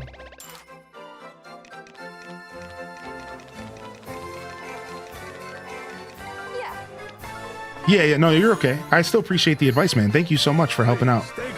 Yeah, I wasn't fully communicative in that sense, right? Like, yeah, I did know that. Somebody had let me know yesterday. My mental goal was I should just spend the money to push it up to the next rank. I wasn't even thinking about going further yet, but now that I'm starting to have a little bit of an overflow of cash, boosting it up to 10 would actually make sense. So still kind of an indirect recommendation on your part. I'm not really ready to buy the wind jewel because we have to craft the other one, and crafting the other one's going to take a while. So I don't really feel the need to buy the wind jewel. So I'm going to hold on to the rest of my cash so that we can do some upgrades to the bazaar. And we're going to buy some food instead. Also, make sure you're buying orichalcum every week. If you're getting close to endgame, make sure you're buying orichalcum every week because you can only buy one piece a week, and it's going to help you get your tools upgraded. Nice. So just a little bit of a pro tip. 7,000 gold a week for a piece of orichalcum actually is super nice.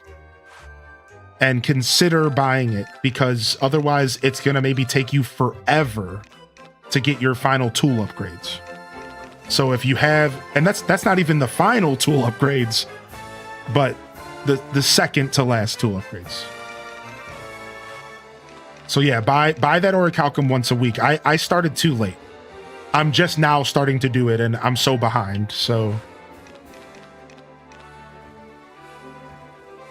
the other jewel for the warp stone is not crafted. It's far worse. Oh, I thought it was crafted.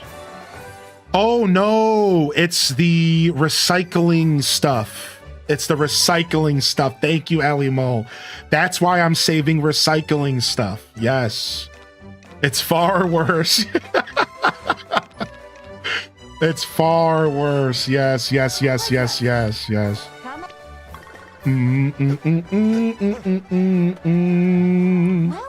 I now have a dining table. I just have to share it somewhere. Oh, nice, Simcetera. Dude, I need to buy some chairs for my dining room table because I bought some stools for my dining room table and they were too tall.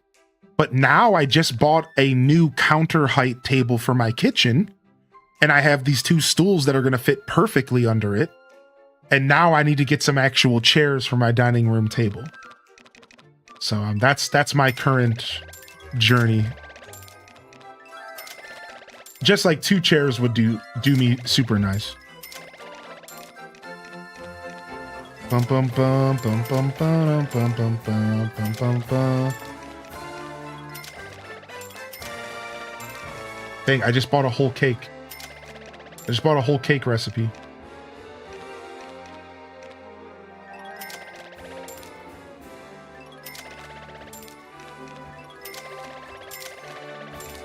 Dang, and here I thought I had most of these recipes. Not even close. Not even close. How many recipes are in this game? The building went well. It was simple, and I put it together yesterday. It was super tiring. Your boy did like 50 plus squats putting that thing together, and we're talking deep squats. My glutes were burning. My glutes! Ah! Oy vey, my glutes! And my fingers were blistering over because Allen wrenches are the devil. In the words of Bobby Boucher's mama, Allen wrenches are the devil. I hate Allen wrenches. I'm never gonna look at an Allen wrench the same. But it's done. I'm tired. My butt hurts, but it's done. So we did it. Yo, what's up, Flower Child? So I'll take some pictures and share them. So there was a sacrifice though. Oh, thank you, Kuma. Thank you. So there was a sacrifice. There was... So my kitchen was like super quaint before. It had like a lot of space and it was just like this cute little quaint space. And I kind of had to... I was talking to my partner about it. I'm like, when I originally moved into this house... All right, here, we'll say this while we play. When I originally moved into this house, I was gonna turn the whole house into a big office and just become a streamer house. And I realized that that wasn't really what I wanted in my heart. I really did want to have a separate space from work and personal life. And I decided to give myself an actual living room and an actual kitchen and just give my office a little room. And it turns out pretty good. My office is pretty killer. And I'm pretty proud of it. But I did realize last night when I set the table up that I did just sacrifice my kitchen to the stream. And it's not a bad thing because I love Scuffed Eats, and it also gives me a space to build Legos. And it also gives me a space to do other content along those lines because of it's better than my office for that stuff. So it's actually going to just be super nice for the show. But I had a little teeny moment of heartbreak when I realized that I had to rearrange the kitchen to make it all fit, and that I had kind of just given up my little quaint kitchen so that I could permanently have a computer set up in there, because that's the goal. Is I want to have a computer permanently set up in the kitchen so that I could start doing Scuffed Eats and stuff again. So, like, it's a little sad, but it's for the greater good of the show, so obviously I'm okay with it. And I just reminded myself that, you know, it's only the kitchen. I still have the living room, the dining room, my bedroom to create those wonderful personal spaces, you know what I mean? So, all in all, I'm very happy about the table, and it all worked out. And I cannot wait to get back into the hot seat with Scuffed Eats. Plus, I will say a little personal perk here. Having a computer in your kitchen's pretty sick, because then I can like throw on a stream while I'm cooking and it doesn't have to be on my phone. So when I'm relaxing and cooking in my free time and meal prepping, I'll have an option to hang out on the computer in there, which will be nice. House tour. So I do have a section in the Discord. If you go to the Discord and go to the media share, you'll find a thread called New Apartment Vibes, and I've taken a lot of pictures and stuff. I haven't done a full tour in a little while though, so I would like to do one soon. I'll probably go ahead and do one here in the nearest future. Actually, oh, we sold out. We're sold out here. So yeah, we'll probably end up doing one in the nearest future, since it's been a little while.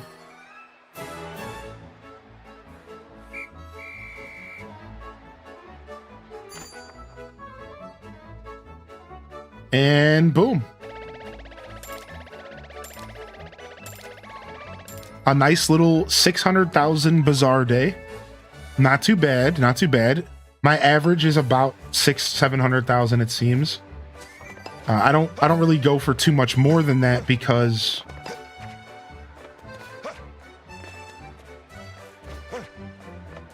I haven't had a ton of stuff to sell at the Bazaar recently. I've been kind of focusing on processing and like seed making and like future stuff. So we can definitely go harder. You know, we've hit 1 million. I'm sure we could hit close to that again. I don't know if I want to buy any more decorations right now. I think I'm gonna keep my cash. Yeah. Have a good I think I'm gonna keep my cash. All right, I think we're out of here. Like I'm done at the Bazaar today. I'm really considering buying the horse thing right now. Welcome. For 500,000. I'm thinking about it. Horseback foraging. I'm thinking about it. That puts us down to 300,000.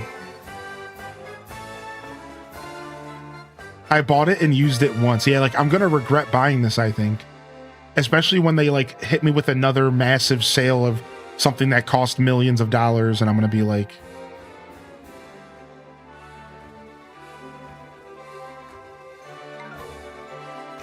I know for a fact that I'm gonna upgrade the Bazaar, and they're gonna give me another storage option that's gonna be like $1 million, right? All right, we'll wait one more week. I think I'm gonna buy it next week. I'm gonna keep being cheap about it. There's always next week, I suppose. And then another for a 2 million. Yeah, it's like I seem like I have a lot of money right now, but truthfully, I know this game and I just don't. We're in the grand scheme of things, we're kind of broke here.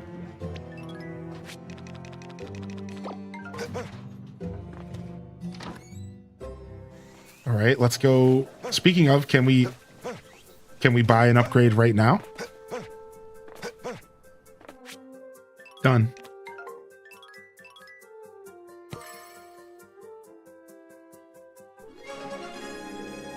Yes. All right, and then we'll go for rank 10. So then next week we'll be at rank 10 and we might be able to get some new upgrades or something cool like that. So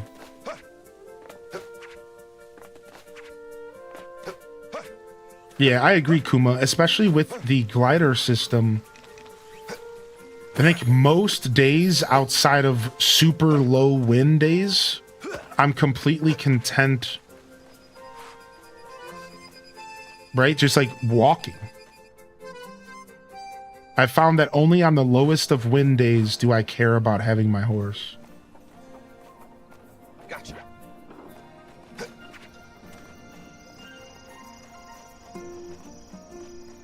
Dude, I've eaten corn soup once, and it's so fast. It's bonkers. It reminds me of Stardew. You're trying to do enough fishing to finish. Dude, that you have to let us know what it's like. I really should get back to fishing myself.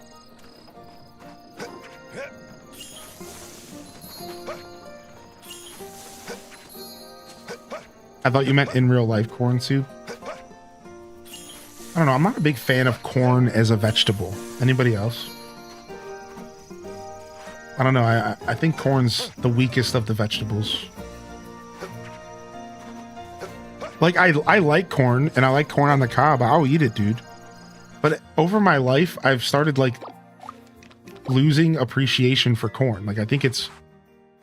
I don't know. I think it's, like, because of all the high fructose corn syrup and all the terrible stories about how you hear how they feed all of our, you know, animals corn. And I'm just like, I don't know, over the years, I've just like begun to like not like corn. Like, I just don't like corn. I just like, I don't really aim to eat it ever. I don't ever eat corn on purpose anymore. Like, I only ever eat corn if it's in something. I never buy it myself or anything. Mass unfollowing. I'm dramatically gasping. I love a corn salad.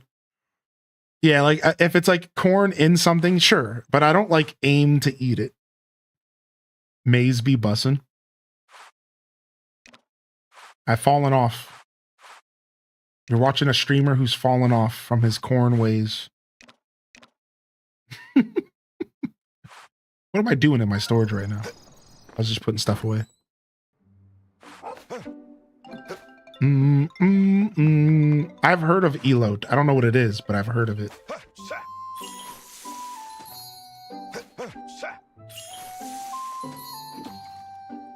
Corn is like fiber, just for pooping. Fiber does a lot of stuff for our body, though, right? It's like super healthy for our digestive tract, and it creates a lining in our digestive tract so that you're not over absorbing stuff that you don't need to be absorbing. And stuff like that, right?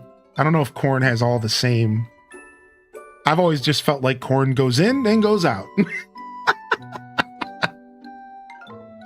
It never felt like it was anything else. Yeah.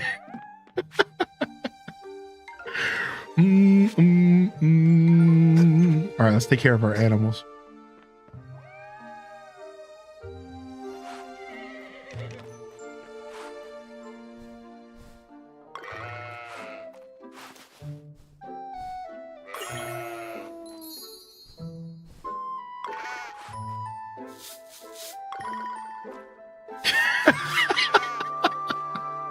Hi again. That was good. That made me laugh. Hi again. That was good. That was funny.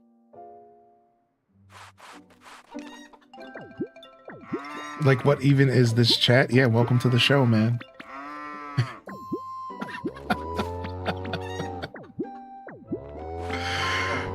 Oh my gosh. I'm struggling to get Muscle Guy's first, his 1-star grilled fish. I struggled with that as well. I struggled a lot with that. It takes a while, but you'll get it. You gotta, remember, you gotta level up the nature sprite. You gotta give her a bunch of fish. 3 entire bazaars. Let's go. 3 months, 3 entire bazaars. Let's go. Navi Curry. Thank you for the 3 months. Enjoy the new emotes. We got a nice Halloween collection for you. And thank you. Thank you so much for the support. I appreciate you. I can't wait to see what my fall trends are going to be. I'm really excited. But we still got another week in game, another bazaar for this summer, which means more cooking. All right, let's see what, do we get some kind of reward? Does it say, is all the cutscenes for these the same? Greetings. I thank you. I come to thank you for your generous contributions and to make sure a small token of appreciation is made your way to your door. Every time it's different too, which is nice. With our support, bazaars worldwide are thriving like never before. How satisfying it is to pay some of our good fortune forward. Let's keep it up until the whole world knows the joys of the bazaar. It would imagine a timeline where once you hit world rank bazaar, the game goes online.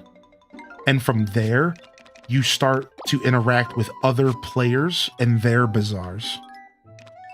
And like, I don't know. I haven't thought that much further, but wouldn't that be kind of sick? Yeah, wouldn't that be so lit, dude? I know. Wouldn't that be so lit?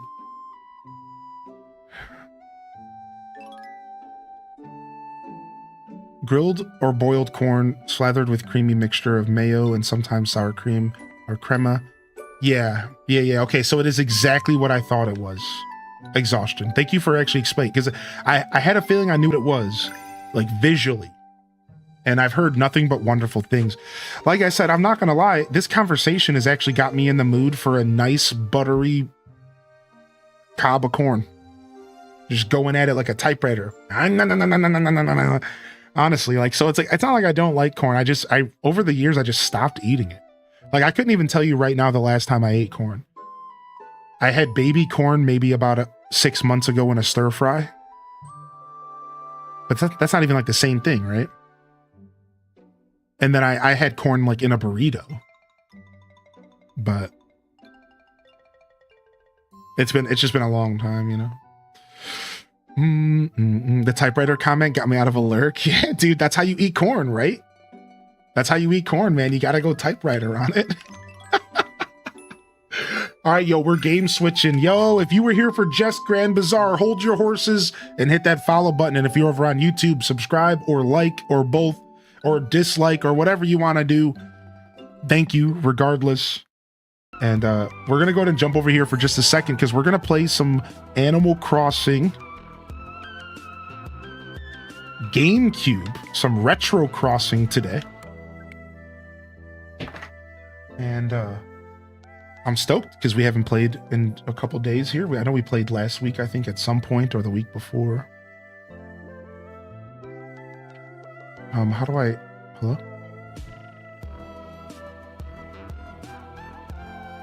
This is so dumb. All right, got it. All right, so let me go ahead and get that loaded up and switch my titles and stuff. And while I'm doing that, we can hang out and chat for a second. All right, give me just a moment here. Give me just a moment.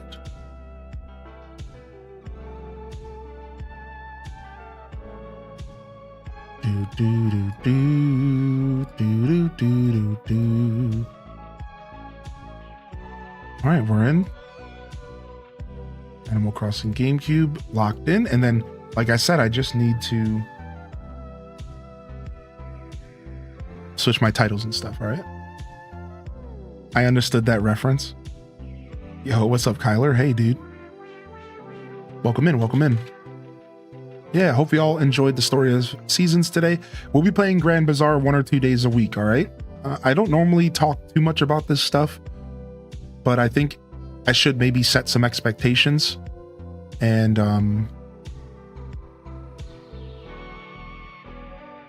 to be clear, you know, we're going to still be playing Grand Bazaar, but we're just not going to be playing it daily.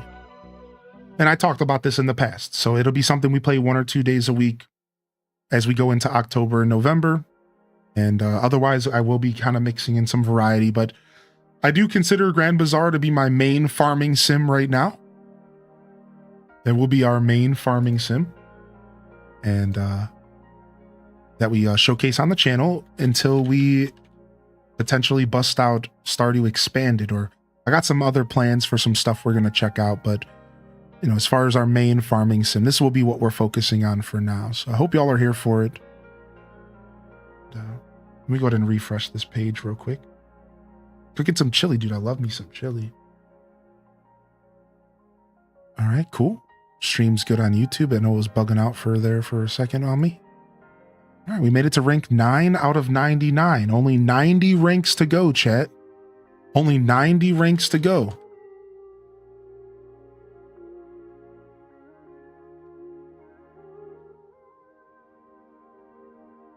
How about that? Only a smidgen further. That's all. That's all. Yo, thank you, Cozy. Give me just a second. Give me just a second. Animal Crossing. And then let me switch this to this. Okay, perfect. All right, everything else should be good. Boom, we're locked in. Thank you again over there on YouTube. I hope you're enjoying the broadcast over there. I appreciate y'all being here today.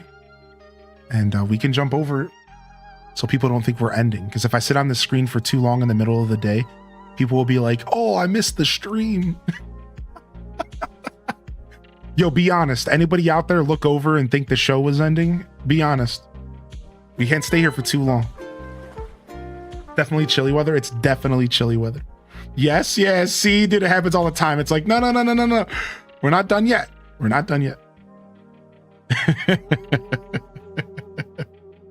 When I'm not actively listening, yeah, right. Which is fair, you know.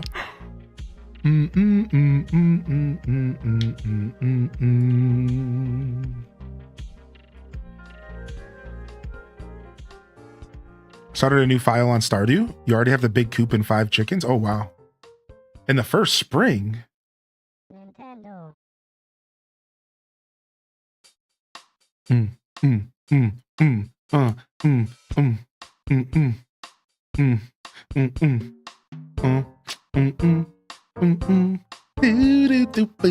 Oh, I gotta look at that meme real quick. Let me look at that meme real quick. Hold on.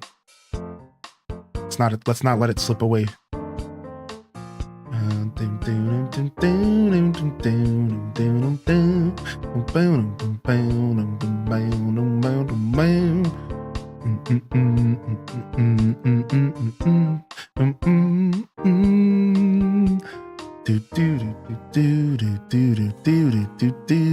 Wait, what is this? What is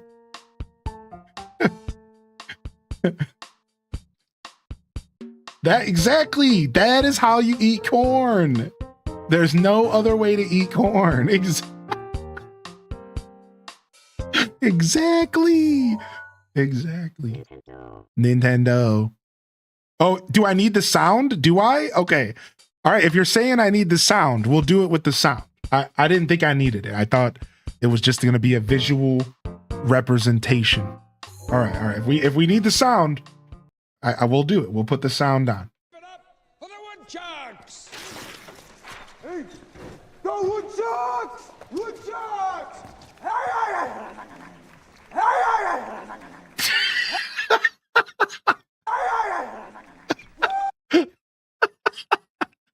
Dude, how did you get a video of me eating corn at the age of 15? That's messed up, man. Did you pay my mom for that or something?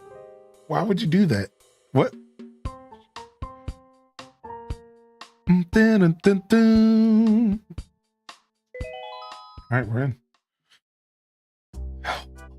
Dude, I'm so ready for some ACGC. I love this game so much, man.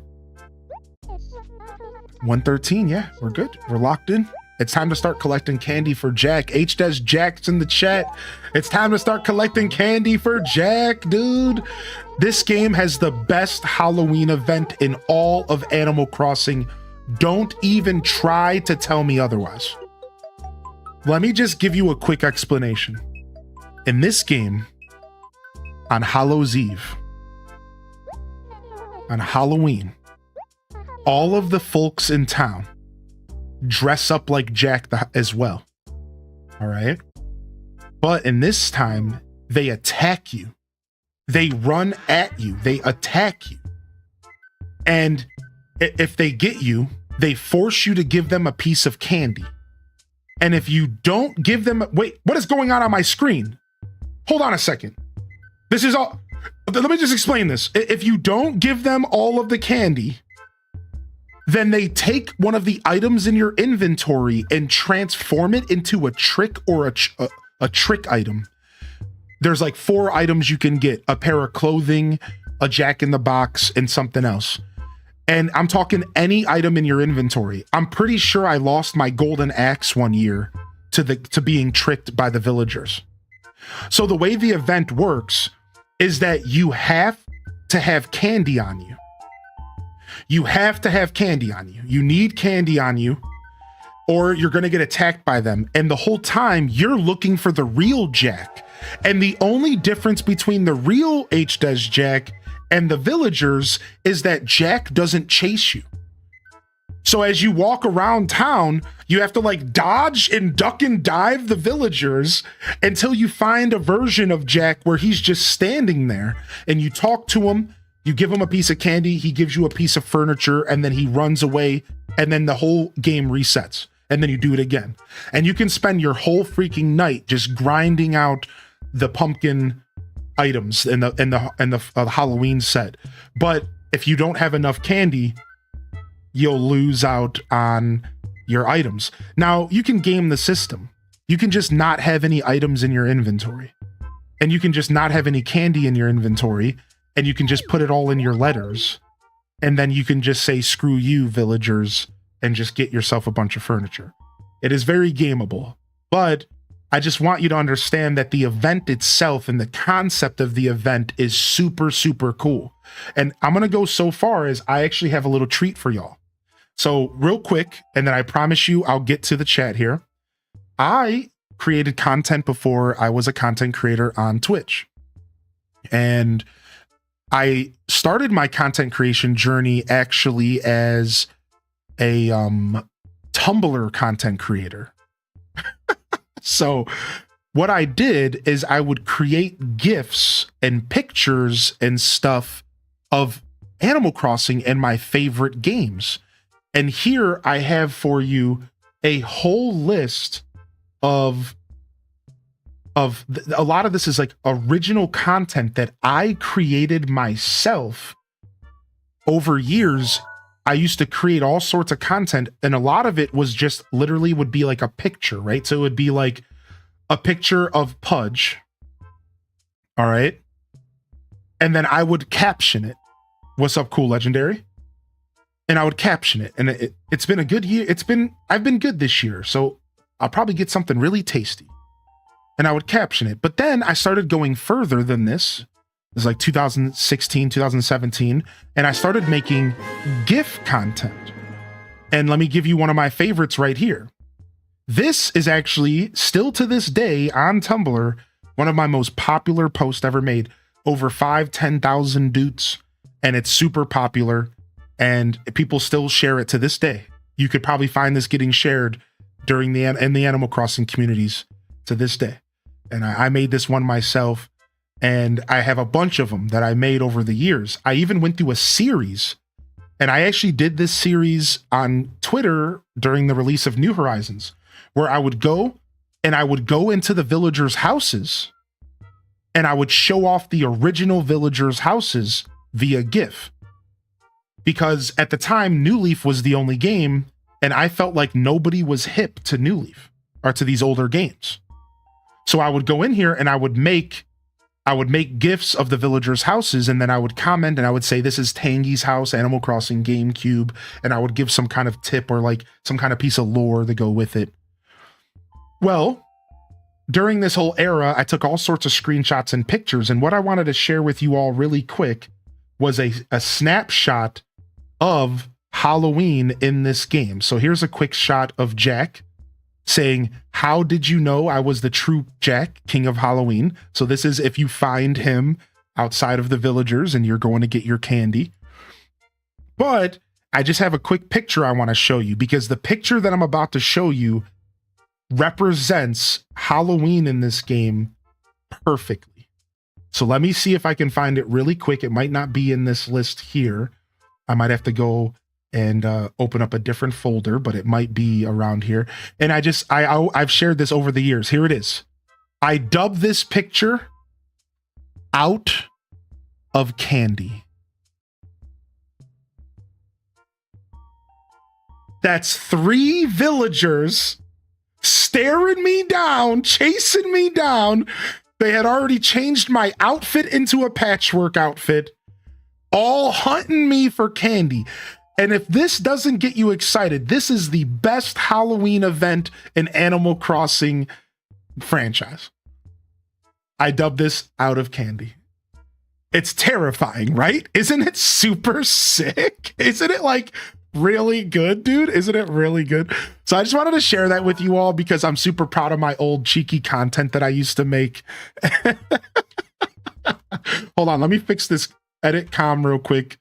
F. And then let's change it to HDes dead.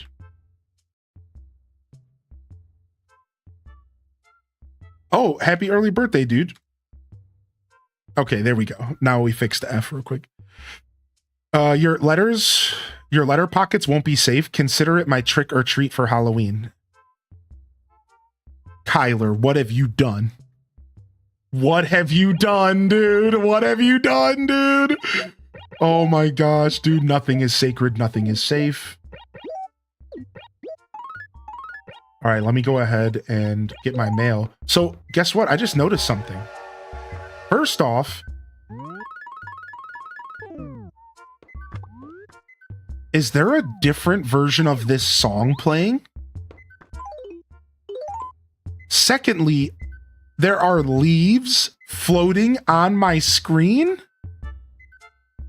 What, dude? Is this like a fall? Dude, this is a different song.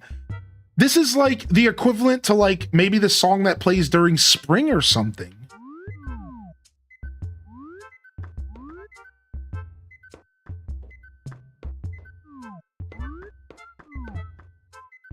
Yeah, it's the Cherry Blossom song. Yeah. Dude, how nice. All right, let's go ahead and do this. Boom. Leopold moved. Yeah, Leopold moved. We didn't get enough of a chance to meet Leopold. Oh, wow. It tells you if they're donated. Wow. Wow. It tells you if your stuff's already donated. Dude, what a pro. What a pro. Yo, what's up, Hannah K? There we go. I knew there was a quick way to grab that.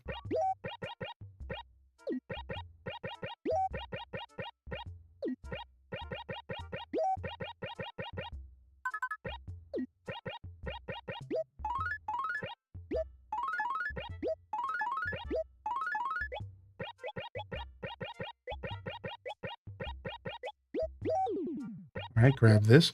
This is, yeah, that's right. Exclamation point Deluxe will tell you a little bit more. But yeah, this is a fan-made version, and it's a mod. Also, my vacation was great. Cool Legendary, thank you for asking, man. How are you, dude? I had a great vacation. Yeah, it was awesome. All right, trash.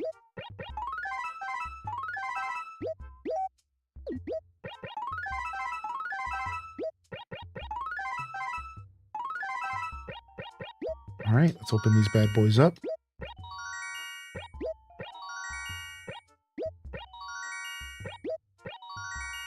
Nothing but pure cash. Nothing but pure cash. Now, actually, there might be a strategy here. It actually might be faster for me to do this and then just pick them back up again. Bingo bongo. Got it. Here, I'm going to blow my nose real quick, chat. Give me 1 second.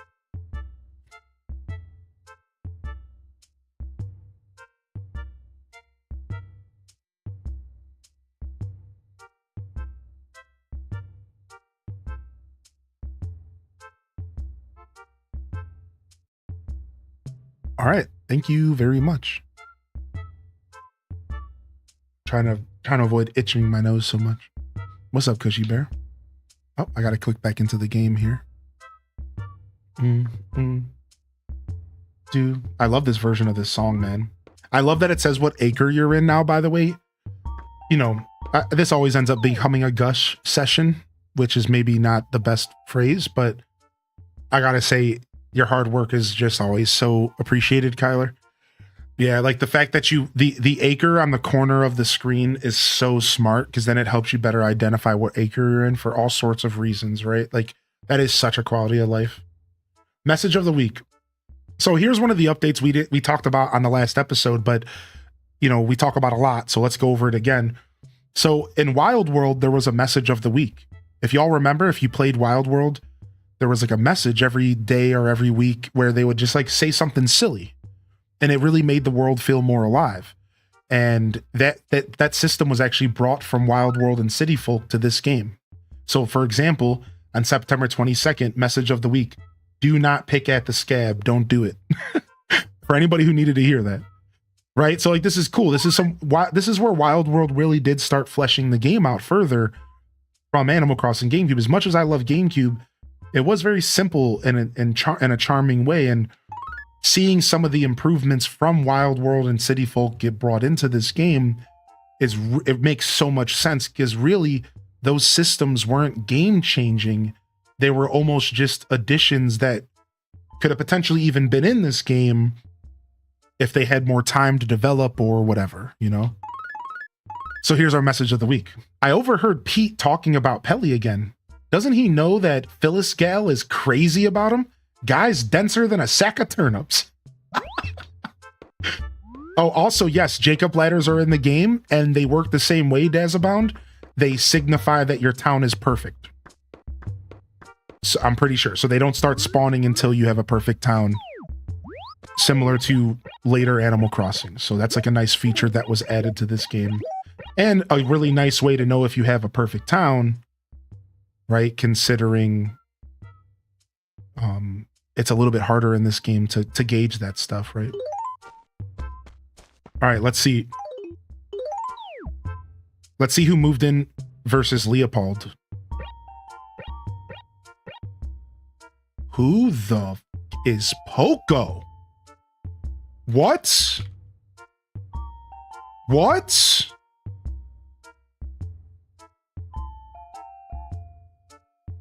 Rare Villager. Damatsu Plus. This is from the game, the Japanese version. Poco the Bear. Look at him. He's so cute. Dude, he's such a little legend. Look at him, dude. What? Dude, no way. All right, we have to try to keep this guy. We have to try to keep him. We have to engage with him. Like, we need to talk to him. We need to log into this game again this week. We got to keep him around. The only way we're going to keep him is if we talk to him and keep it, like, because this game, generally, new villagers are the first villagers to leave, because you need time to get to know them. Dude, S tier bear. I don't need my axe. Ouch. That can go in here. All right. Ooh, nice. We had rain. Yes. I remember we had rain the last time we played. Hey, what's up, dude? Oh, Well, if it isn't my neighbor Hylian, my. Loafing about as usual this afternoon, are we? Looks like it to me. Don't you have a job? You really should go get one. Nothing like a video game reminding you that you're out of work. What's up? Someone's been cutting down a lot of trees around here lately. It's making the village a real dingy place, to be honest. Do you ever plant any trees? No? Screw you, man. Who are you talking to? I don't see anybody. Funny. Is Tangy out here, dude? Tangy might be in the house. It's lunchtime. Yeah, Tangy might be home. 1 p.m. is a pretty standard lunchtime for these villies. All right, is this my watering can? It is. Oh, and there's a visual aid to know if you watered it. There's a little drippies. All right, let's go. Tangy, good morning. Hey, Hylian. Did you forget something in my house? Hey, did you want something? Let's chat. Hey, do you know Todakeki? That guy's eyebrows are so thick, it's like somebody drew him on with a... oops. Never mind, I was just thinking out loud. My house is so cool, right? Totally. Yo, you got a job for me? Actually, Margie still hasn't returned my sweet handkerchief, and I totally need it back. Don't you hate it when someone borrows something of yours but never returns it? It really steams my broccoli. If you know how I feel, then please help me out. All right, well, we don't want you steaming any broccoli in here.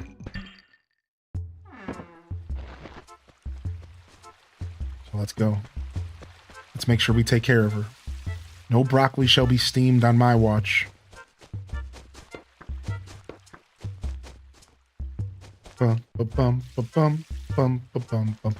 We did miss Katrina's visit last week or the week before. So let's go see what's going on. There's probably a new visitor on the way here. That steams my broccoli.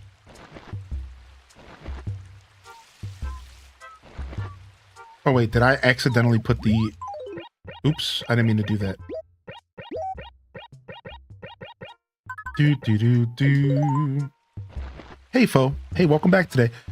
How are you doing? I know you popped in the past couple, but I didn't get a chance to really ask you how you've been. I hope you're doing all right. Thanks for thinking of me today. Thanks for popping in.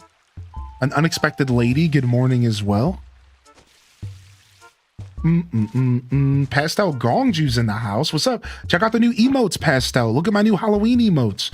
We got 2 for the followers, and we got 3 for the tier 1s, and they're all Animal Crossing, and they're perfect for this game too. Nice and spoopy. Hey, what's up? It's nice to meet you. Huh? What's that? Hylian? Oh, I gotcha. Hylian's your name. Now I follow. My name's Poco. It's a pleasure to meet you. Poco? A hearty good afternoon to you. I'll say howdy just as often as you like. Hey, so what can I do for you? Yo, do you need anything? Oh yeah, killer timing.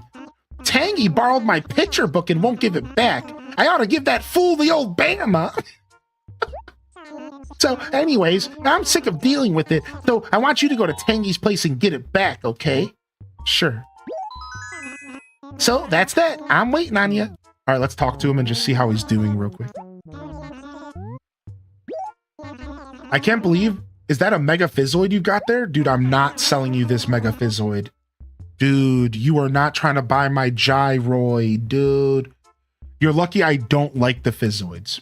Because I want to keep you in my village, I am going to give you this.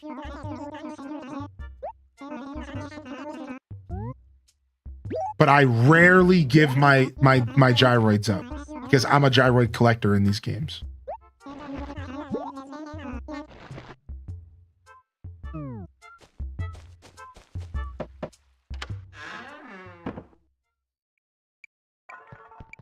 Dude, homie's got a fish house.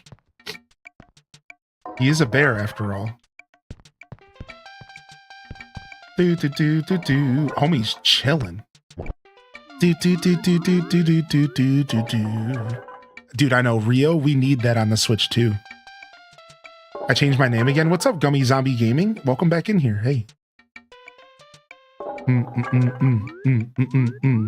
Fish and gyroids. Yep. The old fish and gyroids stop. All right, let's go back to Tangy and get that picture book real quick before we skedaddle here. Bump, bump, bump, bump, bump, bump. Usually I feel like the faster you go and do the job, the less likely they are to give you the runaround. Don't know if that's true, but that's what it's always felt like.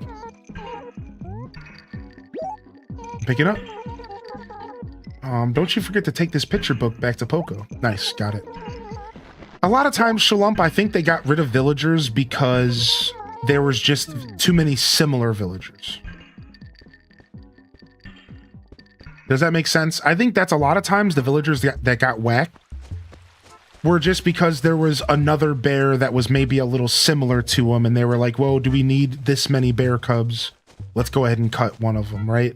I think that's usually, in my opinion, like what was maybe going on is like, they're like, oh, well, you know, this guy's a little similar to this other bear and this other bear. We already have enough jock bears. Let's just get rid of this one. But I would love an Animal Crossing game that just had every villager ever made. And maybe that'll be the next one, right?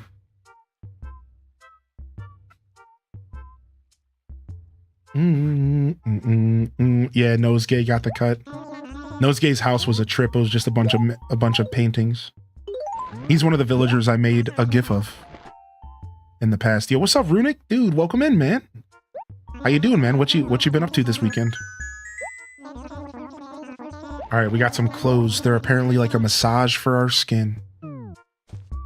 Legend of Tay rolling in. We got the squad rolling in this morning. The big dot shirt. The big dot shirt here. He gave me some stone. He literally gave me the garbage, most worthless item for that gyroid. A wallpaper that's worth 800 bells. He really did play me. I'm not gonna lie. He really did play me, but whatever, man. I didn't have to give him the gyroid.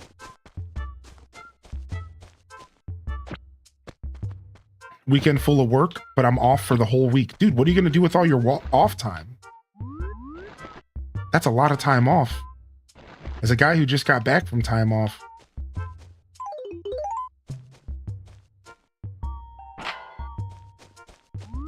I have iced pumpkin spice coffee.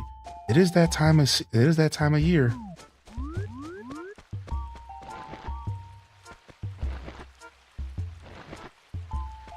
I got coffee on sale. So the coffee I'm drinking this time is I don't know, some Starbucks stuff. By the way, it was only $8 at the grocery store, and I was like, sign me up. I exclusively buy sale coffee. If it's on sale, I'm buying it. I don't care what it tastes like. The only thing I stay away from, I'm not gonna lie, is I don't mess around with Folgers and stuff. I'm not gonna lie, dude. I don't mess around with Folgers. I don't mess around with instant coffee either. I love it that the dragonflies stop on the sign. I love that so much. Actually, if you stand around, I think they can stop on your head. Well, two of them landed at the same time over there. It might not be these dragonflies, but I'm pretty sure some of them can land on your head in some scenarios.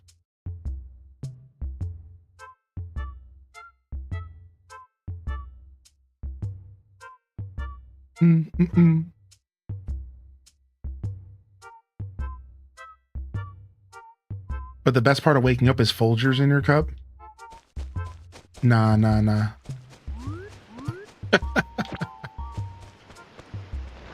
Yeah, the new emotes are making me pretty happy. I hope y'all enjoy them. All right, can we do a quick little bit of fishing here? Hey.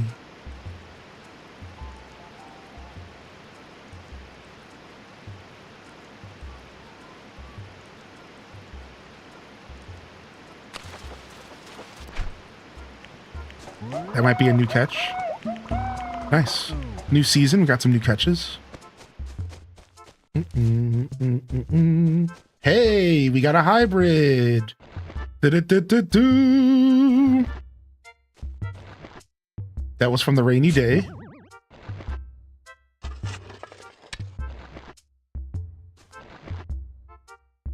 If the best part of waking up is Folgers in my cup, I need to go back to bed.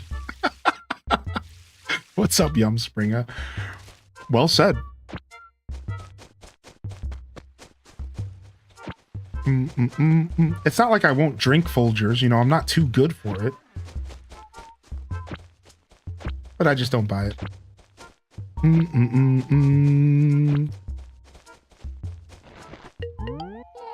Hylian, I totally thought you were involved in like a horrible accident or something. Seriously. I mean, don't you think it's kind of weird not showing your face for 2 months? Well, one way or the other, I gotta say, for you, I'm just glad I didn't ask Copper to look for you. Aw, she's so cute. Fall is sardine season, but you won't catch any sardines in the river. She's so cute looking out for me. I'm sorry I didn't come talk to you for 2 months. Sometimes I log in and only talk to Tangy. What can I say? Oh, thank you, Gummy. I appreciate you. Stop trying to make me blush.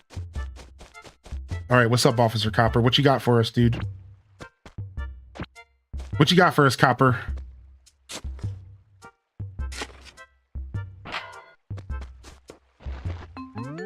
Good day to you. Well, aren't we a busy little bee buzzing to and fro? Commendable behavior.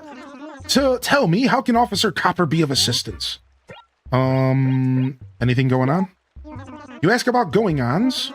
Well, in today's mail, the police station received something from Sahara the Carpet Trader. It was an application for permission to operate as a door-to-door marketer. It seemed to be in order. All right, October 7th. It's always 2 days from now. All right, nothing in here. You're the first person I followed ever since I created my account. Oh, I'm honored. I'm honored. And I appreciate that you still pop in and say hello when you get a chance. Thank you. Meow. This is Random 18's favorite song, dude. Where's he at? He's watching football, isn't he? Freaking football watchers. No, I'm just kidding. Watch all the football you want. I can do some sports ball here and there. I'll be honest though, the best thing about sports is food. The best part about sports, in my opinion, is nachos and wings. and helmet nachos. Anybody ever get helmet nachos at a baseball stadium? Or helmet sundae? Like, yeah, like, or the hot dogs. Like, that's what I'm about. I'm not trying to actually watch the sports. I just want an excuse to eat pizza and wings. I'm just trying to chill and eat some food and feel like I should be doing it. Like it's like a little mini holiday or something. I only tailgate for the food. I'm glad you understand where I'm coming from then. It sounds like I'm with my people right now. It's me, a little Stitch. Okay. You know, I had a feeling it was you. It was either you or one other person in my mind, but I'm glad you said something because I wasn't 100% sure. I'm going to go ahead and just put a little note for myself next to your name. You've been with me for a long time. You've been following me since my first month of streaming. My first month of streaming. I'm sure somebody caught me say that. Somebody caught the TH in there.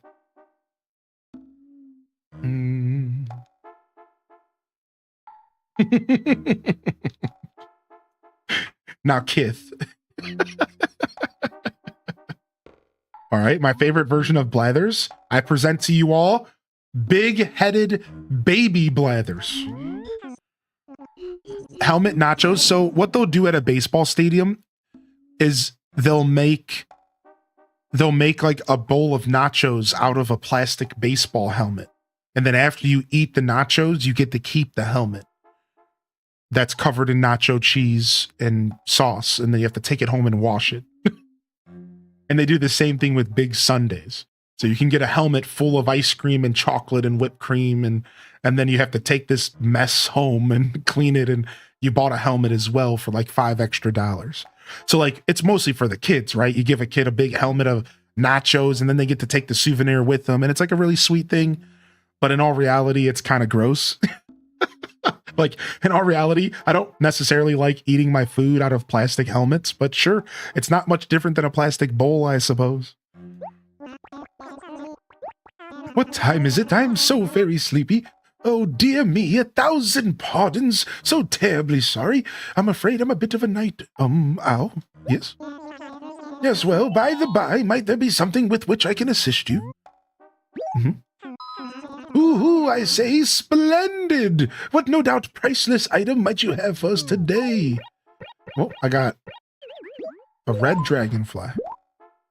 You mean you guys don't wear your bowls as hats from time to time? I can't say that I do. But please do, Townov, tell us more.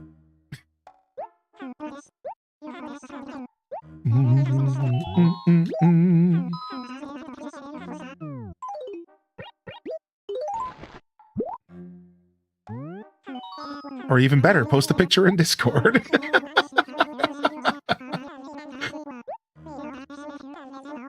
Also, again, I commented on this, but I'm pretty sure these windows are different than they were before. And these windows now have Celeste in them. And these were not like this in the original, and it's very pretty. It was such a nice touch, and it also has this other owl, which I don't even think I know who is this supposed to be. Blathers? This is supposed to be Blathers. Yeah, Blathers and Celeste. For a second, I was thinking it was maybe a character I didn't know, but Celeste is Blathers' sister, and she gets introduced in the next Animal Crossing. And she wasn't actually in this game, which is why it's like a cute little nod. It's Beta Blathers. Interesting. He was a lot more yellow. Oh. Well, they'd rather jump into the ocean than be caught by me. I suppose that's my experience trying to catch women as well. Go on a date with who? Oh, there they go again. Right into the ocean. He wasn't yellow. That's just how they designed the windows. Okay, I see. That's what I thought, actually. That's what I thought.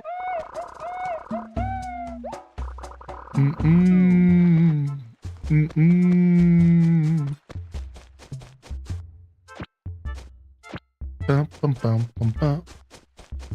Bum bum bum bum bum bum bum. A lot of villagers will be inside for this hour, and they'll all come back out at 2 for lunch. Let's talk to this B word. I mean Tasha. Ah, a face from my past. I dare say we haven't met for a long time. So, have you been busy? Did you go off on an epic search for exotic rare furniture? I'm bored. Would you like to play a game? I'll name some items. If you hear one you want, just say stop. Then we'll trade it for one of your items. I'm only going to name a certain number of items. I can't tell you how many. But if you don't choose before the last one, then you'll be stuck with that one. That sucks. You should tell me how many. This is a scam. But I'm going to play anyways. A lovely wall. Next. A mosaic tile. Next. A blue golf bag. I'll take it.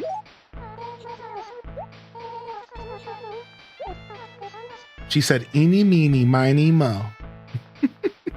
She took the stone wall. Nice, dude. She took the trash. Thanks. You can take this wallpaper that shows up in the starter house of the game, and I'll take your blue golf bag any day. Bye-bye.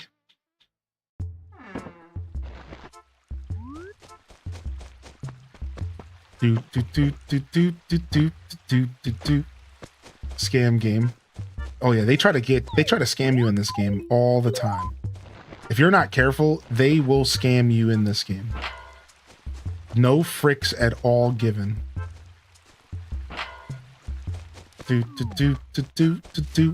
Every once in a while, a villager will just walk up to you and be like, ha ha ha ha, you see that item in your inventory? Ha ha ha ha, I'm taking that from you. Ha ha ha, and there's nothing you can do about it. Ha ha ha ha, sorry, it's mine. Ha ha ha, and you literally cannot get out of the dialogue. It's done.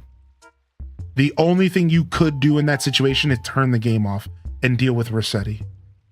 And it's theirs, and they take it, and you could maybe, like, they'll usually give you an item for it, they'll trade you, or they'll pay you for it. But if you were planning on saving that, it's gone. And then I'll give you the other side of it as well. Every once in a while, if you're not careful, you'll get caught up in like a mini game or something like that.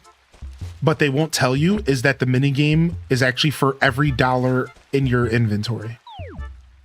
So they'll be like, they won't tell you that. And they'll be like, and as you start the conversation, they'll be like, oh yeah, and by the way, like, I'm taking all $30,000 out of your inventory for this furniture. And you're just like, wait, what? Like, you're robbed. Like, they just robbed you blind. So like, one of the lessons when you play Animal Crossing GameCube is don't ever carry around more money than you need. And don't ever carry around any pieces of furniture or gyroids that you want to keep in your inventory. Do not do that. Go straight home and drop them off. Because if you don't, they will come for your goodies. Yeah, don't carry around stuff you don't want to lose. Exactly.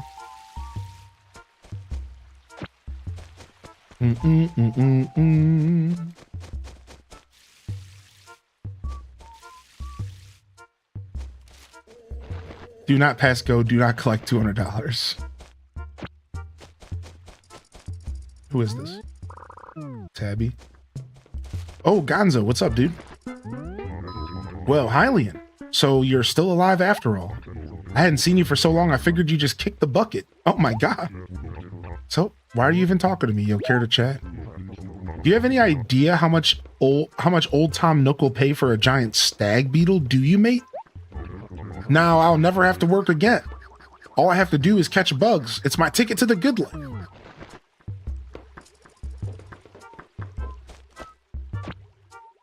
Yo, we'll see you later, Stitch. We'll see you later, Gummy Zombie Gaming.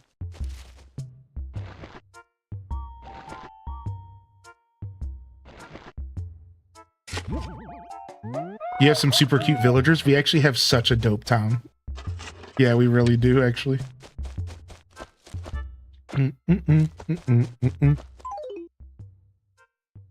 Second here.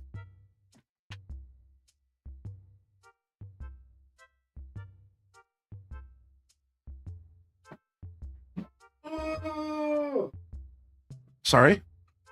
I dropped my gum on the floor earlier and I want a piece of it.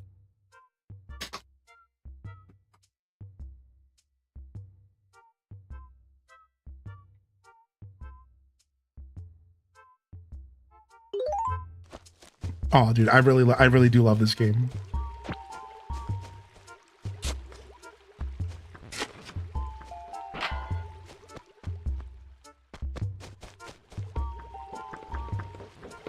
I don't think I need the pill bug.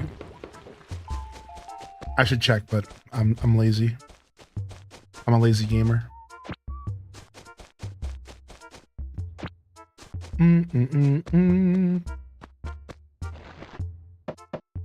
All right, is this still Derwin? Yes. Hey, what's up, buddy? Hey, Hylian, did you eat lunch yet? I can't do his voice right now. I stuffed my belly full of grub and I'm feeling it. I doubt I'll be moving much for a while. So, what did you need? I'm bored. Hylian, this rules. I thought of a sweet game we can play. Oh, everyone's in the mood to play games. The rules are simple. You just choose right or left. How's that? Exciting, right? What's gonna happen? You'll find out soon enough. Do you want to try? Yes.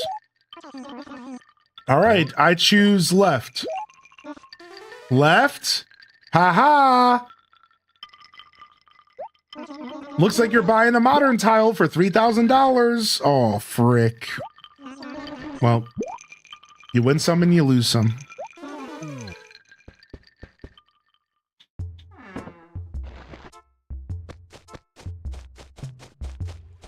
You win some and you lose some, dude. All right, I forgot we have to talk to Margie, which I think she lives down here. I love how you literally just talked about this. Yeah. All right, here she is. Hey, Margie, what's up, dude? Right now it's 1 p.m., right? Oh, you silly old goose. Did you maybe oversleep? That's not healthy, you know. You should wake up at a more reasonable hour. Yeah, whatever. Just give me the stuff. Here's Tangy's handkerchief. I didn't mean to keep it for so long. Please take it back to Tangy before I get in trouble. Well then, please do your best. Yeah, because Tangy is secretly a Karen, and I guess... and they're all actually afraid of her.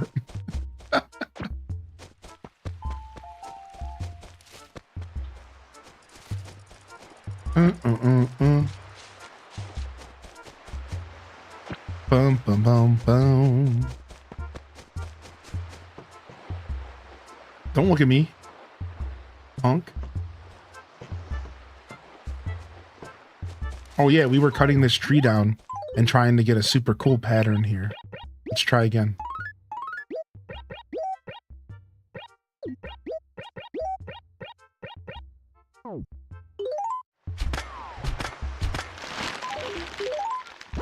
Dang it, no pattern. Well, we're gonna try again.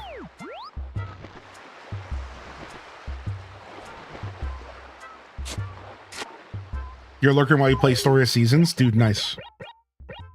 Super nice. Anybody have any plans this Sunday, or y'all just gonna be gaming and chilling out? How are we feeling today, chat? How are we feeling? Oh, Robin's tweaking.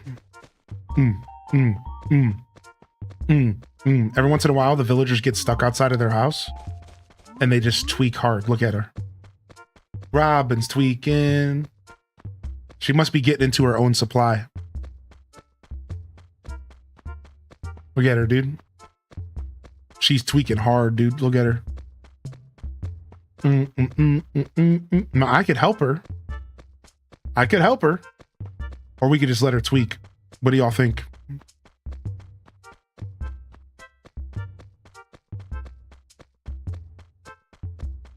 That's likely because she loaded in before the house. That's funny.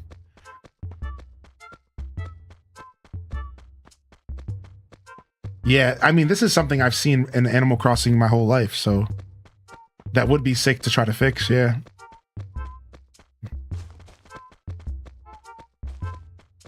Help her? All right, I'll try to help.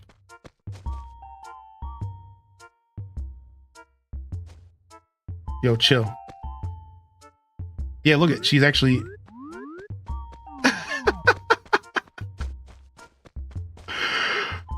Yo, chill. Yeah, I think talking to her does fix it. I think so. What's up, Jackie? Well, Hylian, you finally resurfaced. You hadn't come to see me in so long, I just assumed you had forgotten about me. Did you perhaps come to speak with me thinking I was someone you weren't neglecting? But let's get right to the point. Yo, I'm bored. So, Hylian, have you been collecting furniture? Because you really should. Would you be interested in an exotic screen?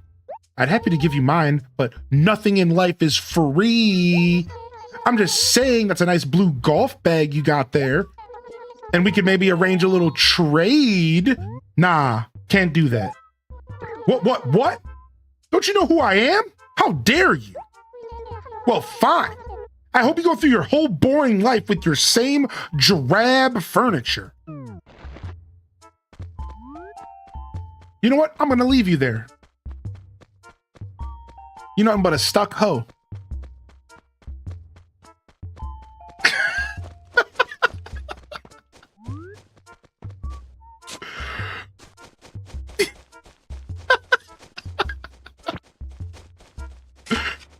Talking shit to me, dude. I didn't deserve that.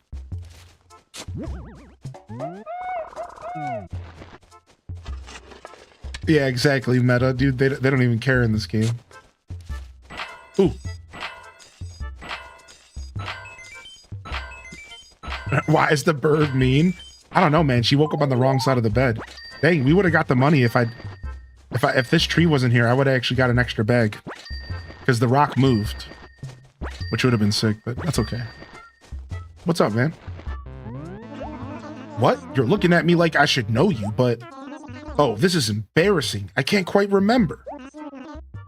What's your name again? Hylian? Oh, yeah, Hylian, right. Cool cat.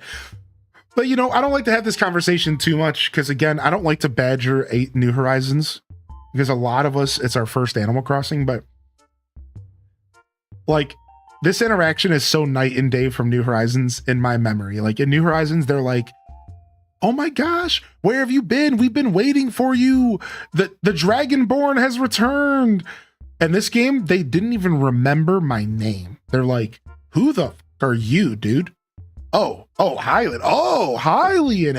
Hey, nice. How you been? Like, it's such a different vibe. It really does feel like they're living without you. That you aren't the focal point of the experience. You are just another dude who lives in town and people think you're dead when you don't show up. It's just so different, man. It's so different. Man, I knew that I'd seen you around before. Yeah, so what's up? I may not look like it, but I'm actually really good at swimming. Yeah, it's hard to believe, I know. But everyone used to call me a phenom. That was awesome. What do you think of that, Hylian? Crazy, huh? You believe me? Dude, like a star. Hey, I mean, yeah, really famous. And I'm sorry, but I can't give you my autograph. I mean, my handwriting's brutal. It's chicken scratch. And this whole phenom thing, it's not true. I made it up. You believe me, though. You're the only one ever. Cool cat, righteous. That alone is enough to put a smile on my face. You're the cat's meow. I believed this stupid lie and he was happy about it.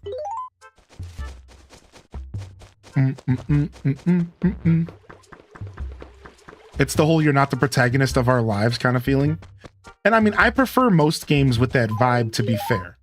So I'm a little biased, but like, you know, that's why I like classic World of Warcraft versus like retail, because like retail pushed itself to the point to where like, and like in retail WoW, you are like the main, you have destroyed gods at that point, right? But in classic World of Warcraft, you start off the game and you're just like a rat in town. Like you're just like a dude who gets sent on like garbage jobs. And then like slowly but surely you get like respected and they give you more responsibility. And then by the end of the game, you know, you're fighting like some pretty big baddies. And like you become kind of like known for being a hero, but that doesn't happen until like the end of the game. And when you start to actually slay some big foes, I like that. Whereas like, I played retail recently in the most recent expansion, and you know, they talk to you because they talk to you as if you have slayed gods. And like, it unfortunately kind of loses something for me. I prefer my games. I just want to be a regular dude. I like that narrative more than like right when you load the game up, they're just like, the Dragonborn, the chosen one has returned to us. It's like, I'm not really into that vibe in video games. Like, I don't really want to be the chosen one. I want to be the Dragonborn. You know, I don't know. You fight Onyxia? Right, but that's not until the very end. That's my point. It's a natural progression.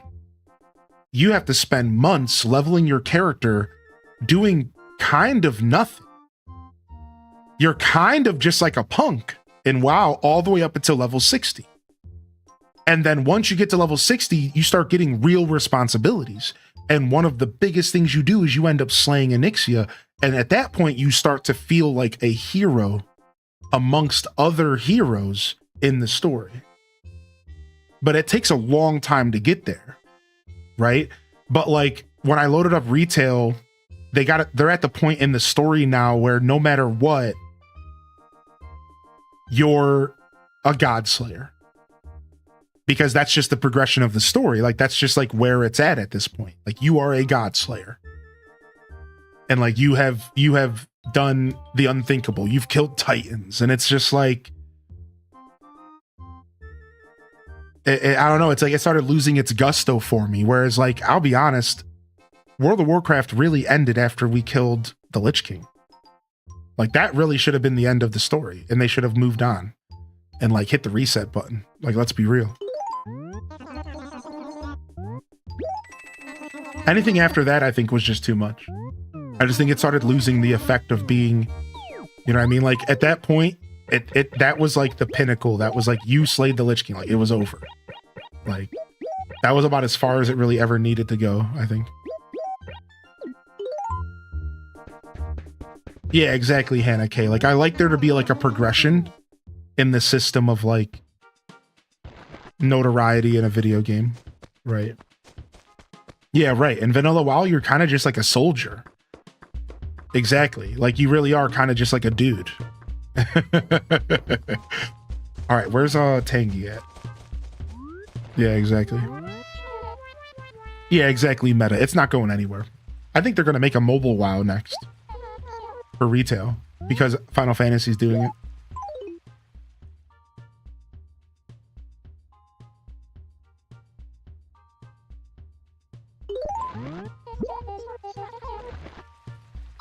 I'd like a frog WoW.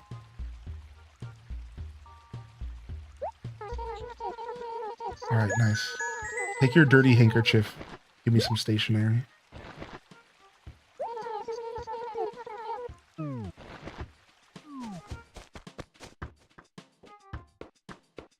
Oh, wow. I didn't even realize. I didn't even read that message fully. You're right about that.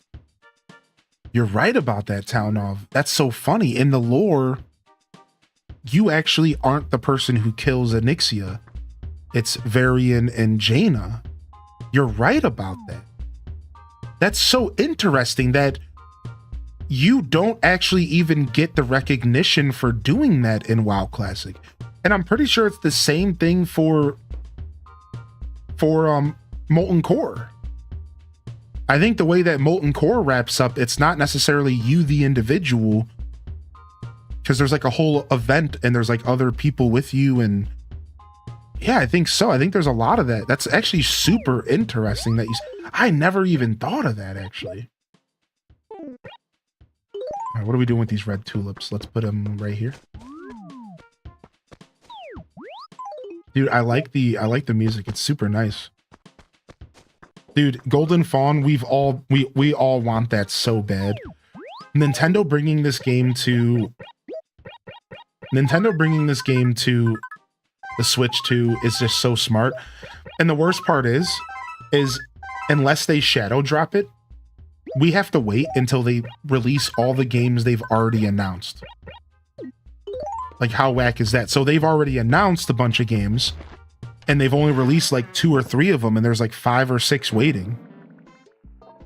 And unless they do like a random shadow drop, we technically would have to wait until that's all done. So like, if they release a game a month, the first time that we have a chance for them to release this game on Switch 2, it's not going to be till like the middle of next year. And that's like the first chance if they want, you know, if they wanted to. And again, unless it's just like a random shadow drop. So I don't know. I find it really interesting. I thought that this game would be the first on the lineup. You know what I mean? Like, I thought this game would be the first of the lineup to show up, but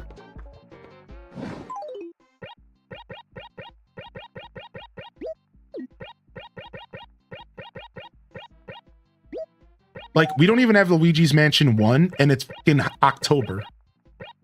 You realize that? Like, isn't there a way to skip through these? There is. Yeah. Like, we're sitting, Luigi's Mansion 1 isn't on the system. Like, what's going on? It's Halloween. Let's go. Like, what is happening? Like, they just do whatever they want at Nintendo. They suck. Like, I'm sitting here waiting. Like, I want to play Luigi's Mansion, and I'm like, oh, I bet you it's on the Switch too. And then I talk to my partner. They're like, not yet. I'm like, what are you doing? Like, and it's actually one of the games they already announced for the GameCube app. It was on the list of already announced GameCube games for the GameCube app. So it's like they've already teased it. It's like, dude, it's October. Where's it at? Knowing them, they're not going to do it until like the last week of October, if at all. I'm like, dude, like, let's go, man. Trying to get my Luigi's Mansion on, dude. Yeah, they'll drop it just in time for Christmas. Like, to be fair, October did just start. So I guess I just need to be more patient.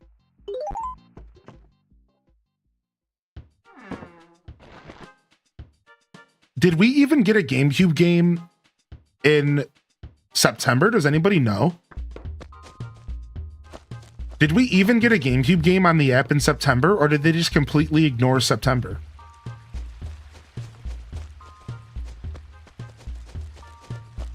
Oh, hey, Tangy.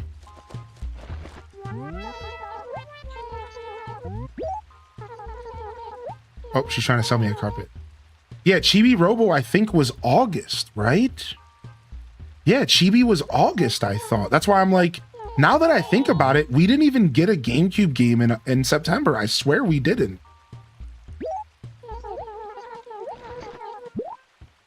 Yeah, like, what the heck, dude? Hunks, man. I just, the reason I get upset about it is because I hate the way they string us along with these games. I really, really hate the way they string us along with these games, dude. I really hate it. Like, it's so dumb. I hate that they trickle feed these games into the apps. It's like, what are you doing? Like, you're wasting our time, man. It just feels so icky to sit around and wait. It's on one hand, I do admit that it's kind of fun and neat when, like, you wake up and there's a random announcement and they're like, here's some Game Boy Advance games. And you're like, okay, cool, you know? But the trickle feed is just too much, man. It just kind of, just not my favorite. Yeah, exactly, Town of. I always talk to Ted because he lives right by my house. What's the most important thing you need to survive? What keeps the body healthy and the mind alert? Air. Really funny, Brainiac. No, I'm talking about food. And speaking of, I want an apple. Ooh, I don't think we have apples.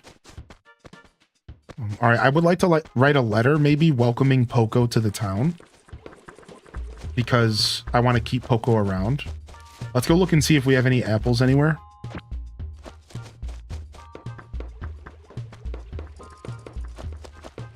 And let's see if we can get a job with Sally. Or, sorry, Hazel. I do that every time. What's up, Detective Rach? No work here. How you doing, Detective? What's up, man? Good to see you. Happy Sunday. Yo, Flippy's in the house. Welcome in. Good morning. Anybody watching any foosball today? We got any foosballers out there? Any October baseballers?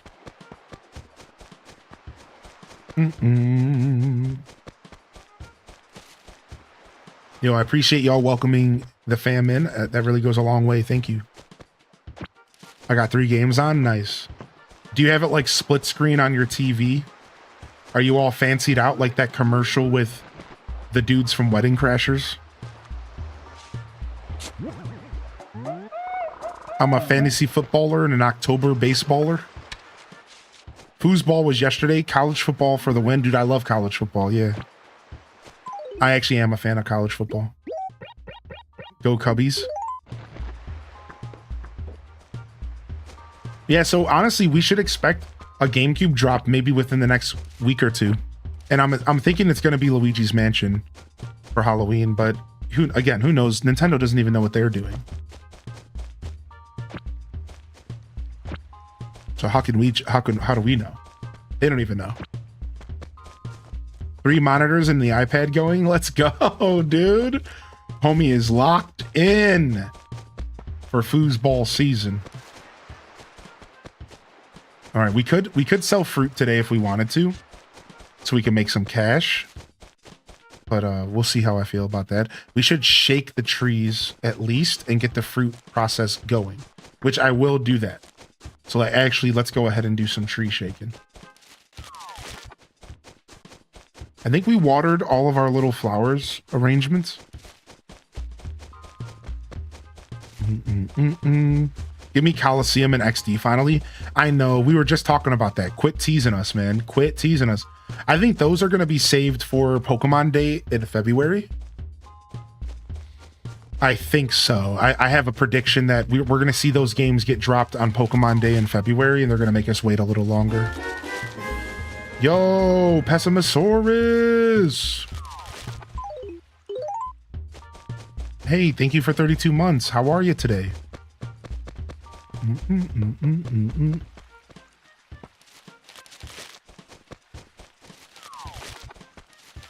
Yeah, I think they're gonna make us wait on those.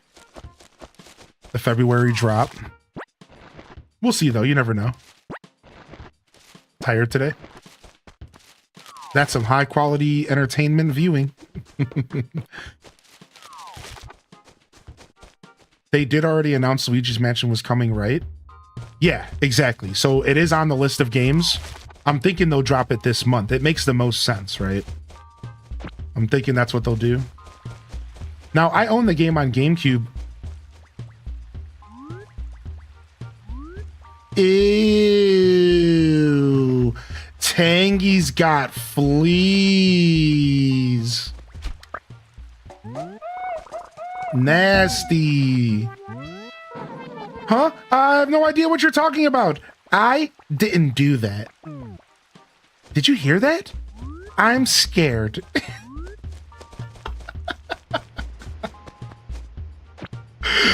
Well, got her. Exactly, Talnov. Exactly, man. They're speaking my language over here today, man.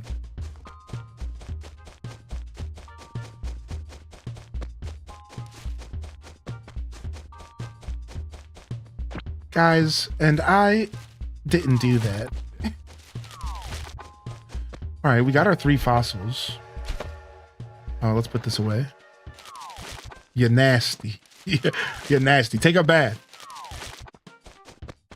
Oh, we got the flag now. Oh, yeah. We now have a train station flag. That's new. I love Porter. Porter's such a legend.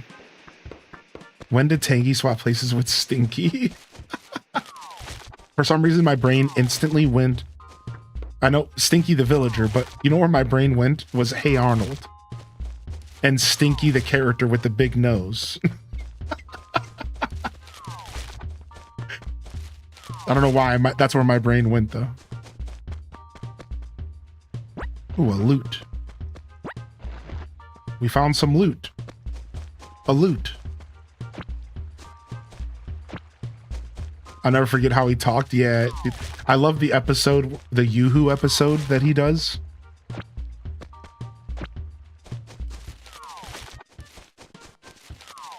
Which, in hindsight, was just a massive ad for Yoo-Hoo, but in a cartoon. Yeah, wait a second. They got me. Dang it. These freaking ad companies, dude.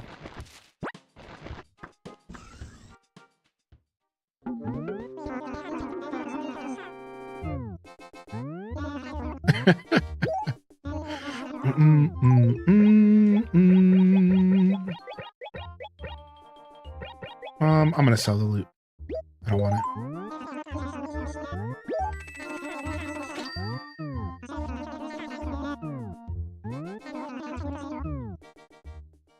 Too bad Yoo-Hoo's nasty.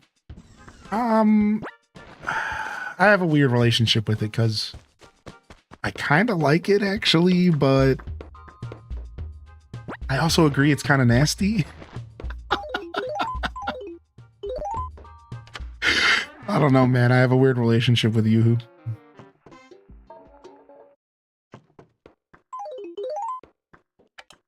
Dude, honestly, with the new storage upgrade that you did to the game, we can just decorate our basement, right? Which is something I didn't normally do until way later in the playthrough.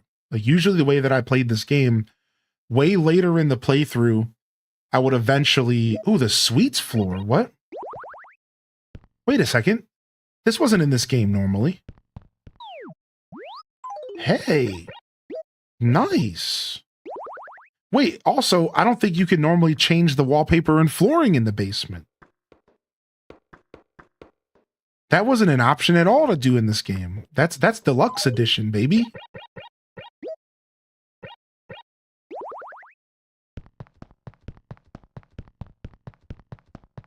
Nice, dude. Loving the upgrades, man. Yeah, I could actually decorate my basement. Like, so I would eventually, like, put, like, a set of furniture down here and, like, decorate this game. But you were always limited by the wallpaper and the flooring.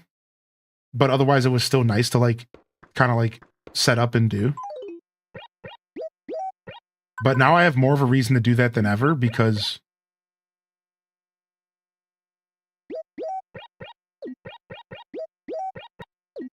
I don't need my basement for storage anymore.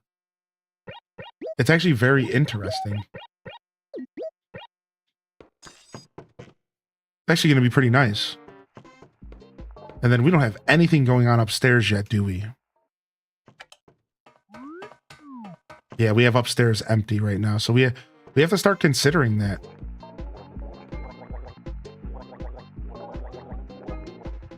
Dun, dun, dun, dun, dun, dun, dun, dun.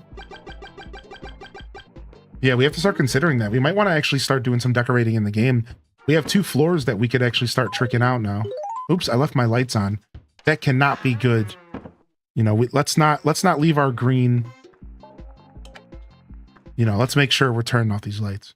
So I'm playing this on emulation. So this is the deluxe edition of Animal Crossing GameCube, which is Animal Crossing GameCube, but a fan version with a bunch of quality of life improvements and additional content that was actually just in all the other versions of this exact game that were just in different languages or unreleased to the Western audience. So a lot of it is just straight up content that was in these games, just not in the version that we got in Europe and America. And you can actually play it on original hardware if you have the ability to do that on your GameCube, or for example on a Wii that's modded. So you could actually bust this out and load it up on your CRT television if you wanted to. However, the most accessible way to play the deluxe edition is going to be via emulation, just due to the nature of having to like use an ISO file to patch and yada yada yada. So it's pretty cool though. It's honestly super accessible, and if anybody's looking to set it up, you can reach out. I even put out a video to help set it up. I have a little unlisted YouTube video I can share you that does a step-by-step process of setting this all up, and it's nice. Yeah, you could totally get this on Steam Deck. Yep, you sure can. It would be no different than just getting the original game on Steam Deck. Does that make sense? So, and to answer that question, yeah, you can get all sorts of GameCube and emulators on your Steam Deck. It just takes a little bit of finagling. Yo, welcome in, Raiders. What's up? Ali Bo Bally. Oh my gosh. The chompers are coming through. The chomp. It's the alligators. The alligators. I see what you did there. What's up, Pixie Bluey? What's up, Frito, by the way? What's up, Bleedin' Bloom and Lemon Ollie? Lemon Ollie, what's up? What's up, Raiders? How are you doing? How was Horizon Forbidden West? How was some Horizon? Welcome to the show. We're playing some Animal Crossing GameCube. Hey, Robin's free. Robin's free from her confinement. You're priceless, you know that? You're like a peppy little bag of fun. I don't know if that was a compliment or something rude. Oh, no job. Yeah, so the Steam Deck stuff I can help out with a little bit, but the truth is I don't have a Steam Deck, so it's hard to give help because I don't have something to reference. I have, however, helped people get this game on Steam Deck, and I think we do have an article somewhere that I could link you. But it would be a little bit harder for me to help just because I don't have a Steam Deck. But I could still at least point you in a couple right directions. if you would like that. Just send me a DM and let me know, and I could set you up with some links. And I've done it once before, but I don't remember the process anymore, and I don't remember it being too bad though. I really don't remember it being too bad. I know it involves some desktop mode.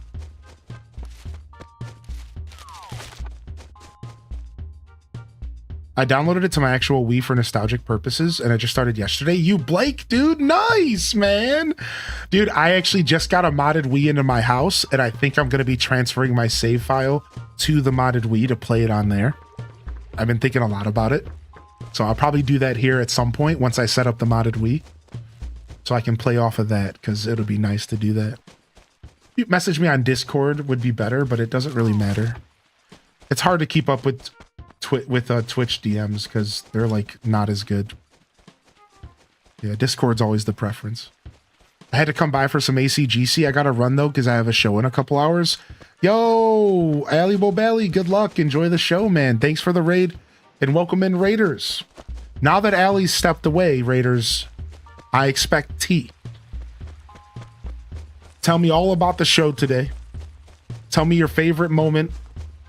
Give me a moment that I can make fun of her about. No, I'm just kidding. I'm just joking. I'm just joking. I want some blackmail material.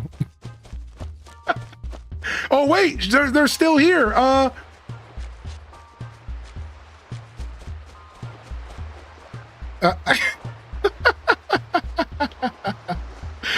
messaged you on Discord about this game when he first started playing. I haven't gotten a response. Sometimes it takes up to 30 business days to get a reply. Maybe 6 months, but I'll probably get back to you at some point. I always do get back to people.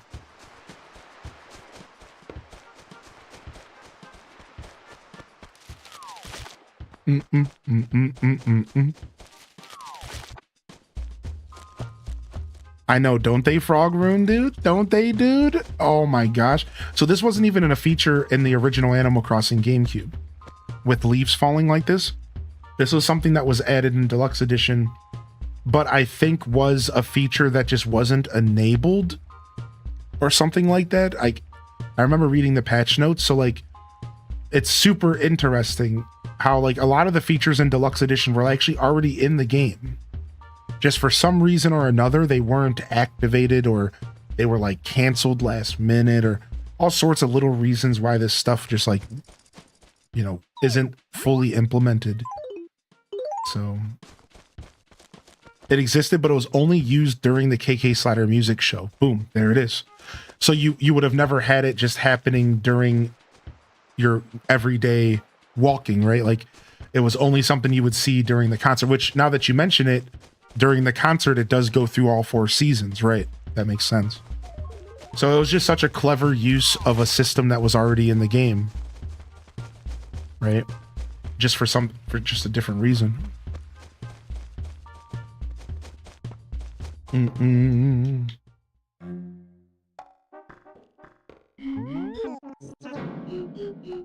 Six business months is how long I take to reply to text.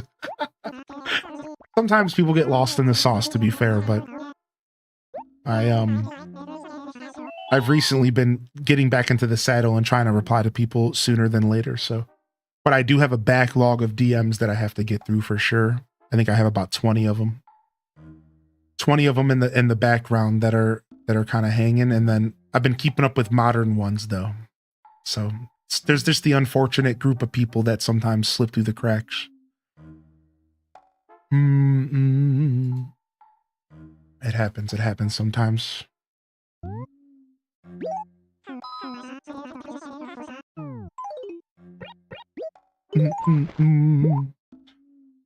Pisces energy. Yeah, the DS version does not have Halloween, correct. In fact, the DS version doesn't have any normal holidays in it. Like, they don't even have Christmas. I think they call it like White Day or something, or I don't know. They might have Christmas, but most of the regular holidays are actually out of Wild World because it was almost as if they were trying something new. White Day. So yeah, White Day is like a Japanese holiday. I don't have the details right here, eTalker. I don't remember, but it's like a Japanese holiday that's like around Christmas time, I think. Something along those lines. Something they celebrate over there. Yeah, they didn't want to do any regional content in Wild World, right? I have a rather difficult time dealing with the soft underbellies of grasshoppers, their vogue, and their legs. Why do they come off so easily when one merely handles the beast? Bleh, simply horrid. But I digress. White Day's in March. Thank you. It's in March. So not around Christmas.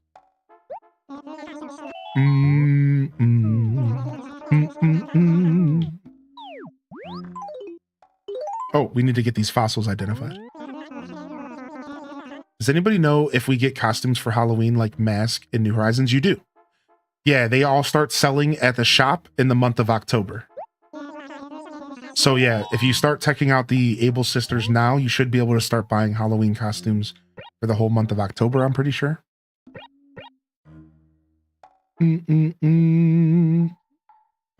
I've heard about the KFC during Christmas thing in Japan as well. Yeah, that's true. That's a thing. I've heard about that as well, yeah. Isn't that so interesting? Different cultures interest me so much.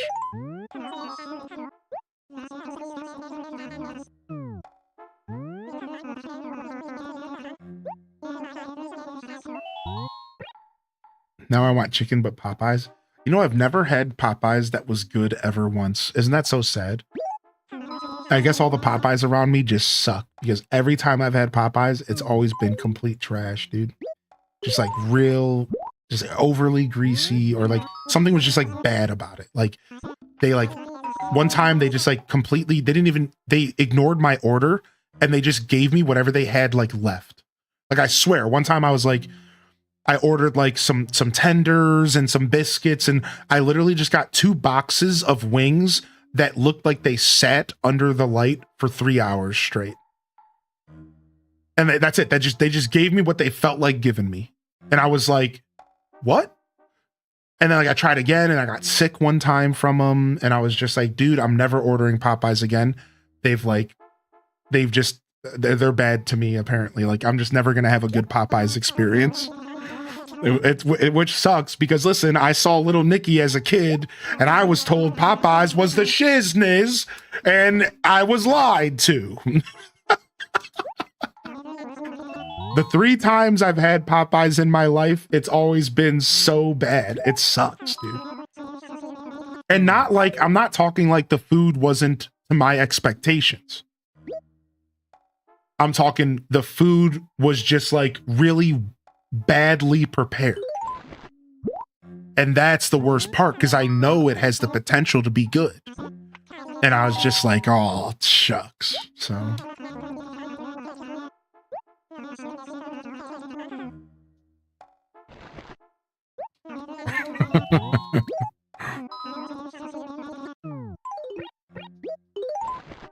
Little Nicky lied to us. Yeah. I was told it was the shizniz, dude. What happened, dude?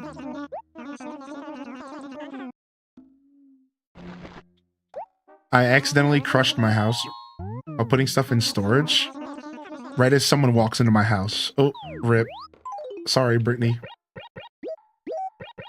Did you name him? Can we have a little moment of silence for him?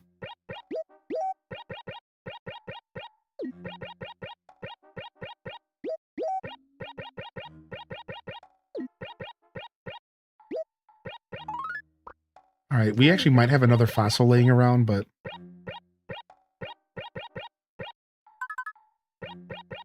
all right, dear Poco, to Poco.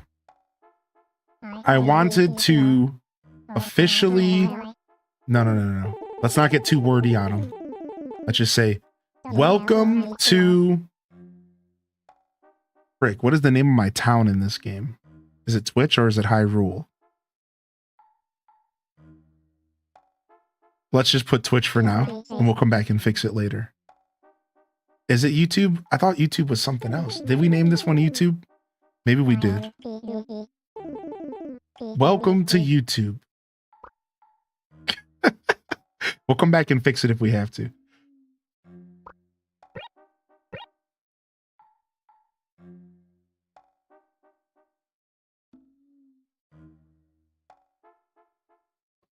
I lost my train of thought, and now I'm not feeling creative anymore. So I'm just going to turn this into a robotic letter. Here is a piece of fruit.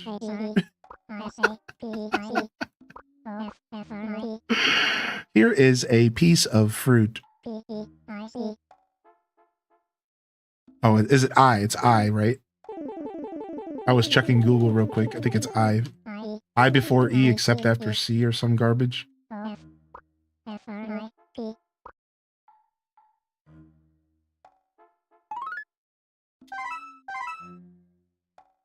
It is Hyrule. Unless it's weird, because weird. I know. Unless it's not, because there's like a bunch of things that break that rule. It's the worst. You want to know what's funny about this setup? So I'm using my keyboard on my computer for this. You ready? I can actually type in game and to chat at the same time. You guys ready for this? Hold on. Watch this.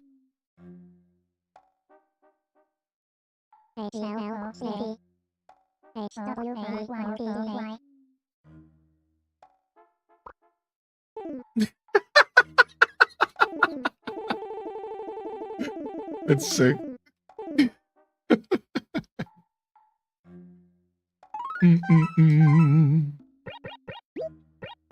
Witchcraft. I before E except after C unless sounding like an A. Like in something, I can't remember the first word, and in way. Oh, wow, there's a second half of the saying. Mailing letters to Twitch chat again, A. Here is a piece of fruit. Sometimes I get super creative with the letters, and I'll talk to them like they're humans. And then sometimes my brain's just fried. We're having a brain fried kind of day.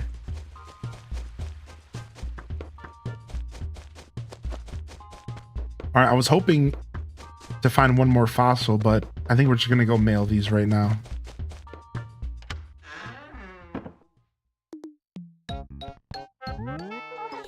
Bum bum bum bum.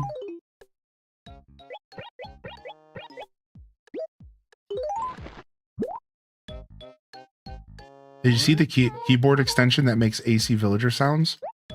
No, but that's amazing, and I need that in my life.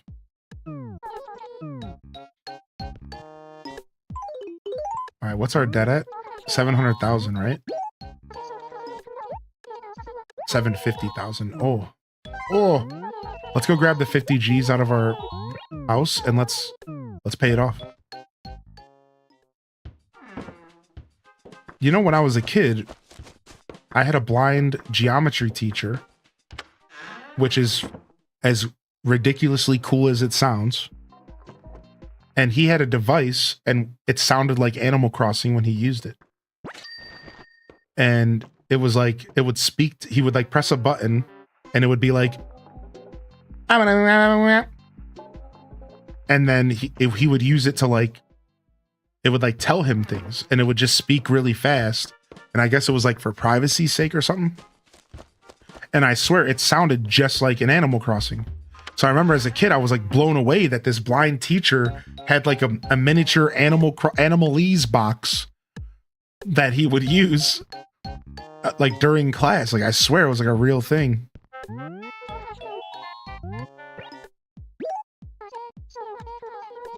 Because Animalese, like if you haven't noticed, like they still speak the letters and they speak the words. Right? So anyways, every once in a while, our blind geometry teacher would actually go up to the board and actually draw shapes and stuff. But he never did a good job at it, but it was actually super cool. Because like, there's just a lot of confidence there. Like, it was just really cool that he would do that. And like, he would have fun and play with it. And he was a super cool teacher, man. You could never get anything past him because all of his other senses were heightened. So like he would know if you were sleeping on your desk by your breathing patterns. Like he straight up would walk up to you while you were sleeping and he would smack the desk and be like, get up. He would know because of the way you were breathing versus sitting up. And like people still unfortunately cheated and stuff in his class all the time because like there's no way he was going to be perfect. So people took advantage, but like he was really good at catching people on cheating. He was really good at catching people trying to sneak out of the class and all that kind of stuff. Like he was just really, really on the ball. It was such a cool teacher, man. And he had a dog, of course, with him as well to help. But it was a super unique experience for me as a student.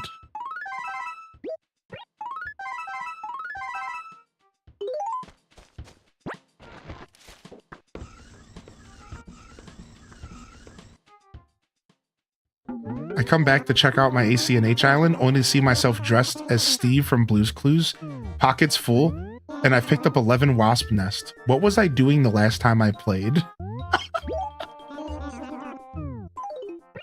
You were obviously blue skidooing. You were obviously blue skidooing.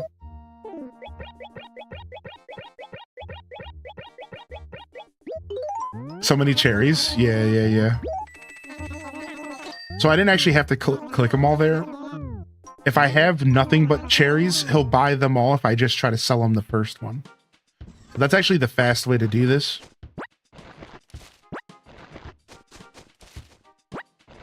Right, like I'll show you. Like if he'll actually offer to buy all of them if you have doubles. Which is super, super nice. 3 more.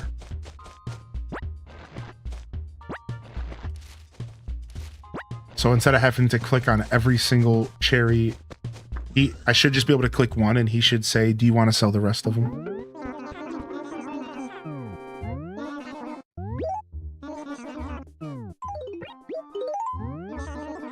You have 12. Would you like to sell them all? Yes. Nice. That's a lot smoother.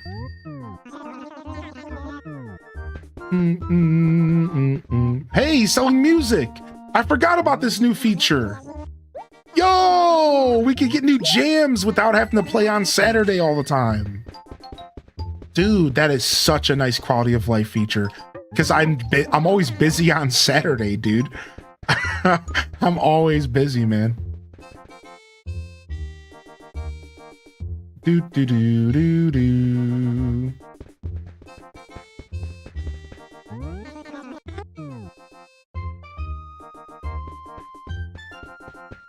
Bum. But what does Blue's Clues have to do with Wasp Nest? I don't know. Nook is such a capitalist, selling a free air check like that.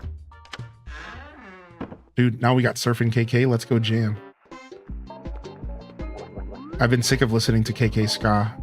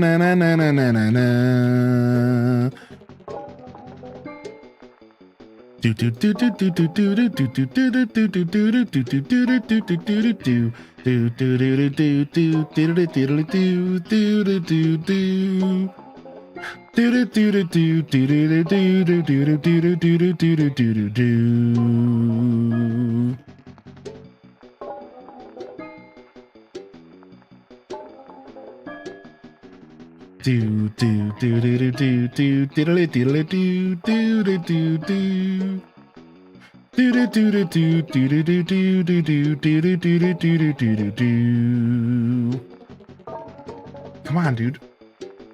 There's no way. There's no way.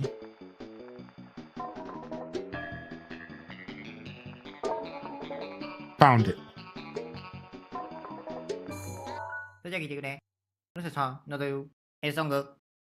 You can thank me later.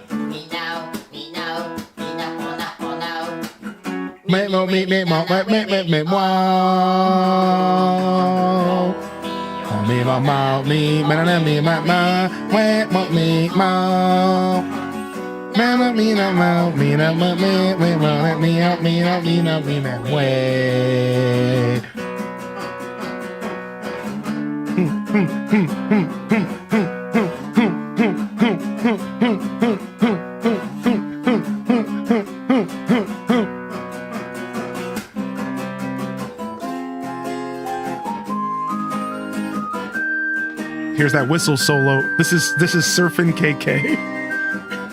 This is Surfin' KK.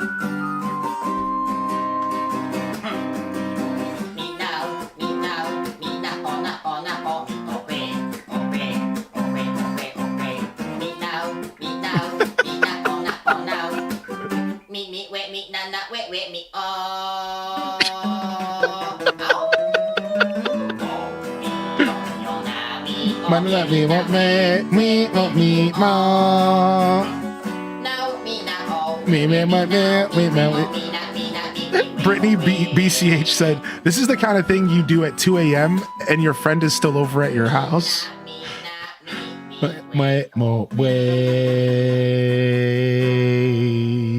Now the truth is they do a bunch of these songs, and like a lot of them are actually fire.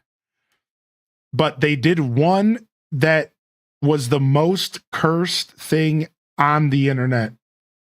And I'm not even going to play the whole thing.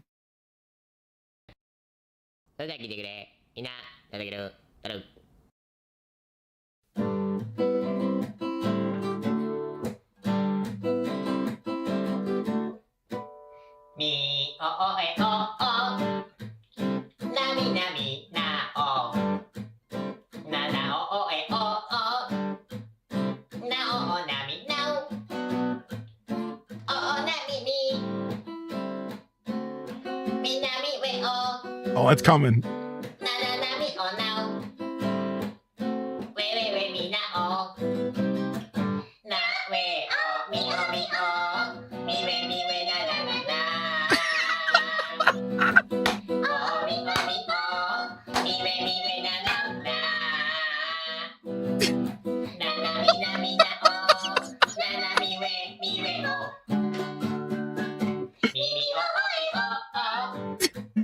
It's cursed, dude. It is cursed, dude. That is some cursed nonsense right there, man. That is cursed, dude. That was my paralysis demon.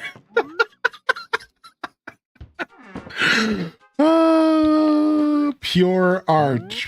You know what? And there couldn't be a better way to wrap up the show than right there. I'm out of here today, fam. Thank you so much for coming out. Let's go. Let's go. Let's go. Thank you so much for coming out. We'll be back tomorrow for the Monday morning show. We're back. We're back. If this is your first time tuning in since the vacation, we are back.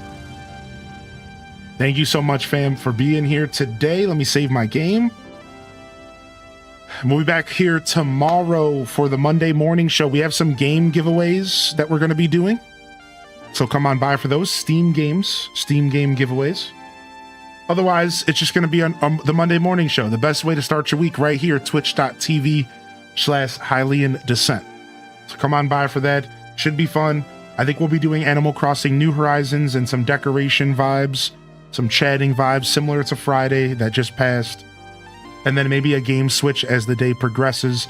I do have some fun stuff planned for this month, and I'm looking forward to talking about some of that tomorrow. So maybe some soft announcements as well. You're definitely going to want to be here for it. And if not, that's okay. We'll see you when we see you, fam. Don't forget to game on. And of course, as always, peace. Wrap it up. And on to the next episode. Peace. Now, I'm actually not quite done yet, but it's just the perfect segue into my normal spiel of wrapping it up. But we have a couple seconds here while we wait for this song. We're not going to raid today, and we'll be getting out of here shortly, but I do want to just quickly say thank you, everyone, for tuning in. I had a wonderful weekend here alongside y'all, and it was a wonderful return to streaming after taking off the largest amount of time that I've ever taken off as a creator, at least purposefully. And I just want to say thank you. All right. It was a wonderful weekend of content. I'm going to go and continue working on some stuff behind the scenes. And I'm going to go watch some Great British Bake Off. I've been looking forward to it all weekend. So hopefully I see y'all here tomorrow and throughout the next week here. Look out for me. Hit that follow button. If you're on YouTube, like, subscribe, join the Discord, or check out the socials if you're looking to get a little bit further into the rabbit hole that is the Hylian Descent experience. And if you were here for Animal Crossing, check out the Deluxe Edition. And if you see Kyler 45 around, give them some love because they're the creator of this mod. And it's a love letter to Animal Crossing GameCube fans. A true love letter. So thank you so much, everyone. But on that note, I am actually going to click away now. So we'll skip the spiel and we'll just say on to the next. Peace.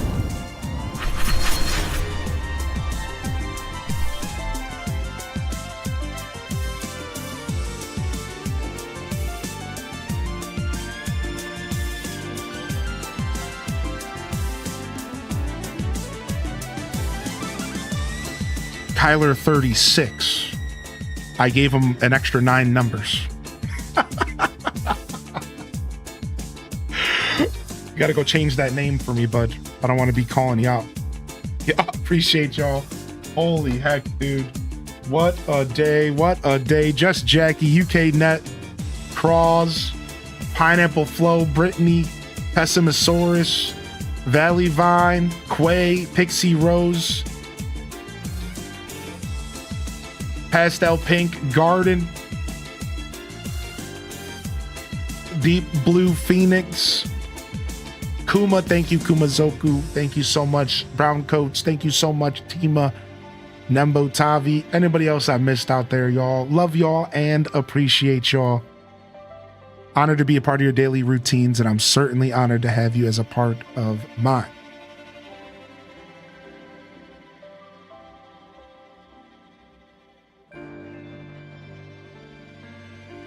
But until next time, this is Hylian Descent signing off.